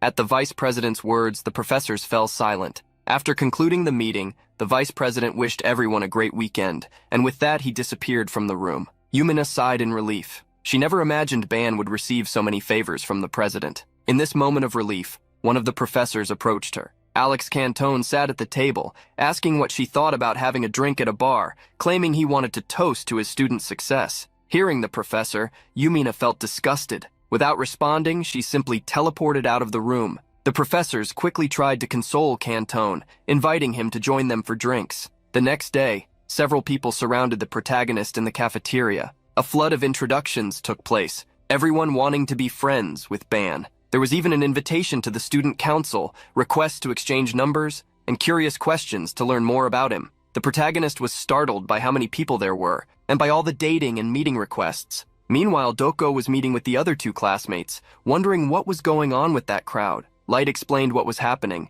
asking if Doko remembered the channel they had created. He revealed that the channel went viral after posting the footage of their climb in the tower. They had already surpassed 2 million subscribers, and the video had reached 5 million views. At this point, Light found it hard to believe there was anyone in the academy who hadn't seen their videos. Listening to the explanation and looking around, seeing many people watching the video created by Ban, Doko fell silent. Honestly, compared to his other abilities, Dogo didn't find Ban's filming skill that impressive, but it seemed like people were reacting in an exaggerated way. Doko truly thought Ban's ideas and skills were excellent. While Doko looked at the protagonist with a darker expression, Rochelle observed him. The Beast Girl had several thoughts about Doko's reaction to what was happening. At that moment, the protagonist placed his tray on the table, asking what was going on that morning. Ban couldn't help but lay his head on the table due to exhaustion as others greeted him with good mornings and salutations. Light even got sarcastic, saying it must be nice to be famous. But Ban really thought it was at least better than getting into trouble just for breathing. This time it was Ban's turn to tease Light, commenting that he also had many fans and asking him to talk to them and be nice. At that moment, a loud voice caught Ban's attention. What a joke! Making a fuss with manipulated images. Does it make sense for them to reach the fourth room in such a short time? Further ahead, some delinquents were bad-mouthing the protagonist's group. They were the delinquents who had disturbed Rochelle in a class a few days ago. Now they seized the opportunity to try to discredit the video posted by Ban. They looked in the protagonist's direction, telling him to wait, as the next day all of his lies would be exposed. The protagonist then remembered what would happen the next day. It would be the day of his scheduled duel, the day he would fight against the ridiculously huge guy. Ban processed the facts. After hearing those guys who were either doubting the video or still didn't like him, he concluded that they were probably the ones waiting to see him get crushed in the duel. Light also agreed with the protagonist's assumption, while Rochelle offered her support. After wiping his mouth from eating, Doko stood up and commented, "So you can just respond in the best possible way to anyone watching and supporting, right?" The protagonist smiled, agreeing with Doko. Indeed, the next day should be the perfect event for the new subscribers to watch. The next day, the protagonist climbed to the arena. The assistant professor was at the ready, eager. "This duel will be broadcast live on the school's official channel. Do you agree with this? If so, sign the document." Ban was surprised when a small screen appeared in front of him. The screen displayed the document, and to his surprise, there were several precautionary terms for the duel. If anyone was incapacitated or surrendered, the duel would be called off. Attacking vital points was prohibited, but the wounds would be at the participants' own risk. It was as if they were telling them to fight until one of them was crippled. The big guy approached the protagonist, suggesting a negotiation. Ban was surprised by the sudden request, thinking the man was a subscriber to the channel and had watched the videos. However, the stone-like man asked Ban if he was scared, saying that he could surrender, but only if he crawled between his legs and barked like a dog. Only then would he accept the surrender. Hearing this, the protagonist was taken aback, torn between fear and the urge to laugh. Although the fight was broadcast to the entire school, only 2 classes were in the arena. The delinquents, who were part of Erido's class, were cheering for him, full of hatred for Ban. Ortima, who had been beaten by Doko last time, looked at the arena with a curious gaze. However, her focus wasn't on the 2 fighting, but on Doko. Doko was with the other 2, trying to check with Light how the reactions were going. Light informed the girl that the broadcast's viewers had exceeded 10,000, but many were cursing Ban. Rochelle found this very unfair, with everyone targeting Ban, but Doko had already expected this. In the best-case scenario, the people who liked them because of the videos would be few. So Doko wanted, now that so many were watching, Ban to prove whether or not he had the strength to reach the top. The protagonist was thinking about Erido's words regarding crawling and barking. He started secretly laughing. He never imagined he would actually hear something like that, something that sounded like it came out of a third-rate soap opera. Ban caught Erido's attention and gave him a look he tried to make intimidating. "Have you been preparing a lot to provoke me? That line you just said had an effect. I'll give you credit for that."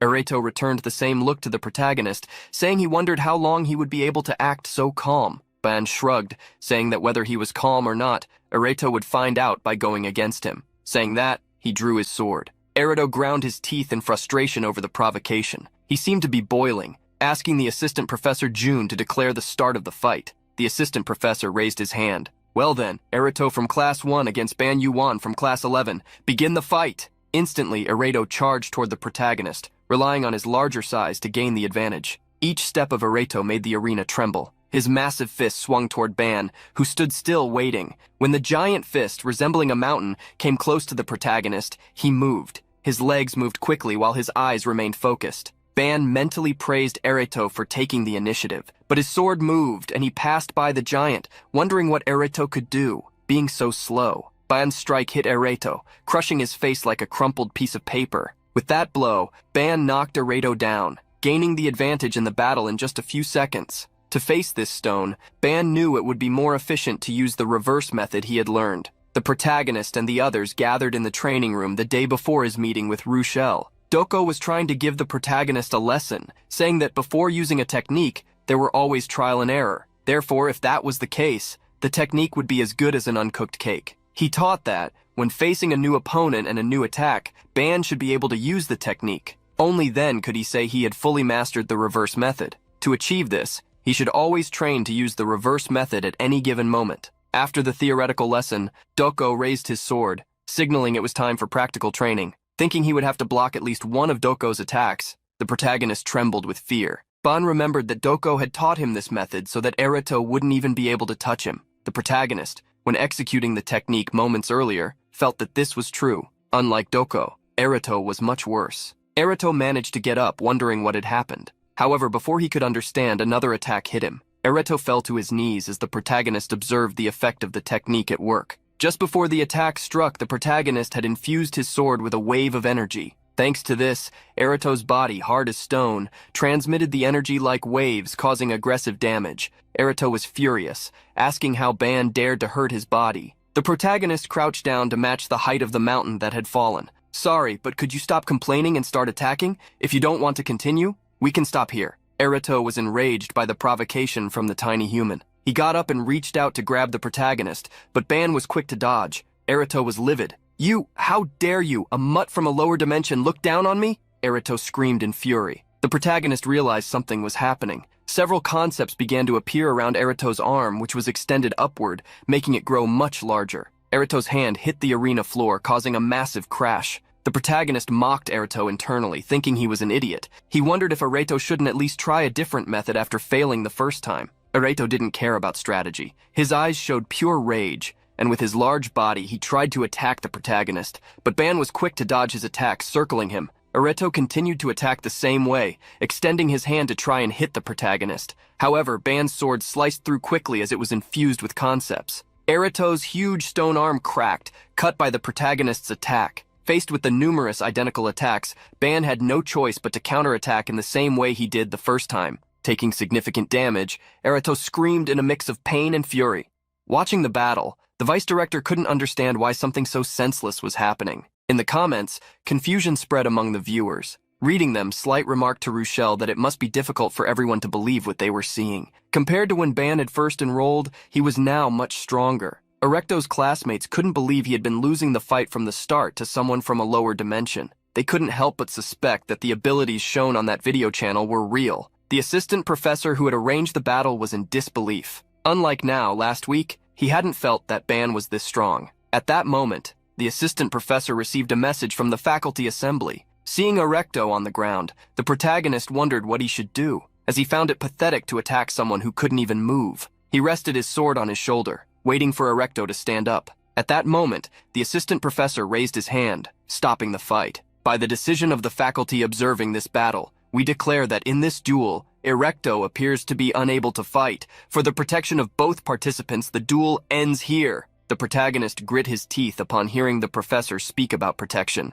Knowing that the assistant professor wouldn't do anything if he were the one injured, the protagonist tried to object, but the professor refused to listen and ended the duel. Ban clenched his teeth at such injustice, but could do nothing but leave the ring. He was frustrated because the duel had ended before a winner or loser was declared. Knowing that, at the very least, he hadn't lost, he decided to accept the outcome. At that moment, the protagonist was surprised. Erecto seemed to be getting up. The assistant professor tried to stop Erecto, stating that the duel had already ended, but the stone man refused to accept it. "Who said it's over? You expect me to kneel before trash from a lower dimension and be humiliated here?" The protagonist stared at the stone man who was cursing him. With all his remaining strength, Erecto ran toward the protagonist, shattering the arena with every step. Even the assistant professor couldn't stop Erecto from charging at Ban with murderous intent. Worried, the assistant professor told Ban to dodge. But with a smile, the protagonist summoned his sword. Why should he dodge? Facing a guy who was clearly trying to eliminate him, why should he stand still? Facing the man who was disobeying the professor's commands just because he was fighting someone from a lower dimension, the protagonist used wave and slash on his sword. With his blade glowing, he prepared to face Erecto. At that school, even the professors seemed to encourage such a situation. Annoyed by how the school operated, Ban decided to unleash all his anger into that strike. With a downward slash, he passed by Erecto, who was charging toward him. After the attack, Ban's expression remained unchanged, but fear appeared on Erecto's face. He collapsed onto the arena after losing his arm, letting out a howl of pain. Everyone was shocked by the scene, unable to believe their own eyes. The assistant professor quickly ran to help Erecto, trying to reassure him that his arm could be reattached. Looking at Erecto's severed arm, the protagonist was surprised. A notification appeared, asking if he wanted to steal its attributes: life, body, Titan, volcanic. and monstrous strength. While the protagonist hesitated, the assistant professor prepared to take Erecto to the medical room immediately. Struggling with the pain, Erecto tried not to cry. The professor quickly accessed the system, teleporting Erecto elsewhere. After sending Erecto away, the assistant professor had the audacity to confront the protagonist. "What is the meaning of this, Ban Yoo-won? I told you to dodge." Ban gave the most absurd excuse possible, claiming that he didn't have time to react since everything happened too quickly. As Farrell grew irritated, someone opened a voice call, ordering him to calm down. Inside a room, someone announced that they would handle the situation. Introducing himself as the professor's representative, he greeted the protagonist, revealing that he had been watching everything. From that moment on, he would be the one asking the questions, so Ban should think carefully and answer honestly. Although dissatisfied, the protagonist agreed. The professor's representative asked the first question, questioning whether Ban would truly claim that he couldn't dodge Erecto's reckless attack. "With your abilities, you could have easily avoided that. The difference in strength between the two of you was so significant that we, the professors, decided to end the duel. So please give us an answer we can accept. Why didn't you dodge that attack?" The protagonist remained silent in the face of the question. Thinking about the ability he had acquired, the power of language, he had never deeply reflected on what was called the spirit of the word. However, from the questions echoing behind that screen, he could feel a terrible pressure. Although dissatisfied, the protagonist decided to give an answer. "As you guessed, I didn't dodge the attack, and instead counterattacked because I believe that a student who disrespects the authority of the professors and acts on his own whims should face the consequences." The professor's representative hadn't expected Ban to bring up their authority. The protagonist continued his explanation. "Additionally, in an official match where the rules are upheld, I wanted to show that no student should break the rules and attack in secret." The representative wanted to know why Ban thought this way, so he explained that many students and people from other dimensions were watching the battle. Erecto ignored the declaration that the battle had ended and attacked me. If I had responded passively to this situation, the idea that the rules don't need to be followed when dealing with students from lower dimensions could have spread. Although I made this decision in a short amount of time, I believe my actions align with the Academy's principles. Xenon couldn't help but smile bitterly upon realizing that Ban hadn't just spoken to him, but to everyone listening, expanding the issue beyond the two combatants and making it a matter for the entire school. Despite agreeing with the protagonist, Xenon still had to say something. "Ban, you're right. Students who don't follow the rules must be punished. But punishing a student for his mistakes is my job and the Academy's responsibility. It's not something a student like you should be doing." Farrell was pleased with the vice director's reprimand, which Ban couldn't argue against. The protagonist didn't say much more, simply apologizing if he had overstepped the professor's authority, stating that he would accept his punishment. Hearing the word punishment, the vice director smiled. Surprisingly, he stated that he wasn't looking to punish Ban, but was simply curious about why he had handled the situation in that manner. Through this brief interaction, Xenon understood that Ban had both the determination and eloquence needed to gain the favor of the constellations. Moving on from Ban, the vice director declared that the only punishment would be given to Erecto, who had ignored the declaration of the battle's end and attacked without permission. The protagonist's friends celebrated, as the ruling on Ban stated only that he had defended himself. Assistant Farrell tried to intervene, but the director promptly silenced him, ordering him to stop such disgraceful behavior. With a threatening voice, the vice director questioned whether this would have happened if Farrell had stopped Erecto when he went berserk. This nearly made the assistant professor wet his pants. The director stated that Farrell would also be punished. Declaring that reattaching Erecto's arm wouldn't be a difficult task, the vice director closed the matter, ordering all the students who had been watching the match to return to their seats and focus on their upcoming academic activities. Acknowledging Ban Yuan's hard work, Xenon instructed him to return as well. The protagonist bowed toward the director's transmission window and then left. But before he could go, the vice director left him with some last words that made him curious. "I'll see you soon." When Ban reunited with his companions, they welcomed him back. Slight praised the swordsmanship Ban had displayed in his final strike, to which Ban credited the monsters he had fought in the tower. While Rochelle expressed relief that Ban hadn't been hurt, Doko acknowledged the protagonist's growth. She then smiled and asked how he felt about gaining a new power. The protagonist didn't forget to thank Doko for diligently training him over the past few days, but Doko cut him off, revealing she wasn't talking about that, but about the power in Erecto's arm. Doko asked if he had absorbed that power, and averting his gaze, Ban confirmed that he had. The moment he saw the abilities he could obtain from Erecto's arm, the protagonist was astonished. He hadn't been able to stop himself from taking a portion of that power. By learning the concepts of volcanic and titan, which humans couldn't originally possess, the protagonist also improved his other stats. Ban was surprised that he could actually steal such powers. Until now, he hadn't been able to manipulate the concepts of living beings, but he was pleased to realize that he could, if he tore parts off them. With a melancholic look, Ban admitted that he had ended up absorbing the powers from Erecto's arm. Doko questioned why he looked so depressed when something good had happened. Ban revealed his feelings. At first he had been happy, but when he came back to his senses, he realized that he had done this to a human, not a monster. Feeling joy over taking power from another person was an abnormal and unsettling sensation for him. Hearing Ban's thoughts, Rochelle grew concerned, but Doko reprimanded him. "What are you saying? Lift your head. He was someone who tried to take your life, and it only cost him an arm. You won, he lost. That's the result. No matter who they are, you don't need to consider their circumstances when your life is on the line, understand?"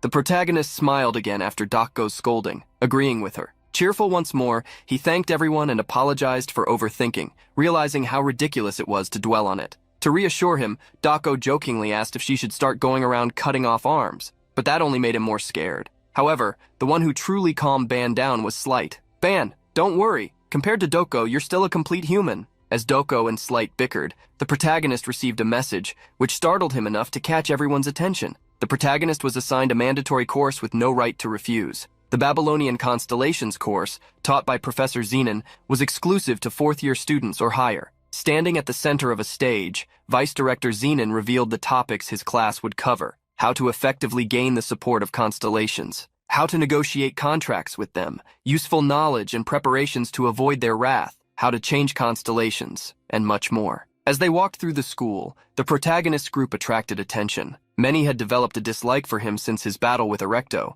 though some still thought he was decent. What intrigued everyone was why the group was on the fourth-year floor, as the only class held there was Professor Zenon's. Stopping, the protagonist asked his group if he had ever told them a saying from his world. "There's a rumor that says the more people curse you, the longer you'll live." Knowing how much Ban was hated, Doko commented that he would probably become immortal. Holding onto Ban's sleeve, Rochelle asked if he was okay. She was worried that more people would start to hate him after what had happened the previous day. People were talking about him a lot, even though they had no idea how good he really was. The protagonist reassured his friend. Although it was a bit bothersome, it was better than being underestimated like before. Ruffling Rochelle's hair slightly, he asked her not to worry so much, thanking her for her concern. However, in the middle of this small flirtation, someone cleared their throat, snapping them out of the emotional moment. With a dark expression, Doggo complained, "You two already went out together last weekend, and now you're this in sync. Rochelle, did you like the clothes Ban gave you that much? If you're going to make such obvious advances, do it somewhere else." Irritated, Rochelle decided to confront Doko. "What, are you jealous?" The protagonist was surprised to see Rochelle standing up to Doko, who was just as shocked. Rochelle had to hide behind Ban as Doko's more aggressive side awakened. "Getting beaten up in our duel wasn't enough for you, beast?" Needing to intervene, the protagonist tried to calm Doko down, reminding her that class was about to start. Rochelle couldn't resist provoking Doko further, taking advantage of Ban's protection, leaving him stuck between a rock and a hard place as he struggled to stop their fight. Finally reaching the door to the Babylonian Constellations classroom, the protagonist asked if they were late. Knowing that there had already been a class the previous week, Slight was worried about how it would look for newcomers to join in the middle of the lesson. The protagonist was surprised that Slight was actually worried about something like that. Opening the door to join the class, Ban stated that the seniors would probably assume that talented juniors had joined them. Upon seeing the number of students in the room, which looked more like an auditorium, the protagonist was impressed. Immediately, all the students turned around to look at them, staring. Observing each person present, even Doko couldn't ignore their abilities, given that they were seniors. Rochelle quickly hid behind Ban, while Slight, standing beside him, showed some apprehension. The protagonist was surprised by the strong pressure in the room. He knew this was a class for extraordinary individuals, but still, an immeasurable amount of an unknown concept lingered in the air, showcasing the abilities of the professor teaching the lesson. At the podium, Professor Zenon welcomed the new students and introduced himself to everyone. After some time, the protagonist managed to partially interpret and understand the concept carried by the transcendent being. In an instant, the insight of the Book of All Poisons reached 137 points. Hearing the professor's voice instructing them to take their seats, the protagonist recognized it as the voice from the duel. As the lesson began, Zenon revealed its simple objective: to understand the origins of the tower and the constellations. With new juniors joining the class, the professor began talking about the tower, He revealed that despite appearing to be a massive stone structure, the tower was no different from a living organism. Zenon explained to the students that as they climbed the tower, they would face challenges, obtain hidden treasures, and uncover secrets. It might seem like receiving a reward after cleaning a room, but the case was different. They wouldn't find the rewards. Rather, the tower prepared them, selecting the best climbers. With better items, more exceptional treasures would emerge, and more transcendent miracles would appear. The tower itself sought those who strived to understand it. Revealing more secrets to those who comprehended it was a basic condition for intelligent beings capable of advanced reasoning. Listening to the entire explanation, the protagonist found it nonsensical, a fragile system that could be turned upside down by a single irregular intruder through an unconventional route. Living, thinking, and selecting climbers, it all seemed unbelievable, like believing in Santa Claus. However, at that moment, the protagonist remembered something. The mass email had been sent to students before the intruder invaded the tower. Because of this, they had assumed that the irregular phenomenon with the spiders on the 4th floor was caused by the intruder. However, thinking more carefully, the difficulty had seemed strange from the very first floor. The entity that defeated Louis definitely seemed like an elite-level monster. If the tower only started behaving strangely after they reached the 4th floor, when the intruder appeared, then the bizarre difficulty of the previous floors couldn't be explained. The protagonist couldn't help but feel alarmed, wondering what the hell had happened. Reflecting on the professor's words, that the tower was a living organism, the protagonist formed a hypothesis. Perhaps if they changed their assumption about the tower, the difficulty hadn't been altered because of an intruder, but because their group had started climbing it. As if the tower itself had deliberately chosen the level of difficulty they would face. Or perhaps this had happened because he, a descendant of the tower's master, had begun the ascent. Faced with so many possibilities, Ban was already on the verge of losing his mind.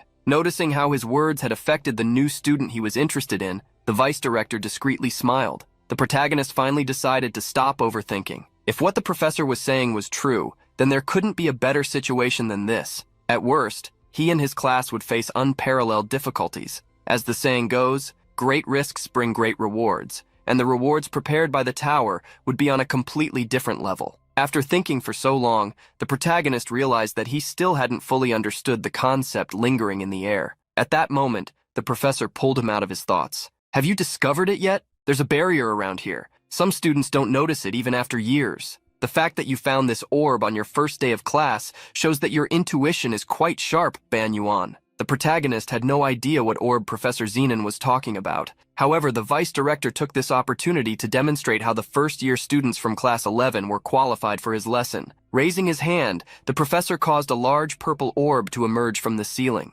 Standing beside an orb larger than himself, the protagonist was asked a question by Ban Yoo-won. What do you see in this sphere? The sphere radiated an immeasurable purple power, which the protagonist's language ability had yet to identify. Revealing the truth, Ban admitted that he saw nothing. Zenon instructed him to focus a little more and check again. The protagonist once again saw nothing, but Zenon insisted that he concentrate even further. There had to be something he could perceive. The vice director urged him to uncover the secrets of that orb. As the immeasurable, unknown power swirled within the orb, a dark yet luminous force began to surface inside it. The protagonist widened his eyes, finally able to see the concepts within it. Barrier, separation, protection. Beyond those three concepts, the protagonist couldn't make out much more. Satisfied, the professor instructed him to rest. Zenon gave a small smile. Seeing the boy uncover three of the orb's core abilities proved that he was far from ordinary. Now he understood why the director had been paying so much attention to the young man, who was rubbing his tired eyes, frustrated that he hadn't been able to fulfill the request more efficiently. This time, the professor asked the protagonist if he understood what the orb was.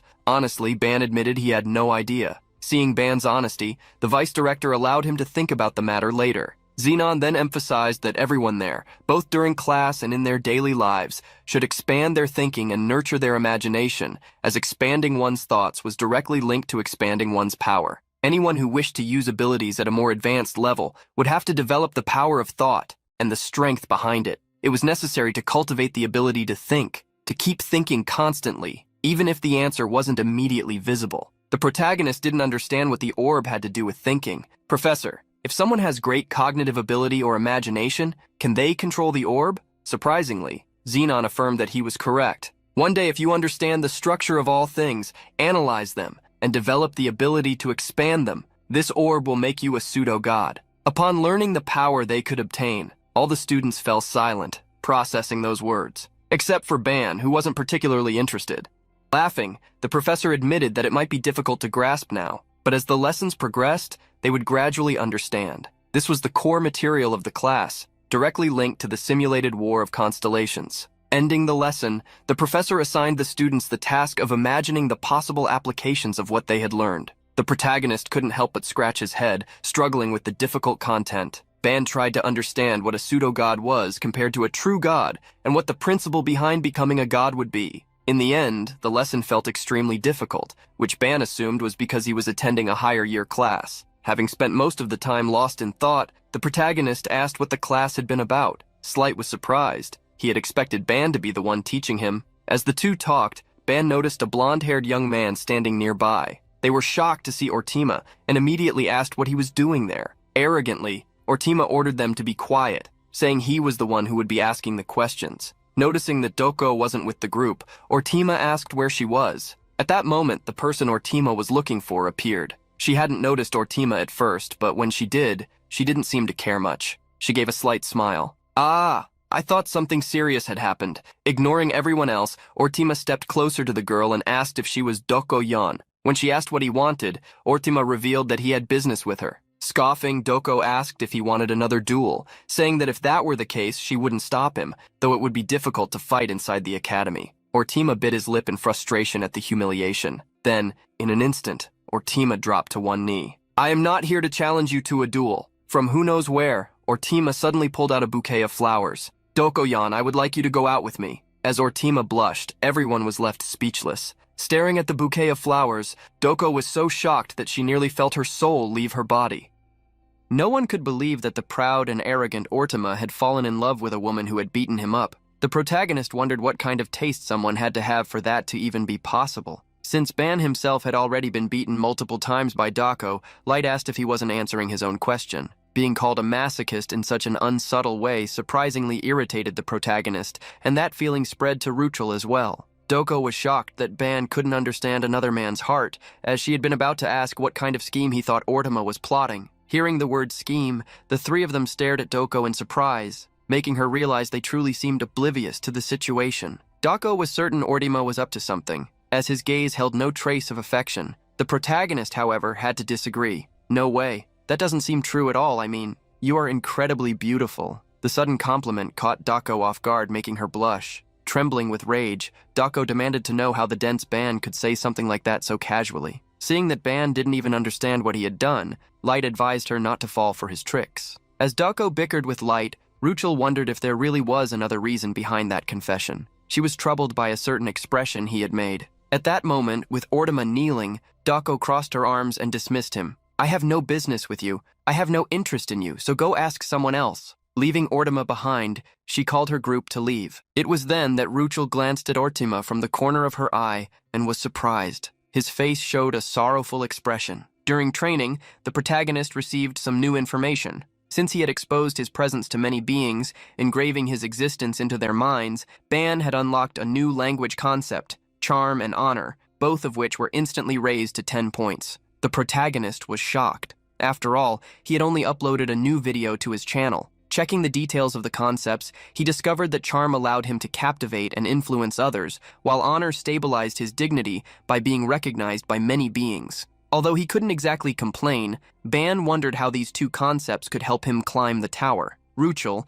who was standing in front of the protagonist, was startled when she heard him ask if his face had changed in some way. Timidly, Ruchel lowered her head to reply, "Ah, well, I think Ban is very handsome." The protagonist choked in surprise, stating that wasn't what he meant. Meanwhile, Dako, who had been listening to the entire conversation with her super hearing, was starting to get irritated. Suddenly, Ruchel heard Light scream. He was training with Dako, and felt a strong gust of wind hit her back. Stomping firmly on the ground, Dako grabbed the attention of the two who were flirting. "Train. Focus on your training, and when you're resting, just rest." Poor Light, who had just taken a beating, was now being carried by Dako. The protagonist also tried asking Dako about his face, but the girl hurriedly slapped him while blushing. "Seriously, didn't you hear what I just said? Focus on training. If you keep this up, I'll make you two train until morning." With Dako's threats, Ban and Ruchel resumed their training, while the exhausted Light cried for rest. Ban and Ruchel immediately began sparring.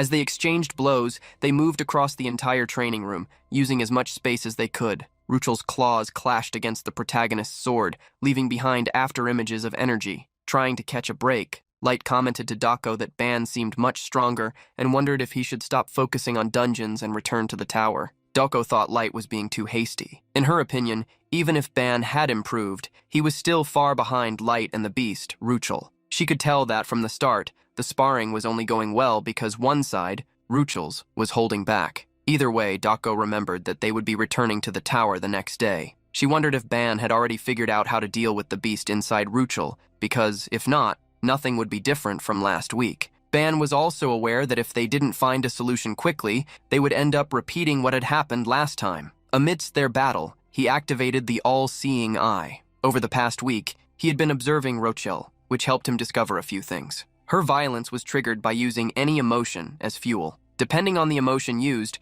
her state would change drastically. When an intensely negative emotion was used as fuel, it burned until she lost control. But when positive and calm emotions were used, the violence within Ruchel diminished, and her emotions stabilized. Knowing this, Ban continued fighting Ruchel to observe her even more and learn how her power truly worked. In battle, intense emotions were naturally amplified, making violence inevitable. The more emotional fuel was spent, the more aggressive Ruchel became. However, Ban wanted to try changing that fuel. He wanted to use something more positive. The sparring continued until Ban managed to gain an advantage and used the back of his sword to push Ruchel, whose hair had turned completely dark. The duo who weren't fighting watched their combat closely. Ruchel had been pushed back, landing on the ground in a seated position, and due to exhaustion, Ban fell to his knees. However, Ruchel's fury had reached its peak. Gritting her teeth, she refused to give up. Seeing that things had reached this point, Ban realized it was time to put his plan into action. To prove he hadn't just been fooling around these past few days,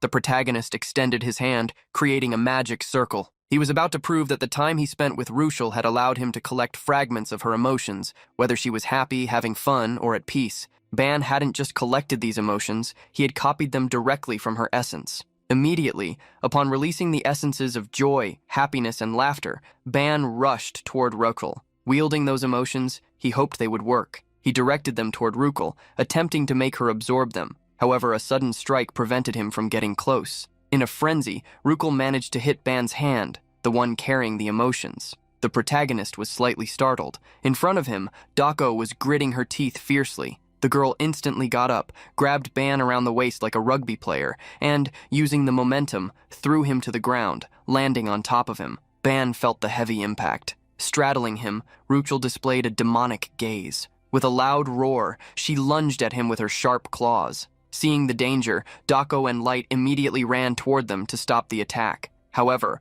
a chain was faster than both of them. It coiled around Ruchel's arm, preventing her attack. A second chain appeared, grabbing her other arm and restraining her completely. Seeing Ruchel's expression, Ban grew concerned, but he quickly noticed that her hair was lightening in color. As Ruchel returned to normal, the protagonist asked if she had been moving faster after transforming. Finally, Ban was able to relax, relieved to see that the beast within Ruchel calmed down quickly. Still, it could be dangerous if they had to restrain her every time they fought. He couldn't help but wonder if there was a better way to soothe her, some kind of condition for it. Pulling him from his thoughts, Ruchel thanked him. Ban didn't understand why she was thanking him, considering he hadn't completely solved the problem yet. However, Ruchel hastily shook her head and thanked him again, saying that at least now she could fight a little. She already considered this a significant improvement, and for that, she was happy to have him by her side. Ban started blushing at Ruchel's words, but Dako quickly approached him, staring him down. The protagonist was startled by how close she got and scrambled for an excuse. "We were working hard here, didn't you see?" As Dogo continued to glare at him, Light also stepped closer, relieved that no one was hurt. Dogo, however, thought something else was more important. She turned her gaze to Ruchel, drawing everyone's attention, including Ruchel's, and making Ban uneasy. Doko analyzed Ruchel in silence for a moment, then turned away. "No, it's nothing." She decided to end the training for the day so that everyone could rest. Lagging behind, Ruchel looked at Doko melancholically, filled with doubt and sadness. The next day, the group set off toward the tower. Upon arrival, Light tried to ask Doko for permission to use the sacred sword, at least while entering the tower. He was worried about the challenges ahead, as they would determine the fate of all four of them. However, Doko reminded him that they had all agreed to build a solid foundation without rushing. This was only their second exploration in the first semester as rookies, so she didn't think they needed to worry. The protagonist agreed with Doko, though Light didn't seem fully convinced. The more he used the sacred sword, the more dependent he became on it. Given the concept of a demonic spirit infused with a sacred one,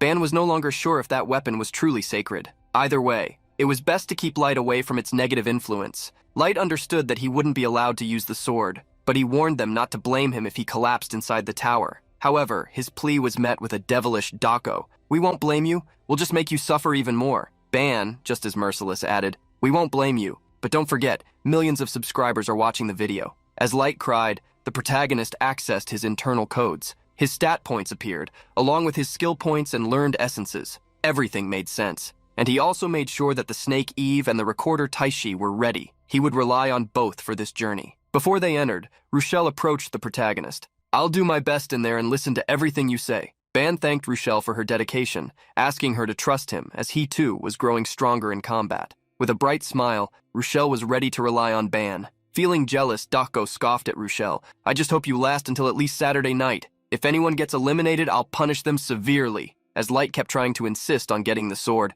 Dako called the protagonist over to a corner. Curious about what she wanted, Ban followed. Dako had some things to clarify before they entered. Her words were harsh from the start. "Today is the first evaluation. To be honest, I'm quite disappointed in both of you. You haven't forgotten the promise you made to me, have you?" One of the first times she had smiled, Dako had made him promise to take responsibility if things went wrong. Ban tried to stay optimistic. "Of course I haven't forgotten. Besides, both of them have already started changing. You don't need to wait for results. They'll happen exactly as I said." Dako was about to change the subject to Rochelle when she suddenly noticed the girl hiding behind one of the pillars. Before speaking, Doko snapped her fingers. As soon as the sound echoed, Rochelle felt a sharp pain in her ears. Hearing her cry out, the protagonist turned in shock. Seeing Rochelle trying to eavesdrop on their conversation, Doko became irritated and continued snapping her fingers. "Trying to listen in on our conversation, huh? You're getting bolder in front of Ban Yoo-won." The protagonist was surprised, as the sound of Doko's snap seemed to be at a frequency he couldn't hear,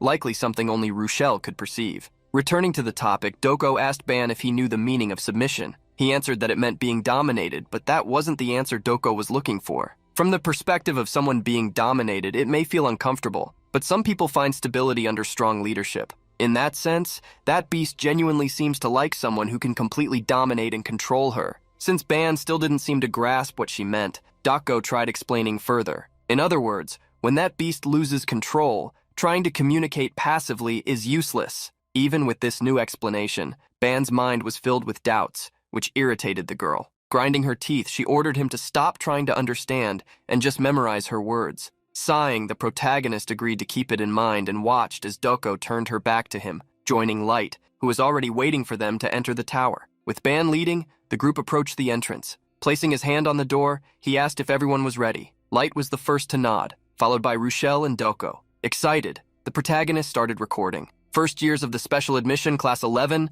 the second exploration begins now." With that, he opened the tower doors, releasing a powerful light that engulfed them. Immediately, they were transported to a place where the ground seemed to be melting, triggering vertigo in anyone prone to it. Looking up at the northern lights in the sky and the various square walls surrounding them, Ban wondered where they had ended up. After being thrown into so many strange situations, Doko had assumed they would start from the first floor, but that wasn't the case. If she had a higher vantage point, she would have noticed they were inside a gigantic labyrinth. While Light investigated the area, the protagonist checked his pendant, confirming that they were on the 5th floor. Light felt relieved that they were on a normal floor, which led Doko to question whether he was becoming complacent. As the two argued once again, the protagonist noticed something. Rochelle was staring fixedly in a certain direction within the labyrinth. She was certain she could smell a monster from there. Hearing that, instead of finding a way forward, she had located a creature. Ban felt a slight nervousness. However, what happened next left him shocked. In the direction Rochelle was looking,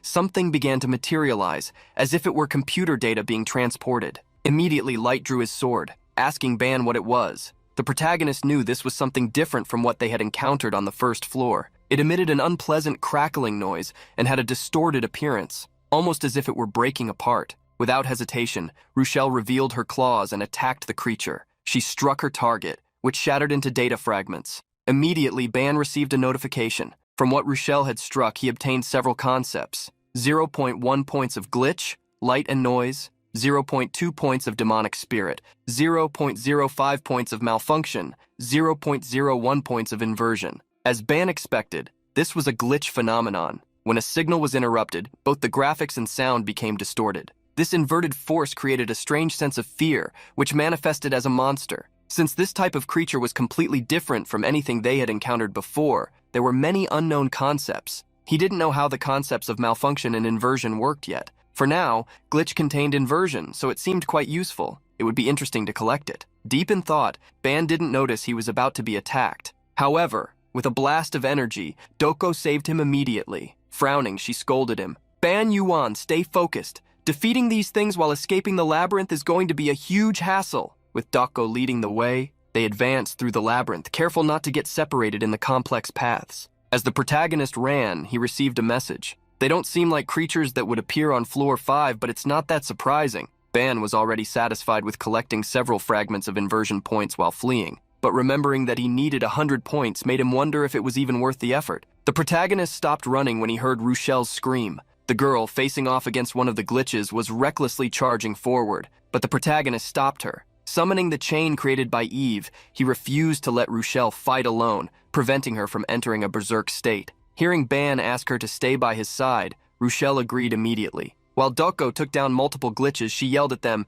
"Hey, stop flirting and keep moving!" Protecting Rushel, the protagonist summoned another chain. For now, he set aside the concepts on the walls to focus on the battle. With her keen sense of smell, Rushel was able to warn Ban whenever monsters were about to appear. Using the chains, the protagonist gathered more inversion points while defeating the glitches. After running for several minutes, they still hadn't found the end of the labyrinth. Then Doko revealed that she had memorized the entire path they had taken while running. Both she and Ban felt that, even though the place looked different, they had already passed through the same area before. She concluded that this wasn't a normal labyrinth, but one that modified itself in real time. Faced with this situation, Doko assumed that the only option was to destroy it completely. As she took a battle stance, the protagonist noticed something with his ocular ability. He had been so focused on collecting inversion that he had ignored an important detail. Doko wanted to destroy everything to reveal anything hidden, but the protagonist stopped her, stepping past her. Placing his hands on the labyrinth walls, he explained his reasoning. Logically, a constantly changing path doesn't make sense. That means there must be some kind of hidden trick within the walls. He felt along the wall until he found a spot that sank when pressed, like a hidden button. Ban gained half a point of illusion for discovering the secret button, a concept that couldn't be possessed by humans. As the wall in front of him vanished, the protagonist smiled, celebrating that he was right. His gamble had paid off. A path forward was revealed. Rushel was curious about how Ban had done that. With Light finding it amazing that he had uncovered the labyrinth's secret, the protagonist scratched his nose, trying to hide his pride. In reality, he had noticed it a bit earlier, but he had forgotten to say anything while collecting concepts. To cover this up, the protagonist made an excuse. "I don't like wasting time. I just noticed a part of the wall looked strange after we had been walking for hours." Doko found Ban suspicious, but didn't say anything. She was more surprised that he had found a flaw in the magic that even her own power had failed to detect. Watching the protagonist take the lead to guide the way, Doko thought to herself that, as expected, Ban wasn't just some ordinary talent. The quartet continued advancing through the labyrinth while defeating glitches. This time, they encountered a giant elite glitch, despite it only being their second exploration. To Light, this only confirmed that their experience was different from the other group's explorations. Rushel thought the same. Even after defeating the elite monster and gaining many concept points, the protagonist stood still, staring into the void, which worried Rushel. She thought he might be injured, but Ban quickly reassured her. The truth was that he was troubled. He was 1,000th of a mana point away from reaching 200, yet the number refused to increase. Even after absorbing more than enough concepts in the last 3 hours, his mana still wouldn't reach 200 points, a problem neither life nor body concepts had ever faced. Noticing his state, Doko approached and whispered in his ear, "What's going on? What's wrong with you? You don't seem hurt." The protagonist was startled by Doko's sudden closeness, something he had already asked her to avoid. However, it wasn't just Doko who was concerned. Everyone else was as well. The protagonist revealed his issue with his mana growth, which left Doko confused. Suddenly, Doko chuckled, as if she was happy. Hearing Ban ask why she was so happy, Doko asked if he had hit a barrier. Her words shocked the protagonist. She reminded him that he was rapidly expanding his energy, absorbing everything around him, which made his growth rate enormous. It was like constantly watering a plant without giving its roots time to grow, causing him to hit a growth limit. After hearing Doko's explanation, the protagonist asked what he should do. Doko didn't think recklessly defeating monsters was a good method, like Ban was doing. Looking for a more efficient approach, she scanned her surroundings. Her gaze landed on Rochelle, who was confused about why Doko was staring at her. Doko huffed, irritated. This must be great for someone. Getting fresh air on the weekend instead of being locked up in school, eating delicious food and going to clothing stores. Seeing how Doko was treating him, the protagonist tried to persuade her. Hey Doko, if you teach me, I'll learn diligently. I'll think about the outing, the food, and the shopping, so Doko finally agreed to help him, only because he had quickly grasped the situation he was in. Looking at their companions, Doko asked if they were okay with it since it would take some time. Rochelle didn't mind, as long as it was to help Ban. Likewise, Light was fine with it, since they had just fought an elite and hadn't moved to another room yet. Seeing how understanding everyone was, the protagonist thanked them. Thus, Doko explained that the best method would be for him to receive the basic transmission of the mystic body art. The protagonist was confused, so Doko clarified in detail. Despite the grand name, it's just a basic martial art, so it's not difficult. Even so, Ban felt uneasy. Until now, he had only learned the fundamentals from Doko-yan, but had never directly learned a martial art. This time it was a real martial art, so he wondered if he could learn it properly. Before they started, the protagonist asked if he needed to perform something like the 9 Bows ritual, a master-disciple ceremony. Doko couldn't believe he was making such a fuss over a martial art that even kids learned. She told him not to worry and just get ready. As Ban removed his shirt to have better mobility for training, Doko got lost in thought. She was surprised that an outsider would mention the ritual. She had acted like it was no big deal, but the mystic body art was something that couldn't be taught, even if a student revered their master, because it was a divine family art, passed down strictly through bloodline. Doko knew her father would be shocked if he found out she was passing down their martial art to someone, especially someone she had just met, someone from another world. While Doko was deep in thought, the protagonist called out to her. Having removed his shirt and revealing his toned body, Ban asked, "Did I really need to take all this off?" Doko couldn't believe she was teaching this shameless man a secret technique from her family. She shouldn't be doing this unless he became her husband. Unaware of Doko's thoughts, the protagonist awkwardly tried to cover his body, embarrassed. Meanwhile, Light, who had been staring wide-eyed at Ban's physique, was desperately trying to keep Rochelle from looking. He thought that as a man it was fine for him to look, but not for her. Seeing the two whispering, Doko shouted at them to be quiet. The training begins. Doko instructed Ban to sit down and calm his mind. And so the protagonist did as told. Standing behind him, Doko extended her hand. From the moment she had met him until now, there was a strange feeling within her that had continued to grow, a feeling that she wanted to nurture this man with her own hands. Ban was different from any other man she had ever known. She didn't even need to mention his exceptional martial arts talent, but what surprised her the most was his potential to possess abilities. She believed that if he, with his extraordinary qualities and skills, grew systematically, he could become something unimaginable. She wondered, how fast could he grow? How far could he go? At the same time, she wanted to witness his talent firsthand, feeling an overwhelming desire to keep him from being influenced by others. She didn't know why she was willing to go this far for him. Lost in thought, Doko was suddenly brought back to reality when Ban flinched at the warm touch of her fingertips against his back. Refocusing, Doko asked if he was ready, reminding him that she had already taught him the basics earlier. The protagonist affirmed that he was ready, but asked if she wasn't going to recite an oral formula before doing something like this. Doko was caught off guard, then laughed, amused by his question. Would you even understand if I recited a technique's oral formula? Instead of explaining the details, it's better to imprint it into your body. Recalling Ban's obsession with master-disciple rituals, she couldn't help but chuckle again, asking, "Where exactly did you learn your martial arts knowledge?" The protagonist wondered if she would hit him if he told her that he had learned it from novels. Setting aside her amusement, Doko got ready to begin. Not fully prepared, Ban tried to ask for a moment, but before he could, he felt energy reverberate through his entire body.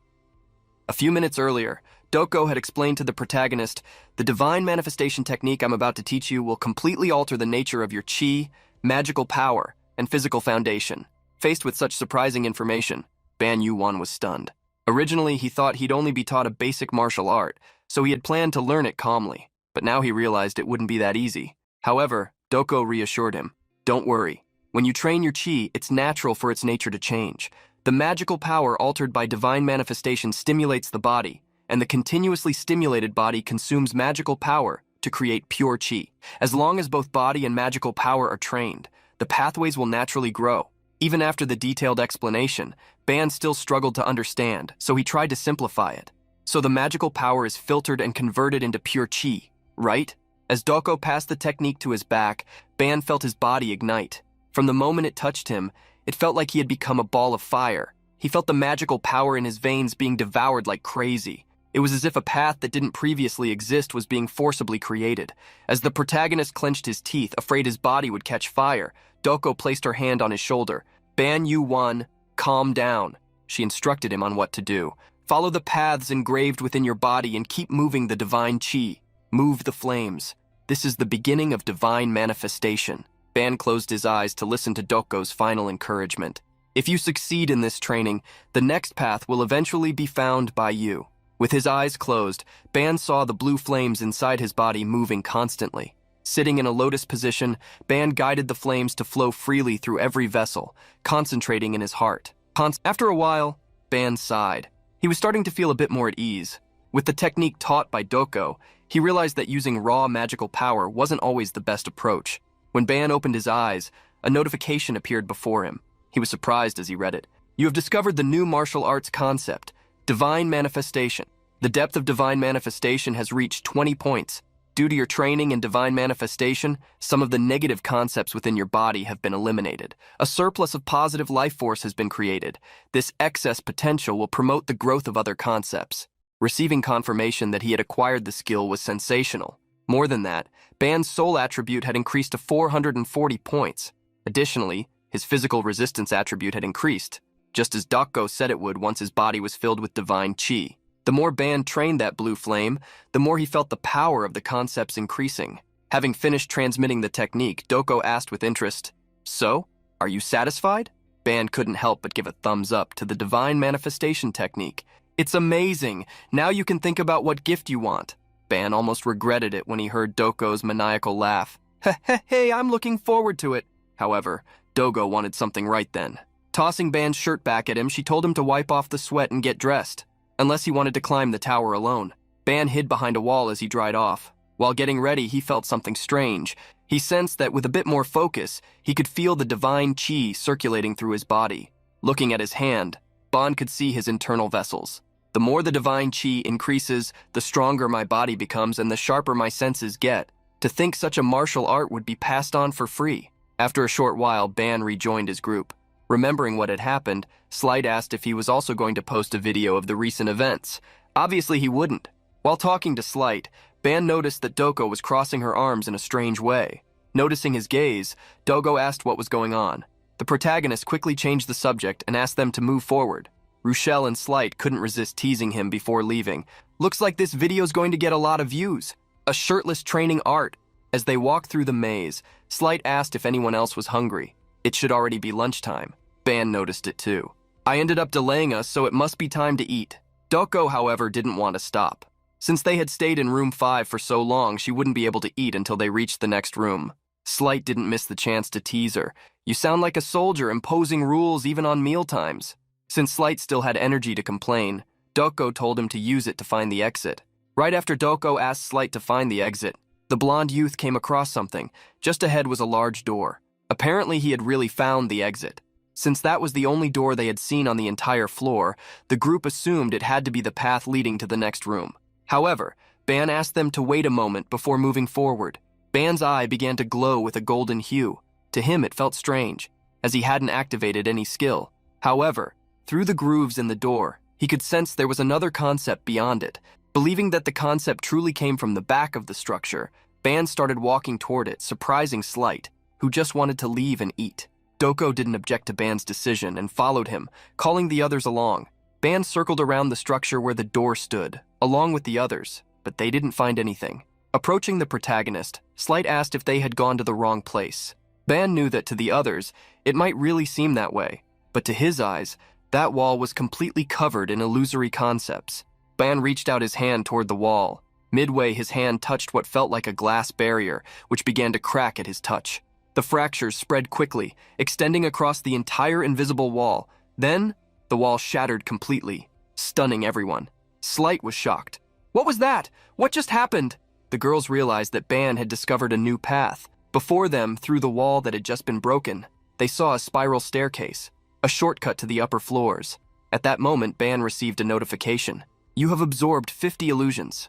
The absurd number surprised him, showing just how well hidden that path had been. Even though it was hard to believe he had found the place, Ban forced a smile. It was incredible. Showing the shortcut to the group, Ban asked what they should do. Slight couldn't believe Ban was still asking that question. Beside him, Doko had already made the obvious decision. As if they all understood each other without words, the quartet dashed into the shortcut area. While climbing the stairs, Ban fed his little snake Eve with the 50 illusions, helping her grow stronger. As they ascended, Ban shared a thought. It seems the floor change is happening right here since there's no exchange mechanism. Dako completed Ban's theory. Maybe the stairs themselves are the mechanism. Then he barked at Light. Hey, watch where you're stepping. Climbing sideways, Light asked what would happen if a monster jumped them. Doko didn't get why he was so worried. They could just fight. Using the identification stone, Rochelle confirmed that they were already on the 8th floor. Ban couldn't believe they had skipped 3 floors at once, but Dako praised him. You really found a great shortcut, huh? Ban couldn't help but admit after the compliment, honestly, I didn't know that much about the shortcut. Light, who had read the manual, recalled that it said finding a shortcut was considered great luck. But what worried Light was that the more floors they skipped, the harder the next one would be. He couldn't understand why no one else seemed concerned. Dako, for example, cared more about the reward than the next floor's difficulty. Crying dramatically, Light pleaded, Ban, don't find shortcuts next time. The protagonist couldn't help but laugh and agree. Light's complaints really stood out. Ban didn't understand why Light was so scared. He hadn't acted this way during their previous expedition. Clutching his spear, Light muttered sadly, if the difficulty keeps rising, it'll get dangerous. The sacred sword. If only I could use it. Light seemed mentally shaken, clearly very dependent on his sword. Seeing how much he was whining, Dako asked if she should just break the sword. That only made Light even more nervous. While the two of them bickered as always, Rochelle spotted something from her position. Looking up, she saw the end of the staircase leading to an exit. Since the student identification stone showed they were on the 8th floor, Ban assumed the exit led to the 9th. As he was ahead, Rochelle warned him, I sense hostility up ahead. Like that time, when Rochelle mentioned the feeling she had when the irregularity appeared, Dako and Light stopped arguing. Dako then did something unexpected. It doesn't hurt to be careful. Light, as soon as we step onto that floor, draw your sword. Light was surprised to receive Doko's permission. He immediately drew his sword, his attitude shifting to one of confidence and excitement. Guys, leave it all to me! Ha ha ha ha! The sudden change honestly annoyed Doko a bit, though there wasn't much she could do. As they passed through the glowing gate, they arrived on a floor with stone walls and pillars. Ban looked around and didn't see any monsters, just a high ceiling. That made Light assume they were in a resting area, but Ban doubted it. There was no mention of such an area in the guides. They began exploring the space, unaware that someone armed was hiding nearby. Suddenly, the figure fired. His weapon released a blast of energy that created a magic circle. Hearing the sound, Ban was startled. A massive sphere was suddenly launched straight at Doko. By the time she noticed, it was already upon her. A powerful explosion followed, scattering debris and dust everywhere. Ban and the others had to shield themselves from the cloud, worried about Doko. But when she emerged, she was simply stepping on the bomb, complaining to Ban, didn't you say you were the only one allowed to use that kind of stuff in the tower? The protagonist sheepishly admitted he had said that, but this made him suspect it was a one-time use weapon. Immediately he scanned the area for the attacker. Using his golden eye, he quickly located the enemy hiding behind one of the pillars. Ban pointed, Light, over there! Before he could give a precise location, Light had already leapt forward. The hooded man looked toward the group, startled to see someone charging at him. He couldn't believe they had found him. His stealth skill wasn't supposed to be detectable by newbies. Eager, Light swung his sword and slashed the massive pillar. The man tried to stay calm. He planned to deal with the swordsman and then detonate the bomb near the other 3. Ban went over to Doko to check on her. He knew how dangerous it would have been if that opening attack had hit anyone else. Doko acknowledged Ban's concern. Then, when Ban activated his all-seeing eye, he was surprised. Pointing at the sphere under Doko's feet, he detected a powerful energy source. It was actually a level 30 magical bomb, incredibly deadly. Kneeling by the sphere, he told everyone to step back. With effort, Ban managed to disable the bomb's energy core. He sighed in disbelief that someone would use a weapon of that level, but he was sure the person responsible would pay. He knew this because Light was now attacking the enemy with dazzling strikes that clashed against the man's weapon. Forced to defend non-stop, the attacker gritted his teeth. The young swordsman was really skilled. But the man had another plan. He had already moved far enough to avoid the bomb's blast radius. He looked toward the group near the bomb. but was shocked to see one of the boys throwing something toward him. He didn't care. The detonation was set to go off in 3 seconds. Saying his farewells, he pressed the detonator. Then he noticed the sphere heading toward him. Jaw dropping, he wondered why the sphere was here. Light saw the sphere too and reacted instantly. Panicking, the man screamed, waiting for the explosion. But the sphere didn't hit him. Instead, it struck a pillar behind him and ricocheted. He stared, confused that the bomb hadn't gone off, and then he panicked. The boy's sword was coming straight for him. Light said calmly, "I don't know why you're so surprised, but you really shouldn't look away in a fight." With a swift, unblockable strike, Light ended the battle. That man hadn't been completely defeated. Holding the wound on his shoulder, he muttered, "This is strange." Light was the one who found the situation odd. "You're human, right? Then why are you attacking us? How did you get here?" At that moment, Ban stepped in to retrieve the sphere. "Hey, since I saw through your stealth, did you really think I wouldn't notice the bomb hidden inside the sphere?" He pointed out the man's mistake. "You were too confident in your tricks, and now you're in this situation, betrayed by a faulty product. Are you stupid or something?" The man, unable to retaliate, gritted his teeth and asked who these young people were. He was furious. How do rookies who are still exploring the lower floors of the tower have this much power? As he screamed his complaints, he flinched when an attack struck the pillar beside him. Doko had startled him, releasing energy through her fingers. She wore a sinister expression, the kind that could instill fear in the deepest parts of someone's soul. "Before we talk calmly, I need to make sure your arms and legs can't move. That way you won't try anything stupid." But someone else had a more aggressive idea, Rochelle. "No, we need to finish him. We can't let him live." Rochelle's words drew everyone's attention. Her hair began to take on a darker hue as she clenched her teeth, growing more and more furious. "If we don't do it, everyone will." Consumed by rage, Rochelle charged forward. Ban tried to stop her, but her claws quickly closed in on the man. Before she could strike, chains wrapped around her body. The chains, created by Ban using Eve, restrained her. Then a dark voice echoed through the air with a suffocating pressure. "A failure, huh? Idiot." Looking around, Ban wondered what that pressure was. Light, however, had a suspicion. Doko knew exactly who was behind it. The Constellation. That voice began tormenting the defeated man. "Looking at the situation, it seems your role no longer serves a purpose." The man, now overwhelmed by a dark energy, tried to plead with the voice, begging for another chance. "No, I can still do it." But the voice didn't believe him. "Offer yourself so your companions can collect the spoils." Watching the man suffer, Light asked what was happening. Ban immediately ordered everyone to step back. The voice continued, "By Oxudos, sacrifice yourself." The man screamed, trying to escape his fate. Ban tried to flee quickly, but against that energy he realized it was too late. He couldn't avoid the explosion nor escape its range. Once again, the explosion ripped through the air with dust and debris. Worried, Doko looked toward Ban, searching for him. Laughing, the protagonist sat on the ground. By sheer luck, the explosion had stopped 1 meter away from him. Nearly fainting, he commented, "For a moment I saw the river Samsara." Worried, Rochelle ran over to him. Light did the same. "How are you even okay right now?" At that moment, Ban realized he couldn't dodge the attack. That's when he used the concept he had removed from the magic bomb, directing its explosion into the ground to counter the shockwave from the other. Stopping one explosion with another was a first, even for Doko. It had been difficult for Ban to pull it off. If I had been a moment too late, it would have been a real disaster. Curious, Light asked what had happened to the man. The protagonist believed he was fine, probably sent back to the first floor since they were still inside the tower. However, the dark voice disagreed. He no longer exists. He definitely no longer exists. The tower accepted his end during the battle with you. You destroyed his essence.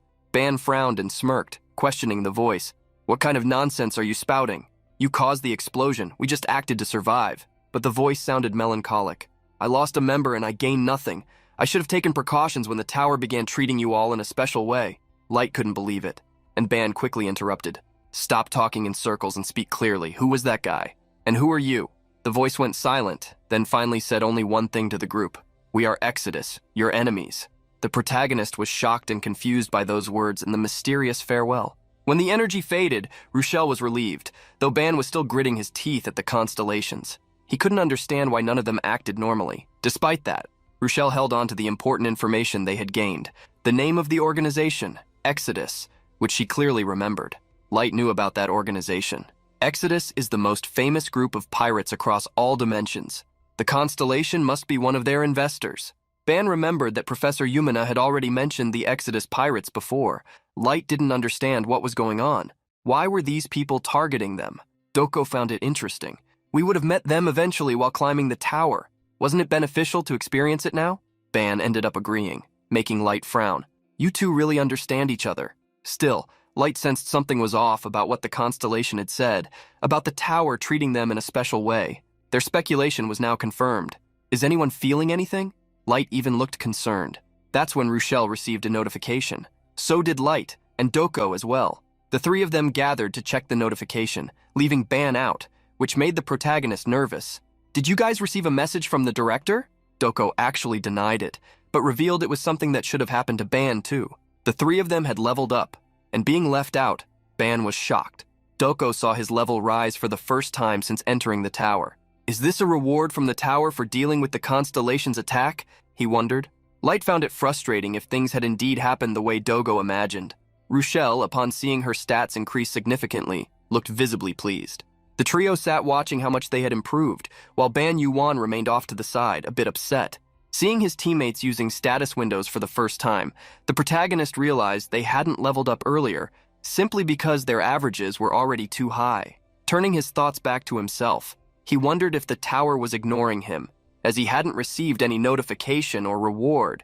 To be sure, he activated the all-seeing eye skill. Then he realized he had been mistaken. Amid the crater left by the explosion, he saw a concept hovering between the smoke and dust. A strange concept floated exactly where that enemy had vanished. The protagonist approached the concept with a gamble in mind. Believing it to be his reward, he touched it. Immediately upon contact with the spiritual item, a strong burst of energy spread.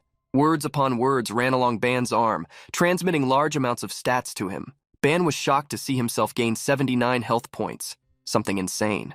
Additionally, among the concepts, there were a few he had never seen before. The first was the concept of metamorphosis, something that normally couldn't be applied to humans.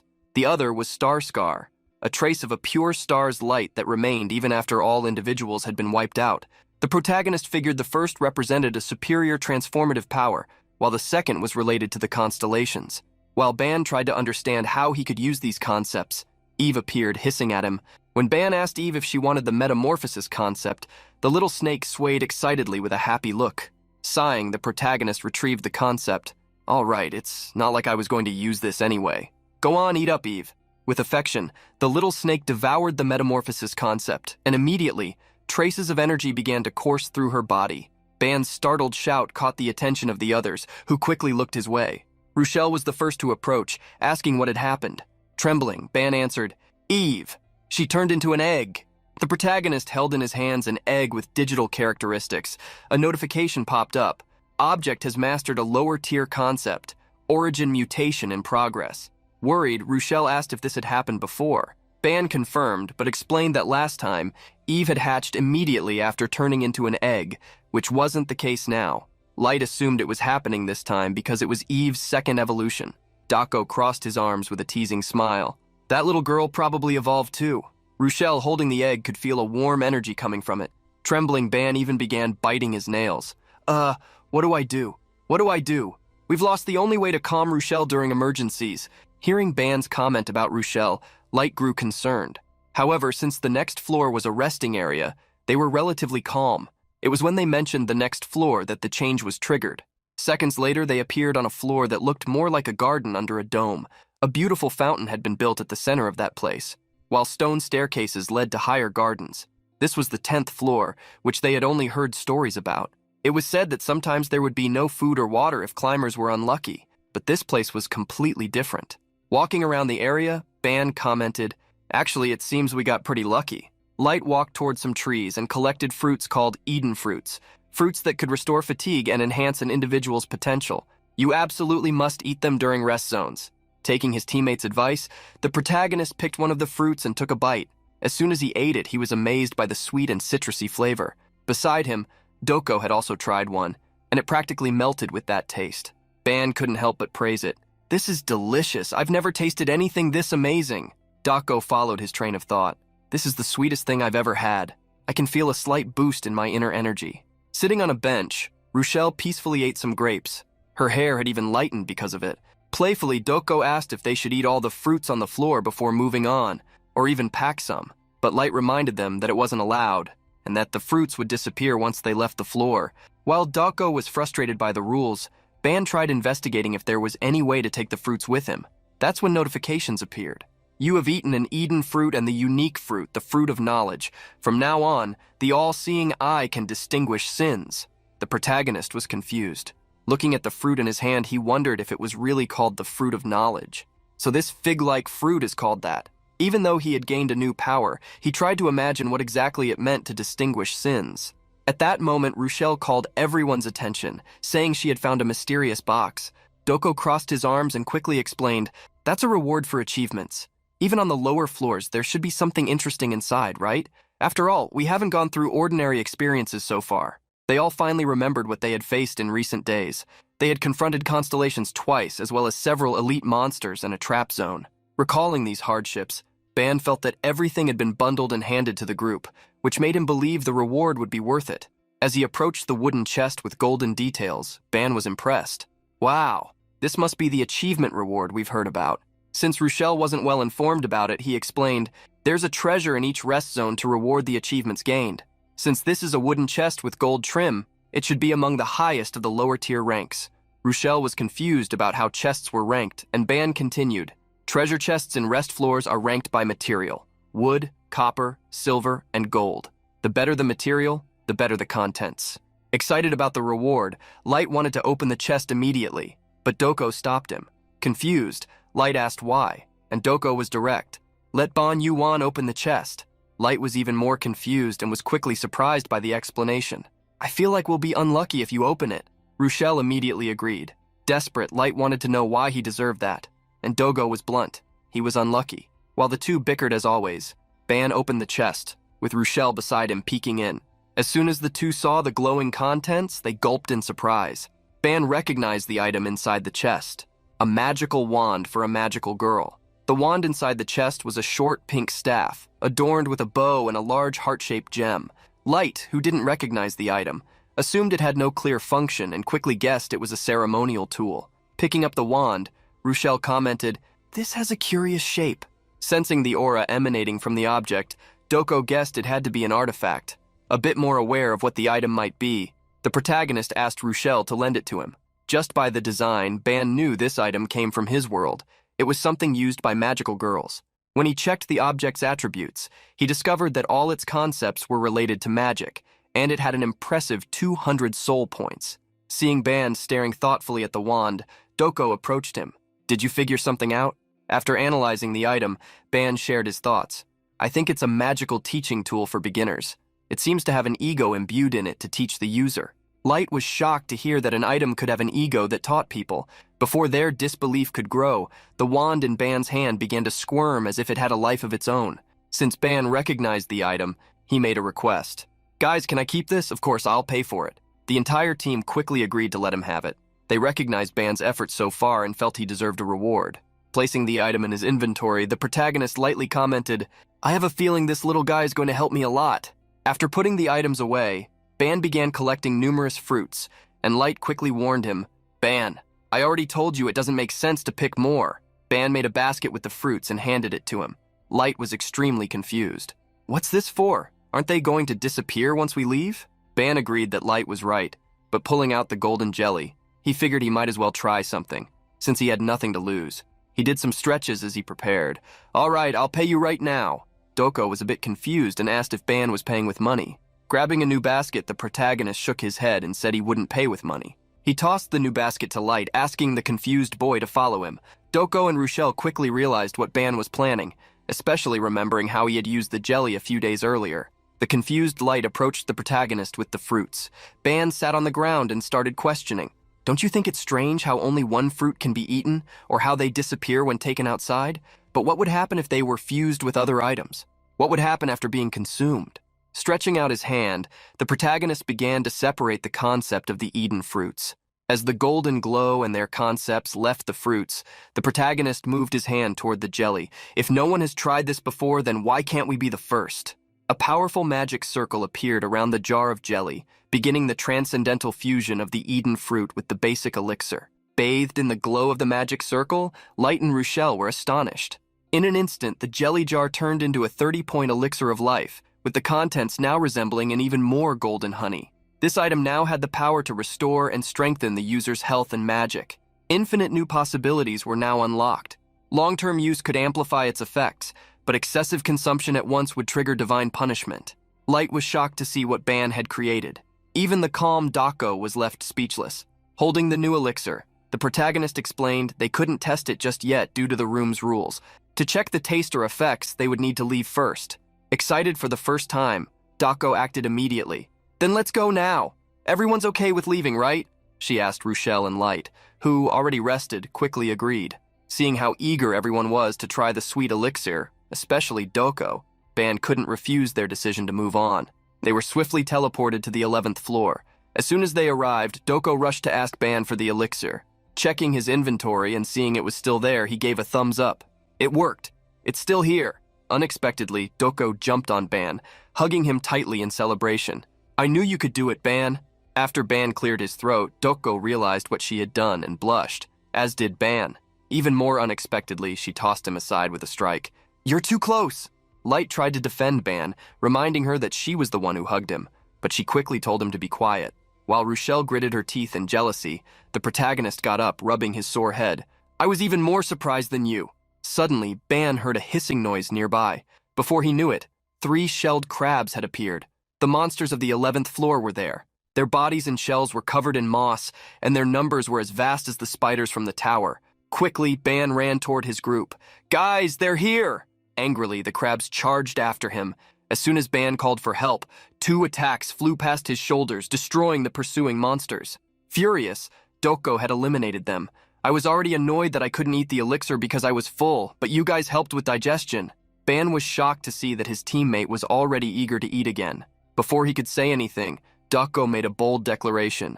"Let's fight monsters until we're hungry again." Knowing how long they'd be fighting, Ban regretted not doing something else instead of making the elixir. 10 hours later, the group had already reached the 14th floor. Furious, Doko slammed the wall with her hand as she complained, "Damn it, why am I not getting hungry?" Doko had dragged the entire group to the 14th floor. Even though they were utterly exhausted after fighting monsters for several hours straight, Ban sighed just like her. He hadn't expected his satiety to last half a day, even after so much effort. Light felt the same. "We went through 3 floors just trying to get hungry. We must be the only team that tried something like this. But I'm still full and I can't even take another step." Seeing the 2 boys complain, Doko crossed her arms. She thought for a moment, then asked, "Maybe we'll get hungry when we reach the 15th floor." The boys nearly cried at the suggestion. Ban begged them to stop. While Light tried to remind Doko it was almost midnight, the protagonist suggested they should stop there, even if they still had stamina to continue. Hearing the suggestion, Doko asked why they should stop. In response, Ban pointed in a direction. Enraged, Rochelle was clawing at the walls. After hours of fighting, the girl was on the verge of entering berserk mode. Doko, upon looking at Rochelle, understood that she could lose control at any moment. That was exactly why Ban didn't want to proceed. Since they no longer needed to have dinner, Ban instructed everyone to clean up and rest. The next day, they could move forward toward the 15th floor. Unexpectedly, Ban created a portable bathroom, complete with a basket of shampoos and soaps. He asked everyone to use the bathroom first, which led Doko to ask what he was going to do. Showing some excitement, he replied, "I'll clean up later. I want to focus a bit more on manifestation technique." Crossing her arms with a hidden smile, Doko felt proud. "I'm glad I taught you. The level of mastery completely changes the manifestation technique, so keep working hard." Immediately, Doko grabbed Rochelle by the neck and dragged her to the bathroom. "I'm taking the beast to shower so we won't get in your way." The protagonist, seeing that Light had stayed by his side, tried to send him off to bathe, but that only made the boy nervous. "What are you saying? I'm a guy too. You want me to bathe with them? What kind of nonsense is this, Ban?" Ban was surprised by the reaction. He couldn't believe that Light still hadn't realized that his true identity as a boy had already been exposed. Shrugging, Ban offered another option. "Then you can just strip down and bathe outside." That comment only made Light even more embarrassed. As Light reacted so dramatically, Ban decided to tease him a bit. "We're both men, so what's the big deal? Why the fuss?" Light stammered, trying to find a response. "Even if we're both guys, I can't do that in front of others." Rolling his eyes, Ban asked what they were supposed to do. Then, practically in tears, Light pleaded for him to turn around. While removing his armor, Light scolded Ban. "If you try to peek, I'll be mad." As he watched Light take off the armor, Ban noticed a necklace around his neck but didn't think much of it. After everyone had done what they needed to, they slept and waited for the next day. When they woke up and began eating breakfast, Light was already agitated, talking to Doko. "What? Use the spear again? How did we end up here?" Doko calmly reminded Light how well he had fought without using his sword, from floor 7 up to the rest zone. During that time, he had grown increasingly used to fighting. Ban also agreed with Doko, encouraging Light to use the spear. The only one who didn't encourage Light was Rochelle, who was eating her instant noodles with visible delight. With a downcast expression, Light admitted he could no longer use the spear. Room 7 didn't have strong monsters, so nothing happened. But we don't know what will appear next. Elite monsters could show up at any moment. Fighting without the sacred sword is too risky. Something is bound to happen. Hearing Light's words, Doko became thoughtful. Realizing he had a point, she agreed to let him use the sacred sword. Given her permission, Light became extremely excited. In an instant, he drew the sword and hugged it like a precious treasure. "Sacred sword, I'll never let you go again." Concerned, Ban approached Doko to ask if it was okay to let Light use the sword. Doko felt she had no other choice. He's already at his mental limit. We'll need to indulge him for now. As the two were talking, the beast in front of them growled. Holding her fork, Rochelle gritted her teeth with hunger, even after eating so well. Doko didn't understand why she was acting that way, but Ban had a hunch. Maybe she's on alert because the two of us are standing too close together? Shrugging, Doko stepped away while complaining. First obsession, now jealousy? I'm starting to worry about this group's future. Sweating nervously, the protagonist asked Doko if she thought they'd be able to continue, but she threw the question back at him. A few hours later, the group reached the 15th floor. There, they encountered an army of orcs armed with spears. Raising their arms, the orcs let out a war cry and charged toward the group. Surrounded, the students drew their weapons, preparing for battle. The first to act was Light, who, with the sacred sword, regained his confidence. With a swing of the blade, he broke the shafts of countless spears. "Who do you think you're attacking?" The protagonist couldn't help but be impressed by Light's renewed attitude, although it also made him a bit concerned.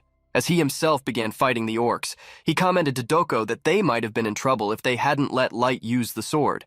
Seeing Ban lose focus for a moment, Doko quickly warned him, "This is not the time to be distracted." Just as she warned him, a gigantic orc, many times his size, raised an axe to strike. Doko swiftly drew his attention, extending an arm charged with energy. The energy attack passed by the protagonist and struck the giant orc with force. Rochelle didn't stay still either. With her claws, she carved a path toward the orc and finished the job Doko had started. As soon as the girls defeated the enemy, Ban thanked them. Doko wiped her hands, telling him to be more careful, while Rochelle bared her teeth in response. She continued to fight the orcs with such ferocity that Ban realized she was close to going into berserk mode. At the same time, Eve still showed no signs of awakening. That meant he would need to try again what he had failed to do the last time. While thinking about how to restrain Rochelle, Ban didn't notice another orc sneaking up behind him. However, when the orc's attack came, Ban managed to raise his sword just in time, defending purely by reflex. The orc, hairy and bearded, roared at the protagonist. "Ah, I am Quonos, of the proud rusted halberd legion. I'll turn you all into pate."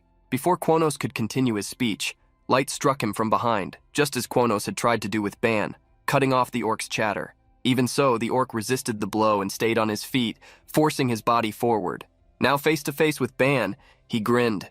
"You look like the weakest one here." Smiling through the dust raised by the attack, the protagonist showed no fear. "And how would you know that?" Before the orc could answer, Ban saw him be eliminated.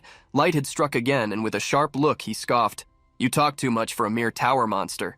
After Light's attack, what the monster had above its shoulders rolled on the stone floor. With a cold gaze, he stared at those on the other side of the room. To Ban Yoo-won's surprise, Light advanced alone, shouting at the other orcs, "Only small fries left!" With the sacred sword, confidence returned to Light's attacks, delivering the same fate to the other monsters. After dealing with the remaining group, he swung his sword, resting while sighing inwardly and muttering to himself, "I didn't think I'd find the same orcs I saw in my homeland here." But with the radiant sword, he was confident that such a savage race wouldn't stand against him. Amid Light's thoughts, Doko shouted, "Emergency!" When Light looked back, he saw Doko angrily complaining. "What are you doing, defeating everyone without saying a word?" Clicking his tongue, Yoo-won warned everyone that eliminating the last orc would soon trigger the floor change. Dako continued, questioning, "Didn't we agree to regroup before the room transition? Did you forget that?" Unexpectedly, Light snorted in response and startled both Dako and Ban with what he said. "What are you worried about? As long as I have my sacred sword, we'll clear the next rounds easily." Light was confident enough to say they didn't need to waste time on such a low level. With a mocking look, Light questioned Dako, "Or are you upset because you couldn't do anything?" All right, I'll leave some for you next time." Light's words stirred fury inside Dako, who clenched her hand tightly. Frowning and exuding an aura of irritation, she was ready to fight. Noticing the hostile atmosphere between the team members, Ban positioned himself between the two, calming them down. Looking at Light, Ban wondered why he had changed so suddenly, saying things he usually wouldn't. At the moment Ban warned they needed to prepare for the next floor change, the ground began to shake. A light covered the team members as the space began to change shape. Dako and Light, surprised, also got ready. Soon, several giant chess pieces started materializing while the walls disappeared. When the quartet realized it, they were in the middle of a giant chessboard with many pieces scattered around. Confused, Ban noticed they themselves had not been moved to a new floor. The floor itself had changed. Suddenly, Ruchel fell to the ground, drawing everyone's attention. Ban ran to her, worried. "What's wrong? Are you hurt?" Panting heavily, Ruchel exhaled warm air while groaning. She grabbed Ban's arm, gritting her teeth in agony and murmuring, "No more. I can't take it anymore. I can't suppress it anymore." Ban realized Ruchel was on the verge of losing control, and that was exactly why she needed breaks before floor transitions. At that moment, when everything was already worrying, a being appeared, shouting in a deep voice, "Was it you humans who eliminated my soldiers?" The orc with a large axe proudly introduced himself. "I am Kuros, Centurion of the Great Legion of the Rusted Halberd." The great orc shouted an oath, his eyes showing fury over the loss of his men. "I will honor my fallen comrades with their bodies." Wide-eyed, Ban realized that this orc's subordinates must have been those they defeated in room 15. Confused, thinking they might still be in room 15 or that it was connected to this floor, Ban opened the tower's information window. There, a small phrase was written, "Rule of the 16th room. The weakest soldier advances first." Unexpectedly, the orc Kuros pointed at Ban Yoo-won. "Come on! The weakest human! Step forward!" He beckoned with his finger, taunting. "I, Centurion Kuros, will teach you a lesson." Knowing the orc was speaking to him, Ban prepared to go first, but Light stopped him. "Ban, don't worry about things like that." Stepping forward, Light declared confidently, "You don't have to obey meaningless rules like these." Ban was surprised by Light's actions, who used the full power of the sacred sword, causing fiery wings to appear on his back. Angry at the chief orc, Light shouted, "How dare a mere orc talk about rules to someone like me, clad in sacred light?" Light's leap exploded with speed, advancing toward the orc, even though Ban told him not to do it. The orc watched Light advance and asked if he was the weakest human. Ignoring the question, Light shouted confidently, "I will finish you in a single strike." The orc, observing him, concluded, "You are not the weakest." Light brandished the sacred sword, attacking the orc and hitting him on the shoulder. However, against the expressionless orc, the sword didn't even cause a scratch. A warning notification appeared. "Rule violated. Penalty applied. 1 skill decreased. All stats will decline." Light's sword reverberated on the great orc's shoulder. In the young warrior's eyes, surprise was evident as the blade did not advance, and an irritated smile formed on the orc's face. Before Light could react, the orc launched an attack, tearing him in half. Light didn't even cough, and his gaze only revealed the great surprise he felt before being eliminated. Ban, wide-eyed, saw the notification appear as Light disappeared. Player Light has been eliminated. Trick Room. Unlike normal rooms, it was governed by special rules and orders. Such rooms were more difficult than common ones, but if the rules were followed, it would be possible to conquer them and receive great rewards. However, any step that violated the mandatory rules would result in severe penalties. In front of Ban and Dako, these penalties were revealed with Light's elimination.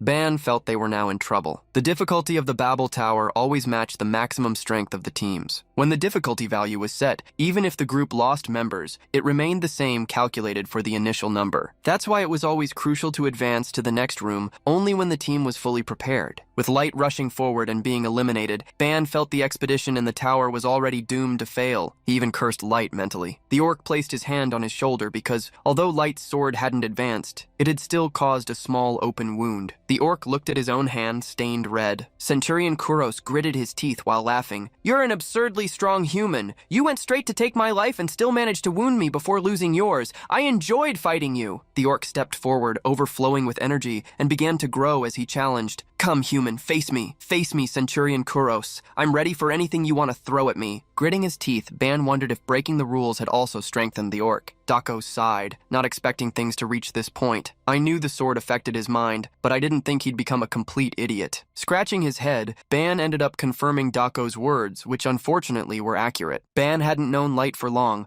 but had never seen him so irresponsible and impatient. He really couldn't understand what had happened. The only possibility Ban could imagine was that restricting Light from using the sword throughout the expedition had caused a backlash in him. Dako didn't know if Ban was right, but she was sure of one thing. We can't trust that sword. He will definitely make a crucial mistake again because of it. With a dark look, Dako swore, "As soon as we get out of here, I'm going to make him go through serious training." Ban then looked at the orc, asking Dako to stay focused to clear the floor, but she refused. With one person eliminated, there's no reason to continue the expedition. However, Dako summoned her own sword. Advancing against the orc, she revealed her plan. Let's use this chance to break as many rules as possible and find out how heavy the price is. The orc laughed upon seeing another human, not the weakest, advance. He pointed at Dako, shouting, "Just by looking at you, I know you're not the weakest. You're ignoring the rules again?" Dako stopped and looked back at Ban and Ruchel. She gritted her teeth because the decision was hard to make. She advanced decisively this time while speaking to Ban Yoo-won. "I'll apologize first, Ban Yoo-won. Try to handle this alone with the beast." As Dako stood before the orc and he raised his axe to eliminate her, she reminded Ban, "Don't forget what I said before we entered the tower. Understood?" Ban tried to stop her, but the orc, overflowing with energy, had already reached the young woman. Dako waited for the orc's attack alert. At the last second, she drew her sword. The rule violation notification appeared once again, along with the penalty notification. At the exact moment the orc attacked Dako with the axe, she, receiving the blow, counterattacked in kind. Ban, wide-eyed, stared at the result of that confrontation. Dako began to disappear as the notification that she had been eliminated appeared. Even after defeating the second human,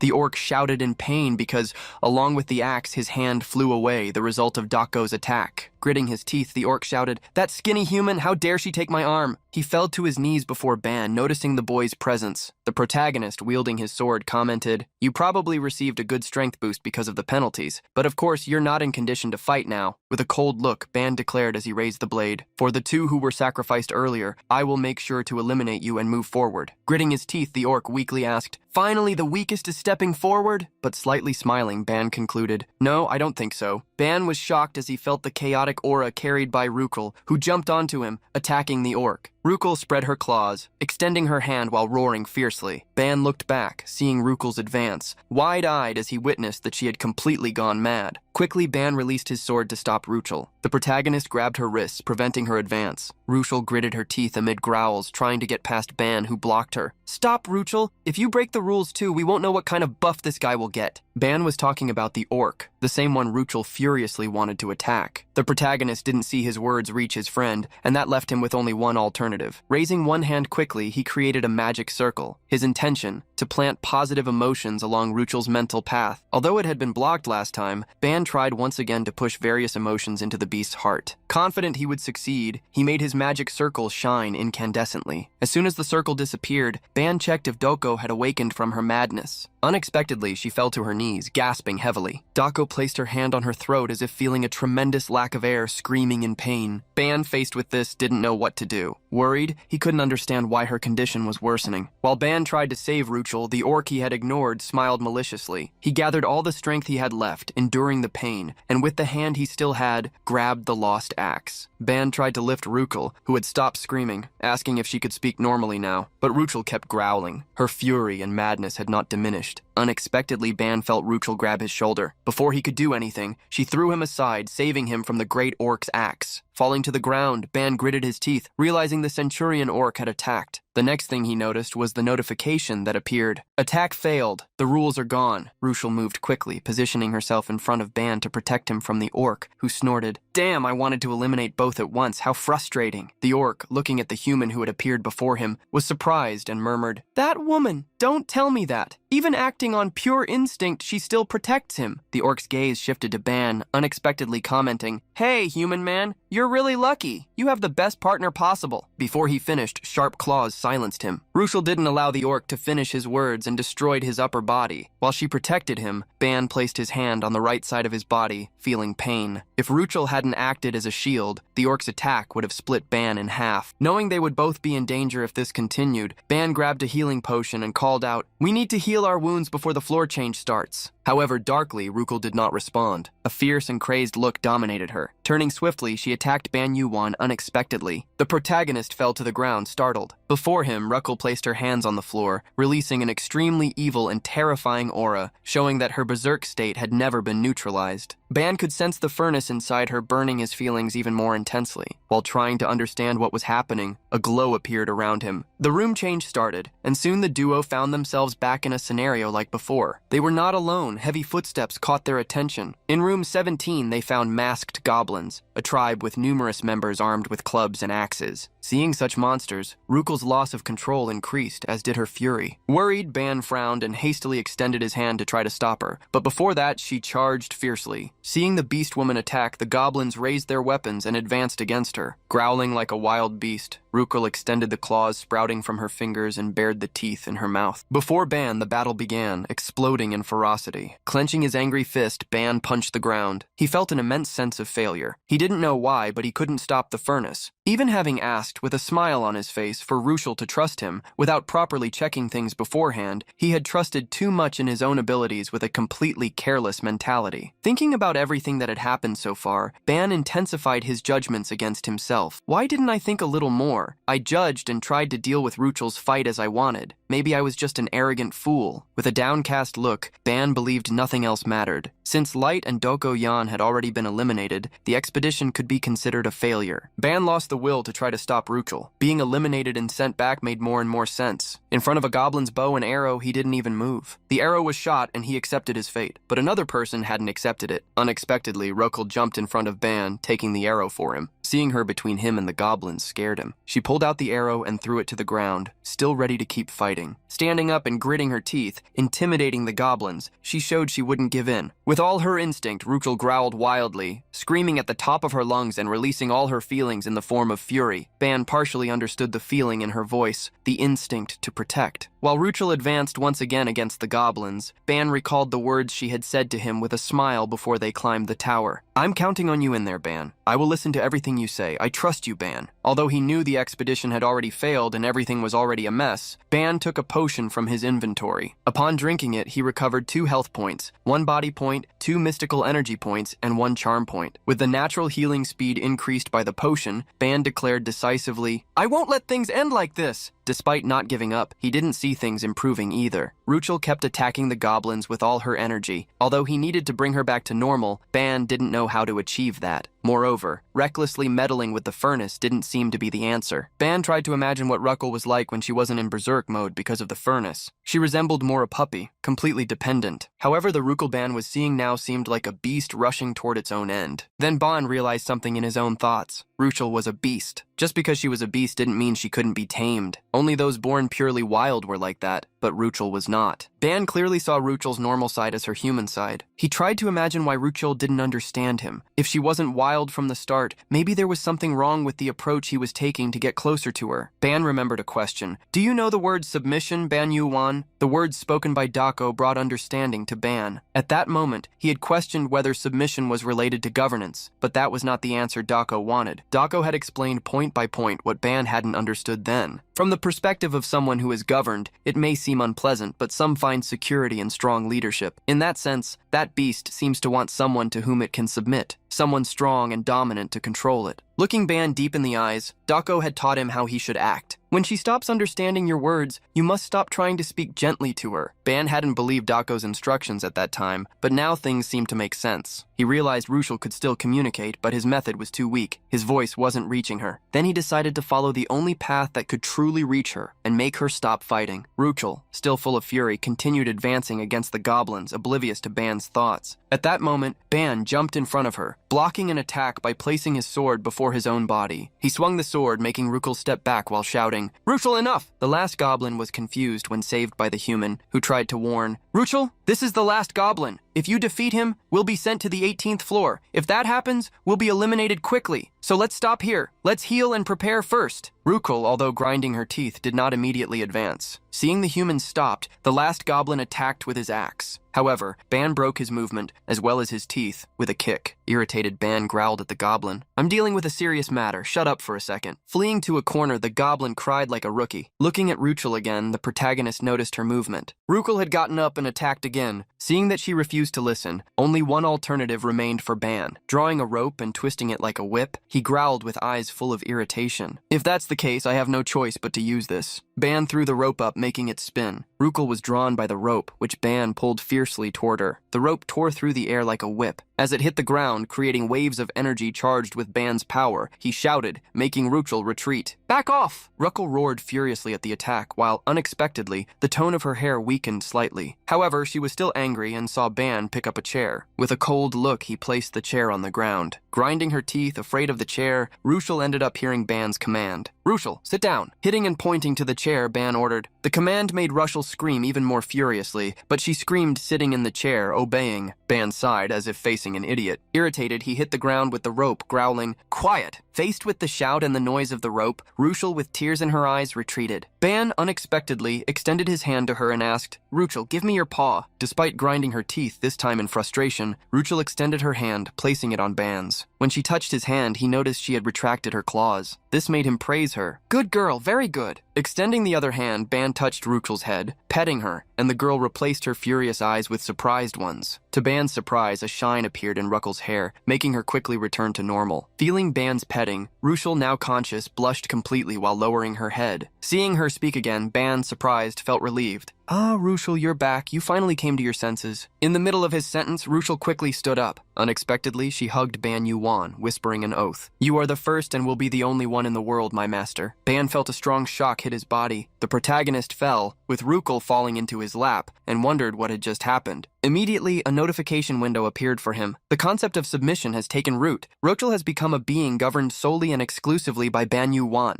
Reading that, Ban felt like everything was insanity. Sometime later, Rukul woke up again, now lying with her head on a pillow while a shirt covered her. Rukul hurriedly got up as she remembered what had happened, only to hear Ban's voice beside her, tying up the goblin. "Oh, you're awake, Rukul?" Tears of worry ran down Rukul's face as she quickly approached Ban to check if he was hurt anywhere. To reassure her, Ban showed how the elixir had worked. He explained that he had made her drink the potion while she was unconscious to heal her wounds. The goblin, ignored, heard the beast that had wiped out his kind declare that she didn't feel pain anywhere. However, despite not feeling pain, Rukul felt bad. "You saved me again, Ban. I ended up being a burden to you once more." Ban placed his hand on Rukul's head once again, petting her while asking her not to worry. Looking at her warmly, he reminded her, "I promised I'd do everything I could. Sorry for being late. I didn't properly understand the messages you were sending me. If I had noticed a little earlier, we would have solved the problem more quickly." Rukul took Ban's hand off her head and held it. Guiding his hand to her own cheek, she showed a sweet smile and with closed eyes whispered affectionately, "It's okay. I'm grateful you didn't forget and kept that promise in mind. Thank you for stopping me, Ban. No, thank you for stopping me, Master." Ban was shocked to hear Rukul's words and blushed intensely. Quickly, he tried to correct her. "That's not right, this whole master thing." But as if caring about nothing else but her love for her master, Rukul contradicted him. "What's wrong with calling my master master?" Ban put his hands on his head. There was a big problem in this situation. They were classmates. She couldn't say things that sounded like master and servant so openly. He tried to imagine what his family would do if they found out a girl his age was calling him master. He would surely be hung upside down and punished. Family disapproval was imminent. Unaware of Ban's thoughts, Rukul asked if her master was okay. Stammering, he asked to talk later after a pause, but ended up yelling when he saw her try to snuggle up to him. In the end, Rukul managed to stay with her arms crossed next to Ban and told her story there. "I was born a half-beast, but I'm different from other half-beasts. My ancestors were great, and my father held a contract with a constellation." Rukul revealed that her father regretted making that contract, but the constellation had no intention of letting go of the family that carried the blood of great beasts in their veins, passing a kind of curse through him. She explained that the curse made her body burn emotions to gain power, but also caused her to be governed by those same emotions. Since childhood, whenever her feral instincts awakened, the curse burned emotions as fuel, spreading fury throughout her being. As she inherited the clan's legacy, few people could stop her. And since people were constantly getting hurt because of her, Rukul lived suppressing her instincts and hiding her feelings. The more she did that, the more isolated she became. Ban understood Ruchel's feelings as well as the reason she always seemed so passive. If any emotion served as fuel, she would go into berserk mode. Curious, Ban asked, "Is that why you joined the Union? To find the constellation that bound your family to this?" Ruchel denied it, saying neither her father nor she wanted to get involved with constellations again. Blushing slightly while lowering her head, Ruchel revealed there was a much more efficient method to suppress the burning of emotions, something she was searching for. Curious, Ban approached the girl who, hiding, revealed, "The method is to form a bond of subordination between master and servant, obeying the master's command. This is an instinct engraved in the soul of beastmen. They become completely submissive to the chosen master, and the master's command takes precedence over everything else." Sharing all the details, Ruchel revealed the reason why Ban was able to control her berserk mode, and at the same time asked, "As long as you want me not to lose control, the Simro furnace will not burn emotions again." Changing the subject, Ban ended up asking why Ruchel had chosen him among all people. The young woman had a clear reason for that. "The soul rank of the master must be vastly superior to that of the servant, just extra sublimation." Not wanting to brag, Ruchel commented, "My soul rank is quite high, probably because I was born with the constellation's curse. Because of that, it would be practically impossible to accept anyone else as my master." Sitting next to Ruchel, the protagonist heard her talk about how her frustrated journey began by not finding anyone strong enough in the Union, even with students coming from all dimensions. Pausing to think, Ban remembered that when he first awakened his authority, his value was above 300 points. At the current moment, Ruchel's soul depth reached 200 points, while his reached 460. This perfectly met the Beastmen's conditions. After a brief minute of silence, Ruchel continued, surprising Ban, "When I saw you for the first time, I thought I could serve you, with you being my master. I've thought about that since we met." Hiding a shy smile that made her face completely pink, Dako thanked, "I'm very happy you made that decision in time. Thank you very much." Laughing a little dismissively, Ban commented that this decision was a bit heavy. However, Ruchel wouldn't let him go. Grabbing his arm, she said, "There's nothing to do. I've always held back until now, but I don't have to anymore. Now I can smile more, cry more, and act more courageously." Surprised, Ban saw Ruchel express the most sincere smile, full of gratitude and affection. "That's all thanks to you. Even if it's a bit heavy, you need to take responsibility for me, okay, master?" Ban was silent for a moment before finally agreeing. Ruchel stood up upon hearing the answer, asking, "Shall we go now?" Confidently, she wanted to climb the tower alone with him as much as possible because she wanted to test what it was like to control the Simro furnace freely. Before they started doing anything, Ban realized he should give something to Ruchel. Extending his hand, he created the symbol of the wild instinct. Giving that power to Ruchel, he declared, "This is the wild energy I've gathered so far, including from the orcs we defeated recently. It's not much, but I want you to have it." With her eyes shining from the light, Ruchel was impressed by the amount of energy she was receiving. Still surprised, she asked if Ban was really giving that to her. Smiling, the protagonist nodded. He took Ruchel's hand, passing the power of the wild instinct while thanking her. "If you're okay with it, I'll gladly give it to you." Thus, a great incandescent glow lit up the room as the wild instinct was passed to Ruchel. Soon, a small link of light was formed, going from the tip of Ban's finger to hers. Looking at the mark on her finger, Ruchel was even more surprised. She smiled happily, holding her own hand, and confidently exclaimed, "Let's hurry and fight! I'm not afraid anymore now!" After Ruchel regained consciousness, the pair advanced using all their energy, but in the end, they didn't get very far and lost in the 19th room. The main reason Ruchel was frustrated was not because she was eliminated, but because she couldn't spend more time alone with Ban. When the two left the tower, Professor Yumina greeted them, congratulating them on their hard work. Confused, Yumina commented to Ban and Ruchel, "I tried to ask the two who left earlier for details, but they went straight to the training room before I could talk to them. By the way, Light was being dragged. Did something happen between those two?" Pressing his temples, Ban vaguely explained that there was no problem between them, reassuring the professor. Curious, he asked how much she had heard about the situation. During a snack with tea and donuts, Yumina revealed, still surprised, "I heard about the part where you captured an intruder. When I found out and saw the footage, I was really shocked. I didn't expect the attacks to continue week after week. No one predicted such a thing." It was evident in Yumina's sad eyes how worried she was. Encounters with intruders had a much higher chance of casualties than any other irregular phenomenon. This time, everyone had returned safely, but it wouldn't be a surprise if that didn't happen again. Attributing the outcome to luck, Yoo-won asked if the professor had any idea why the intruders were attacking. Thinking deeply, Yumina pointed out he definitely wasn't affiliated with the academy, but he seemed to have some qualifications as a climber. Probably because you became promising rookies, they wanted to eliminate you before it was almost too late, Ban was surprised by how the professor referred to them. Precisely, Yumina revealed that people connected to a constellation naturally attracted the attention of other constellations, especially in their case, which was unique. Refusing a contract with a constellation showed strong will, as well as great potential. Leaving Ban speechless, Yumina concluded, "Many constellations want you, or at least are watching closely." Remembering the recording Ban had made, Yumina asked to confirm if those who attacked them were part of Exodus. Exodus was a notorious group of dimensional pirates and the largest to invade the tower, as it was supported by constellations. According to Yumina, the constellations supporting Exodus were extremely radical and known for being violent. The new information left Ban Yoo-won surprised and worried. Yumina was warning that they shouldn't make contracts with Exodus, as that would only put them on the path of the monstrous potential he had demonstrated. Sighing, Yumina felt relieved that Ban and the others had escaped, since Exodus had gone so far to get rid of them. Initially, she had expected that Class 11 wouldn't be noticed at least until the end of the first semester. As the professor fell silent again, Ban tried to recall the methods used by the invaders. They had resorted to simple tricks, but if they hadn't been noticed, could have caused tremendous suffering. Ban knew they only survived the invader because of everyone's high stats. A group of ordinary rookies would probably have been wiped out in their place. This situation really irritated Ban, who darkly wondered, how many people has Exodus eliminated like this? And there are even constellations supporting them. They tried to interfere with us since the last expedition. Is it the constellation's fault that Ruchel suffered so much this time, and now they are acting again? Unexpected fury took over Ban's expression, who swore not to forgive either Exodus or the constellations, and to get rid of both. Yumina, who had been silent, frowned worriedly at Ban. That's a really scary expression. Realizing he had gone too far with his feelings, Ban quickly apologized. However, Yumina felt the same way. Looking down, Yumina expressed her concern about the situation. All of you got caught in this situation. As supervisor, I should help you grow without interference, but it's frustrating not to be much help. Ban reassured her, saying no one could control what happened in the tower. Changing the subject, he asked what he should do about the tower video, which was already edited. Yumina did not hesitate and ordered, "Just put it online. Their plan failed, and as soon as the video comes out, they won't be able to do anything for a while. Let's humiliate them." After smiling at the professor's comment, Ban stood up. Having talked everything necessary, he prepared to leave. Before leaving, Ban commented, "Nothing good comes from getting involved with constellations. This only happened twice, but I'm already tired of it. I don't think I'll make a contract with them." Yumina thought this decision wise, but still wanted Ban to take a good opportunity. So she said,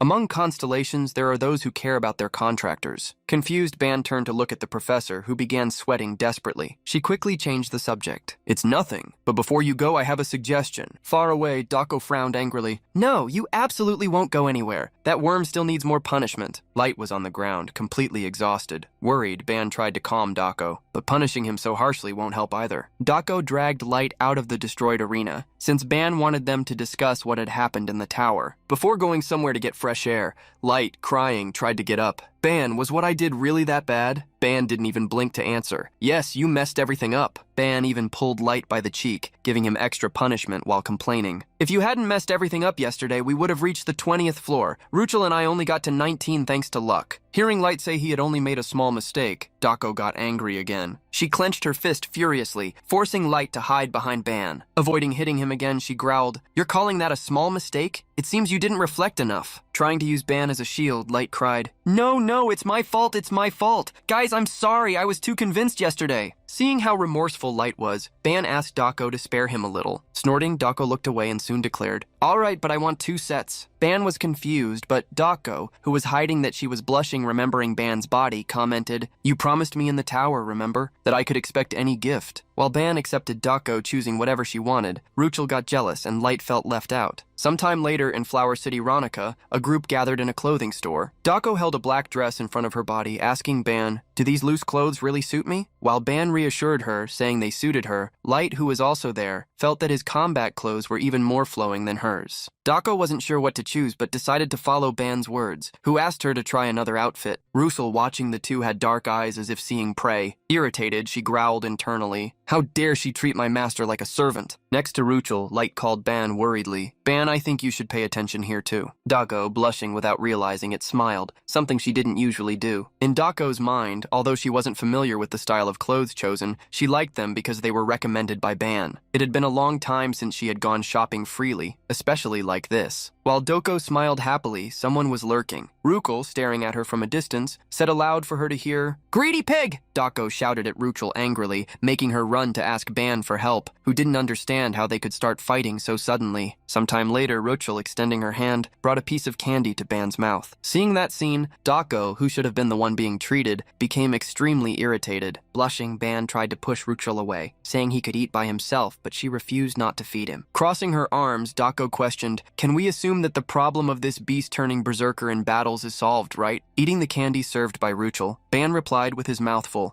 yes, that's right." Smiling and lovingly grabbing Ban's arm, Ruchel rubbed against him, cheerfully commenting, "Yes, Yoo-won took care of it perfectly." Despite the situation between the two, Dako called it a victory since Ruchel would be under control. Upon discovering that Ruchel's problem had been resolved, Light realized he was now the only problematic one on the team. At the outdoor cafe, Ban asked Dako Yan how hard she had pushed Light to train for him to openly call himself problematic. Dako corrected Yoo-won's comment, "He's not a problem, he's a ticking time bomb." Seriously, Dako drew everyone's attention to her opinion. Light's sword was a serious problem. Looking at the swordsman, she asked, "Do you have anything to say about what happened yesterday?" However, even Light knew his actions had not been natural. Leaning back on the table, he sighed dejectedly. "I'll try to fight without the sacred sword if possible." Seeing him set this condition to not fight with the sword, Doko became irritated, even worrying Ban. Seeing Light lie down on the table, hiding his face, Ban wondered why he was not open to not using the sword. He thought about how long Light would hide his problems from the group. In the end, Ban could only sigh and enjoy his iced coffee, as he couldn't force Light to reveal everything. However, amid the cold sips, Ban received a telepathic transmission from Dako. "How long are you going to just stand there watching?" Surprised, he looked at her, who, intimidating, reminded him, "You share the same room, right? What's the point of having a handsome face if you don't use it? Flirt with him, just like you did with the beast." Ban nearly choked on his coffee, coughing hurriedly at Dako's words. Unaware of the mental transmission Ban had received, Ruchel hurriedly asked if he was okay. While Ruchel tried to take care of Ban, Dako kept sending telepathic transmissions to him. "If you keep tiptoeing around him, he'll keep being stubborn and hiding things, right? You managed to charm the beast, so why not Light?" Ban finally looked at Dako again and replied, "I just wanted to get along with Ruchel. It's not what you're thinking. Besides, Light is a guy. What do you expect me to do?" Dako looked away, irritated, avoiding eye contact as she put him against the wall, reminding him that he was the one who wanted to support those two. "I'm doing my part, but you also need to do yours instead of just sitting there doing nothing." Almost rolling his eyes, Ban said he was already planning to do something. Changing the subject and addressing everyone, Ban opened an information window while commenting, "Guys, have you heard about the special external activities next week? I'm sending you the details via message, so check it out." Ruchel, upon hearing Ban's words, recalled that these activities involved trips to other dimensions. Ban confirmed the information, saying they were large-scale activities where students and teachers traveled together. Since it was the first time Dako heard of such a thing, she asked if the Union always did public service like this. Upon seeing the trip information, Light began to get irritated, changing his attitude. "What is this? Observing the lower dimensions, in the name of the poor souls who can't defend themselves, the goal of this special activity is to stop the monster wave. Why do you talk about the lower dimensions as if they couldn't exist without the care of a higher dimension?" Ban agreed with Light, and Dako next to him commented, "If he wants to become a leader of all dimensions, I think that level of perspective is essential. You don't need to distort your thoughts so much." Light, sighing, hid his irritation, frustrated because all these activities were just preliminary education for those who wanted to become deities. Ban remained silent. He had felt something for some time. Seeing how strongly Light resented the higher dimensions, he imagined something must have happened on the planet where Light lived. Putting aside Light's story, Ban said he needed to tell them something else. Ban shocked the three at the table with his words. "Starting this week, I will be attending Professor Yumina's magical combat classes, so I'll be training for now." The trio at the table shouted in unison, "Why are you telling us this only now?" A few days later in the training room, Ban found himself sitting on the floor. With the magic wand in hand, Ban asked her, "You can speak freely now, I'm all ears." Seeing the wand silent, Ban smiled darkly, intimidating her. "Hey, if you fail again today, maybe I'll have to break you. It's been 3 days since I got you, and you still haven't given me any concept of magical language. Maybe it's because you have a strong ego, but clearly you're not cooperating." Ban was running out of time. Professor Yumina treated him like a magic apprentice because he had obtained a magical artifact. For that reason, he couldn't allow himself to be humiliated in the next day's class. Ban threw the magic wand on the ground, picking up a hammer while sighing. Time is running out. I'm still struggling with the concept. There's no other way, right? I just need to destroy you and absorb the concept from your remains. Ban raised the hammer with a dark look, saying goodbye to the wand. If you end up breaking, it's your fault, not mine. Goodbye. However, the moment before the hammer hit the magic wand, it shouted, "Wait!" The magic wand hastily revealed its voice. "You, human! You just looked inside me without warning and think you can just talk to me now? Don't be ridiculous!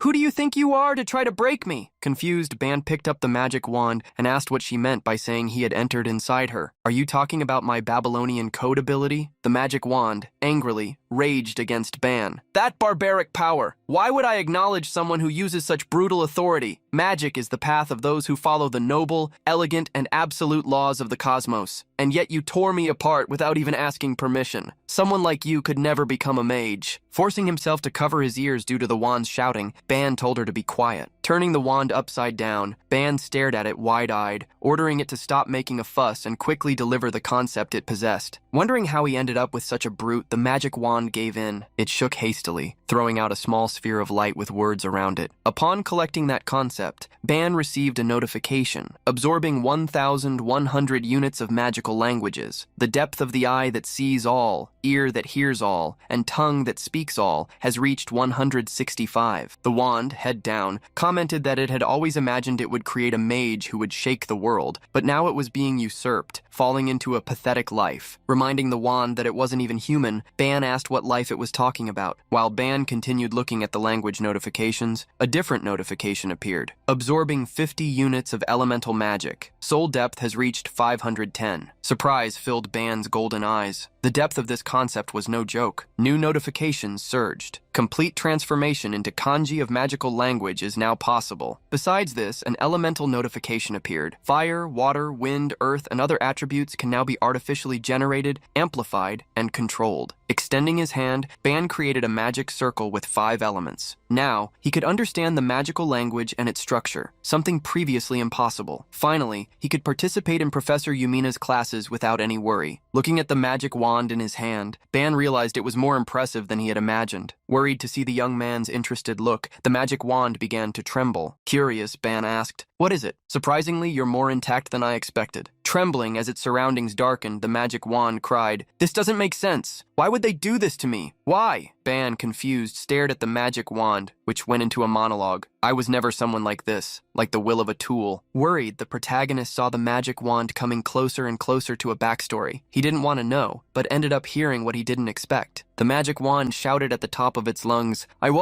used to be human." A silence broke out in the training room due to the shocking revelation of the magic wand, which, seeing the disbelief in the boy's eyes, shouted even louder, "I'm telling you, I was human." Ban couldn't believe the magic wand, as its words sounded like something taken from a novel or a comic book due to the huge cliché. However, bravely, the magic wand insisted it was not making things up and that it really had been a living being, a flesh and blood human. As eyes appeared in the heart-shaped crystal of the wand, it raged. "Those people, those I trusted, betrayed me and locked me inside this wand. They implanted false memories in me to reduce me to a pathetic being." Confused, Ban asked why her memories were returning precisely at that moment. The magic wand, held by Ban, revealed that when he absorbed her powers, apparently the core of the spell that sealed her memories and powers had been broken. Still not fully convinced, Ban asked if her memories and power had really been completely restored. But the wand replied that she was not yet at full power, having been sealed for so long. Rolling his eyes as if he didn't believe it, Ban didn't give it much importance. Internally, he wondered skeptically, "She's an object that needed to be sealed for ages? Well, from the moment we found her, the stats of this wand were already impressive. The wand found in Zone 10's room had 200 soul points. Thinking about that stat, Ban realized the magic wand was on the same level as Ruchel, who was born with a really high level among her race. While Ban was surprised by other things, an aura of revolt rose around the magic wand in his hand, unnoticed by him. The wand ignited with dark flames as it raged. "I will have my revenge, I swear. No matter what happens, I will regain all my power. I will track them all down." Ban tried to calm the magic wand until he heard what it was saying. He dropped the wand, which rose up full of energy. As the wand made its oath, it began to change shape before Ban's eyes. Reforming in the air, the magic wand transformed, and with a glow of power, became an imposing magic staff, like a spear holding a sun. The complete transformation shocked Ban, but when he grabbed the staff, he once again saw the wand curse those who had trapped it in that form, as if it were its mantra, its reason for existing. Ban felt that a basic school student's magic wand had transformed into an emo-goth teenager. Now the magic wand was called Tears of Selen, and its attributes were 350 points both in mana and soul. The name caught Ban's attention, as did the stats, which soared once again. After complaining a lot, the staff grew tired. It had tried hard but could not remember the names of those who had trapped it in that staff. The memories it had unlocked seemed to be its limit. Surprised by the staff's comment, Ban asked, "So there's still room for more growth? This isn't beginner-level stuff, is it?" Called a beginner, the staff became outraged. "What? Beginner? You called me a beginner? Don't say stupid things. Do you think I'm so insignificant that I can only teach basic magic? Don't even think about using me for low-level missions." Ban Yoo-won realized that the Selen staff, upon recovering part of its memory, had changed attitude. When Ban called the staff by the name Selen, it became confused but soon revealed that was the name it appeared under, thus offering a deal. Before the staff, he proposed, "If you help me properly, I will guarantee your wish too. That way you can regain your power, your memories, and complete your goal." Hearing the proposal, the staff fell silent. The next day, before the magical combat class, Ban met with Light, Ruchel, and Dako. Ruchel quickly grabbed Ban's arm, excitedly asking, "I really can't go with you? I think just being by your side is fine, right? I'll be quiet, please." Light grabbed Ban's other arm, crying, "After thinking for a few days, not using the sacred sword seems wrong, doesn't it? Why take that risk? Where would I find something better than my sword?" Ban quickly pushed them both away, angry. "No, that's not going to happen. Absolutely not. Dako, take them with you." Dako smiled mischievously behind Ruchel and Light, snapping her fingers while commenting, "Hey, I didn't like how those two were acting lately. Maybe this will make them better." Grabbing Ruchel and Light by the collars, Dako dragged them away as they cried, pleading for Ban to save them. Left alone again, Ban sat on a sofa, able to rest in peace. Opening a numbers window, the protagonist began studying the structure of the student's teleport card, the one present in the necklace given when they joined the Union. The codes in binary numbers represented concepts related to spatial movements. To use them, Ban would need to extract only the variable element, the coordinate. Feeling somewhat clever, Ban smiled internally. With his current understanding, as well as Selen's power, this matched very well with coordinate generation. Spells he didn't understand before could now be easily deconstructed and reconstructed by him. Configuring the teleport device's information, Ban inserted some pre-memorized coordinates, as well as adding an activation point. In the end, a magic circle appeared around him, impressing him with the result. Thus, he disappeared, teleporting instantly. Ban reappeared elsewhere, startling a young witch who was resting there. She watched him celebrate, somewhat wide-eyed. Curiosity forced her to ask, "Teleportation?" Hearing someone's voice, Ban turned around. The blue-haired girl, wearing a pointed hat with a buckle, stood up, looking at Ban as she asked, "Did you just use teleport?" The protagonist smiled, confirming he had used the function in the student's identifiers. However, the girl questioned as if she knew the truth. "You changed the coordinates, didn't you?" Surprised, the protagonist confirmed yes. Walking forward and staring Ban in the eyes, making him somewhat uncomfortable, the girl asked how he had done that. Shyly, Ban answered, "Well, with mana, obviously." That made her even more curious. "You read and deciphered the entire vast code of the student's identification?" The girl grabbed Ban's shirt, firmly questioning, "How did you manage to change only the coordinate necessary for spatial teleport?" As if interrogating, she pressed the protagonist. "How did you interfere with the code created by the director?" Afraid, Ban wondered why he was being suddenly interrogated, wondering if he had done something wrong. More importantly, he wondered who that girl was, and if he had seen her before. Startling Ban, Yumina appeared behind him, making him shiver completely. Ban turned around quickly, seeing the teacher. The teacher, standing there, calmly commented, "You found the way here very well, Ban Yoo-won. Oh heavens, I told you to join the magic class but forgot to say where the classroom was. I thought I'd have to come get you, but you found the room by yourself." Hearing the teacher's words and the student interrogating, the young mage looked at them with a curious gaze. Yumina noticed the girl's presence and greeted her. "Oh, Ira, you're here too. Well, shall we start together then?" Bowing in thanks, the young Ira agreed with Yumina. Ban Yoo-won stood beside Yumina, who smiled silently. Sighing, Ban thanked her. "Thank you for intervening, teacher. It's the first time I've seen someone be so aggressive like that since I met Dako-yan." Smiling relieved, Yumina commented, "Well, I also prefer not to have any event that adds other heroines." Leaving Ban somewhat confused, Yumina prepared to start the class. On a plateau in the sky, inside a covered arena where only a few selected students were gathered, Yumina, standing at the podium, called everyone's attention. "Everyone, a new student is joining our class. This is Ban Yoo-won from Class 11. Please give him a warm welcome. Seeing some clap for his joining the class, Ban nodded lightly and introduced himself. From now on, I hope to learn a lot from all of you. Somehow, Ban was already in that situation. All the students there, although clapping and greeting him, burned with hatred because he had spoken so cheerfully with the beloved teacher, Yumina. Looking around,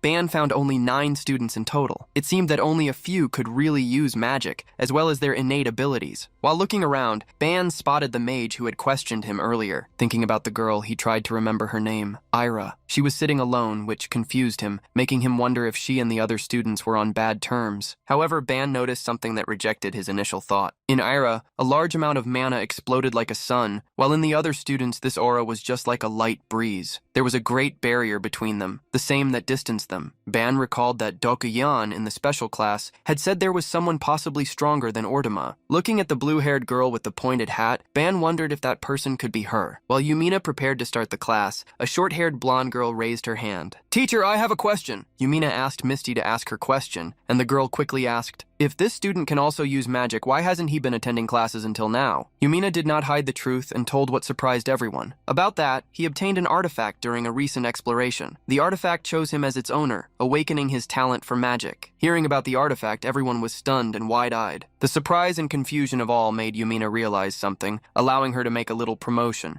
"Oh, it seems you haven't subscribed to the channel yet. The exploration video from last week is already online. Please check it out. I even appeared in some scenes." Immediately, all who hadn't subscribed to the channel signed up, just because of the beautiful teacher. Seeing how even Yumina promoted his video channel, Ban was left speechless. Some students, however, were confused about the information that an artifact would awaken magical talent in someone, as well as choose that person as its owner, something they had never seen before. Yumina heard everyone's comments and kept a smile as well as silence, leaving her thoughts only to herself. All of you are incredible enough to be selected by the Union, but you probably have never heard of cases like this before. After all, being born with magical talent is extremely rare. It is understandable that it is hard to accept this situation, but for students with hidden talents, things like this happen all the time. After hearing the clarifications, Misty raised her hand again. "Teacher, so can we ask him to show us some magic?" Of course, without using the artifact. Ban was surprised by the girl's request, who wanted to see what awakening a latent talent meant. Yumina defensively tried to protect Ban, but he spoke up. "I'm fine with doing that, teacher." Even Yumina was surprised by Ban's words, as she knew he had only obtained the artifact a week ago. Ban, standing up, asked the girl for understanding. "I just started learning magic, so keep in mind I'm not ready for anything complex." Despite the calm words, Ban kept a smile on his face, making Misty suspicious. Ban walked to the center of the classroom arena, thinking about spells. There were several spells he still couldn't do, so he decided to use the most basic one. For the selected magic, Ban chose the air element. Extending his hands, he summoned the element. Thinking about the shape that appeared in everyone's minds, he changed the form of the magical attribute, making it spin like a tornado, expanding. In the next moment, Ban used fire, surprising many by seeing him use elemental magic. Combining wind with fire, Ban created a tornado that furiously rose in the center of the arena. Many students ended up stepping back, afraid of the flames growing under Ban Yoo-won's command. Most were shocked and commented aloud, "He doesn't even use incantation! This is more like a physical ability than magic!" However, Misty, who watched attentively, knew that was definitely magic. That was a type of magic that didn't need incantation. Ira silently observed Ban's magic, while many made noise. With many thoughts in mind, she said nothing. After Ban demonstrated the magic, Yumina asked him to finish it. Quickly, clapping her hands, Ban Yoo-won extinguished the flames and wind. Yumina clapped with a smile, praising, "That was an amazing demonstration. The lack of incantation was surprising, but the power was just as impressive. It's hard to believe he just started learning magic now, isn't it, everyone?" At Yumina's question, everyone fell silent. As Ban climbed the bleacher stairs, he heard some frustrated people. "Ugh, so that's what a special admission talent looks like. Damn, he might be better at magic than me." Misty, beside the frustrated young man, reassured him. "It's just a dumb elemental magic, don't make such a fuss." Curious, Ban looked at a point in the arena. He looked at the blue-haired girl to see if she showed any reaction, but seeing her keep a blank expression, he ended up sighing. Ira had turned her gaze away, thinking mentally, "This kind of thing is boring, is that all?" Finishing the welcomes, Yumina asked everyone to prepare for the start of the class. Mocking internally since the girl was strong enough not to care about his skills, Ban sat down. At the end of the class, when Ban was preparing to leave, someone unexpectedly grabbed him by the shirt. Looking to the side, he realized it was Era who had stopped him. The girl was there there to question him once again. You still haven't answered the question I asked earlier. Seeing Era talking to the special admission student, some students became curious. Unaware that they were watching him, Ban tried to move away from Era. I thought I already answered you earlier, but she still insisted. Did you analyze and interfere with the entire code the director designed? Confused, the protagonist asked if that was something very difficult to do. Ira was quite invasive in her questions. I would understand if you had authorization to edit teleport coordinates, but how did you do it? Seeing Era press Ban Yoo-won again, Yumina approached them, calling the girl. Still holding Ban Yoo-won so he wouldn't run away, Era asked Yumina if she needed something. Denying normally, Yumina revealed that in fact she needed Ban Yoo-won since he had a counseling session scheduled. Moreover, Yumina assured Era, leaving her surprised. Ban never received any kind of permission for modifications. Those permissions are only granted to full professors. Hearing the teacher, Era commented frustrated, "Ugh, so he really did it with his own abilities." Confirming the girl's thought, Yumina asked if her answer clarified the doubts she had. Thus, she said goodbye to Era, asking Ban Yoo-won to follow her. As Ban followed Yumina, he didn't notice that Ira clenched her hand in a mix of frustration and irritation.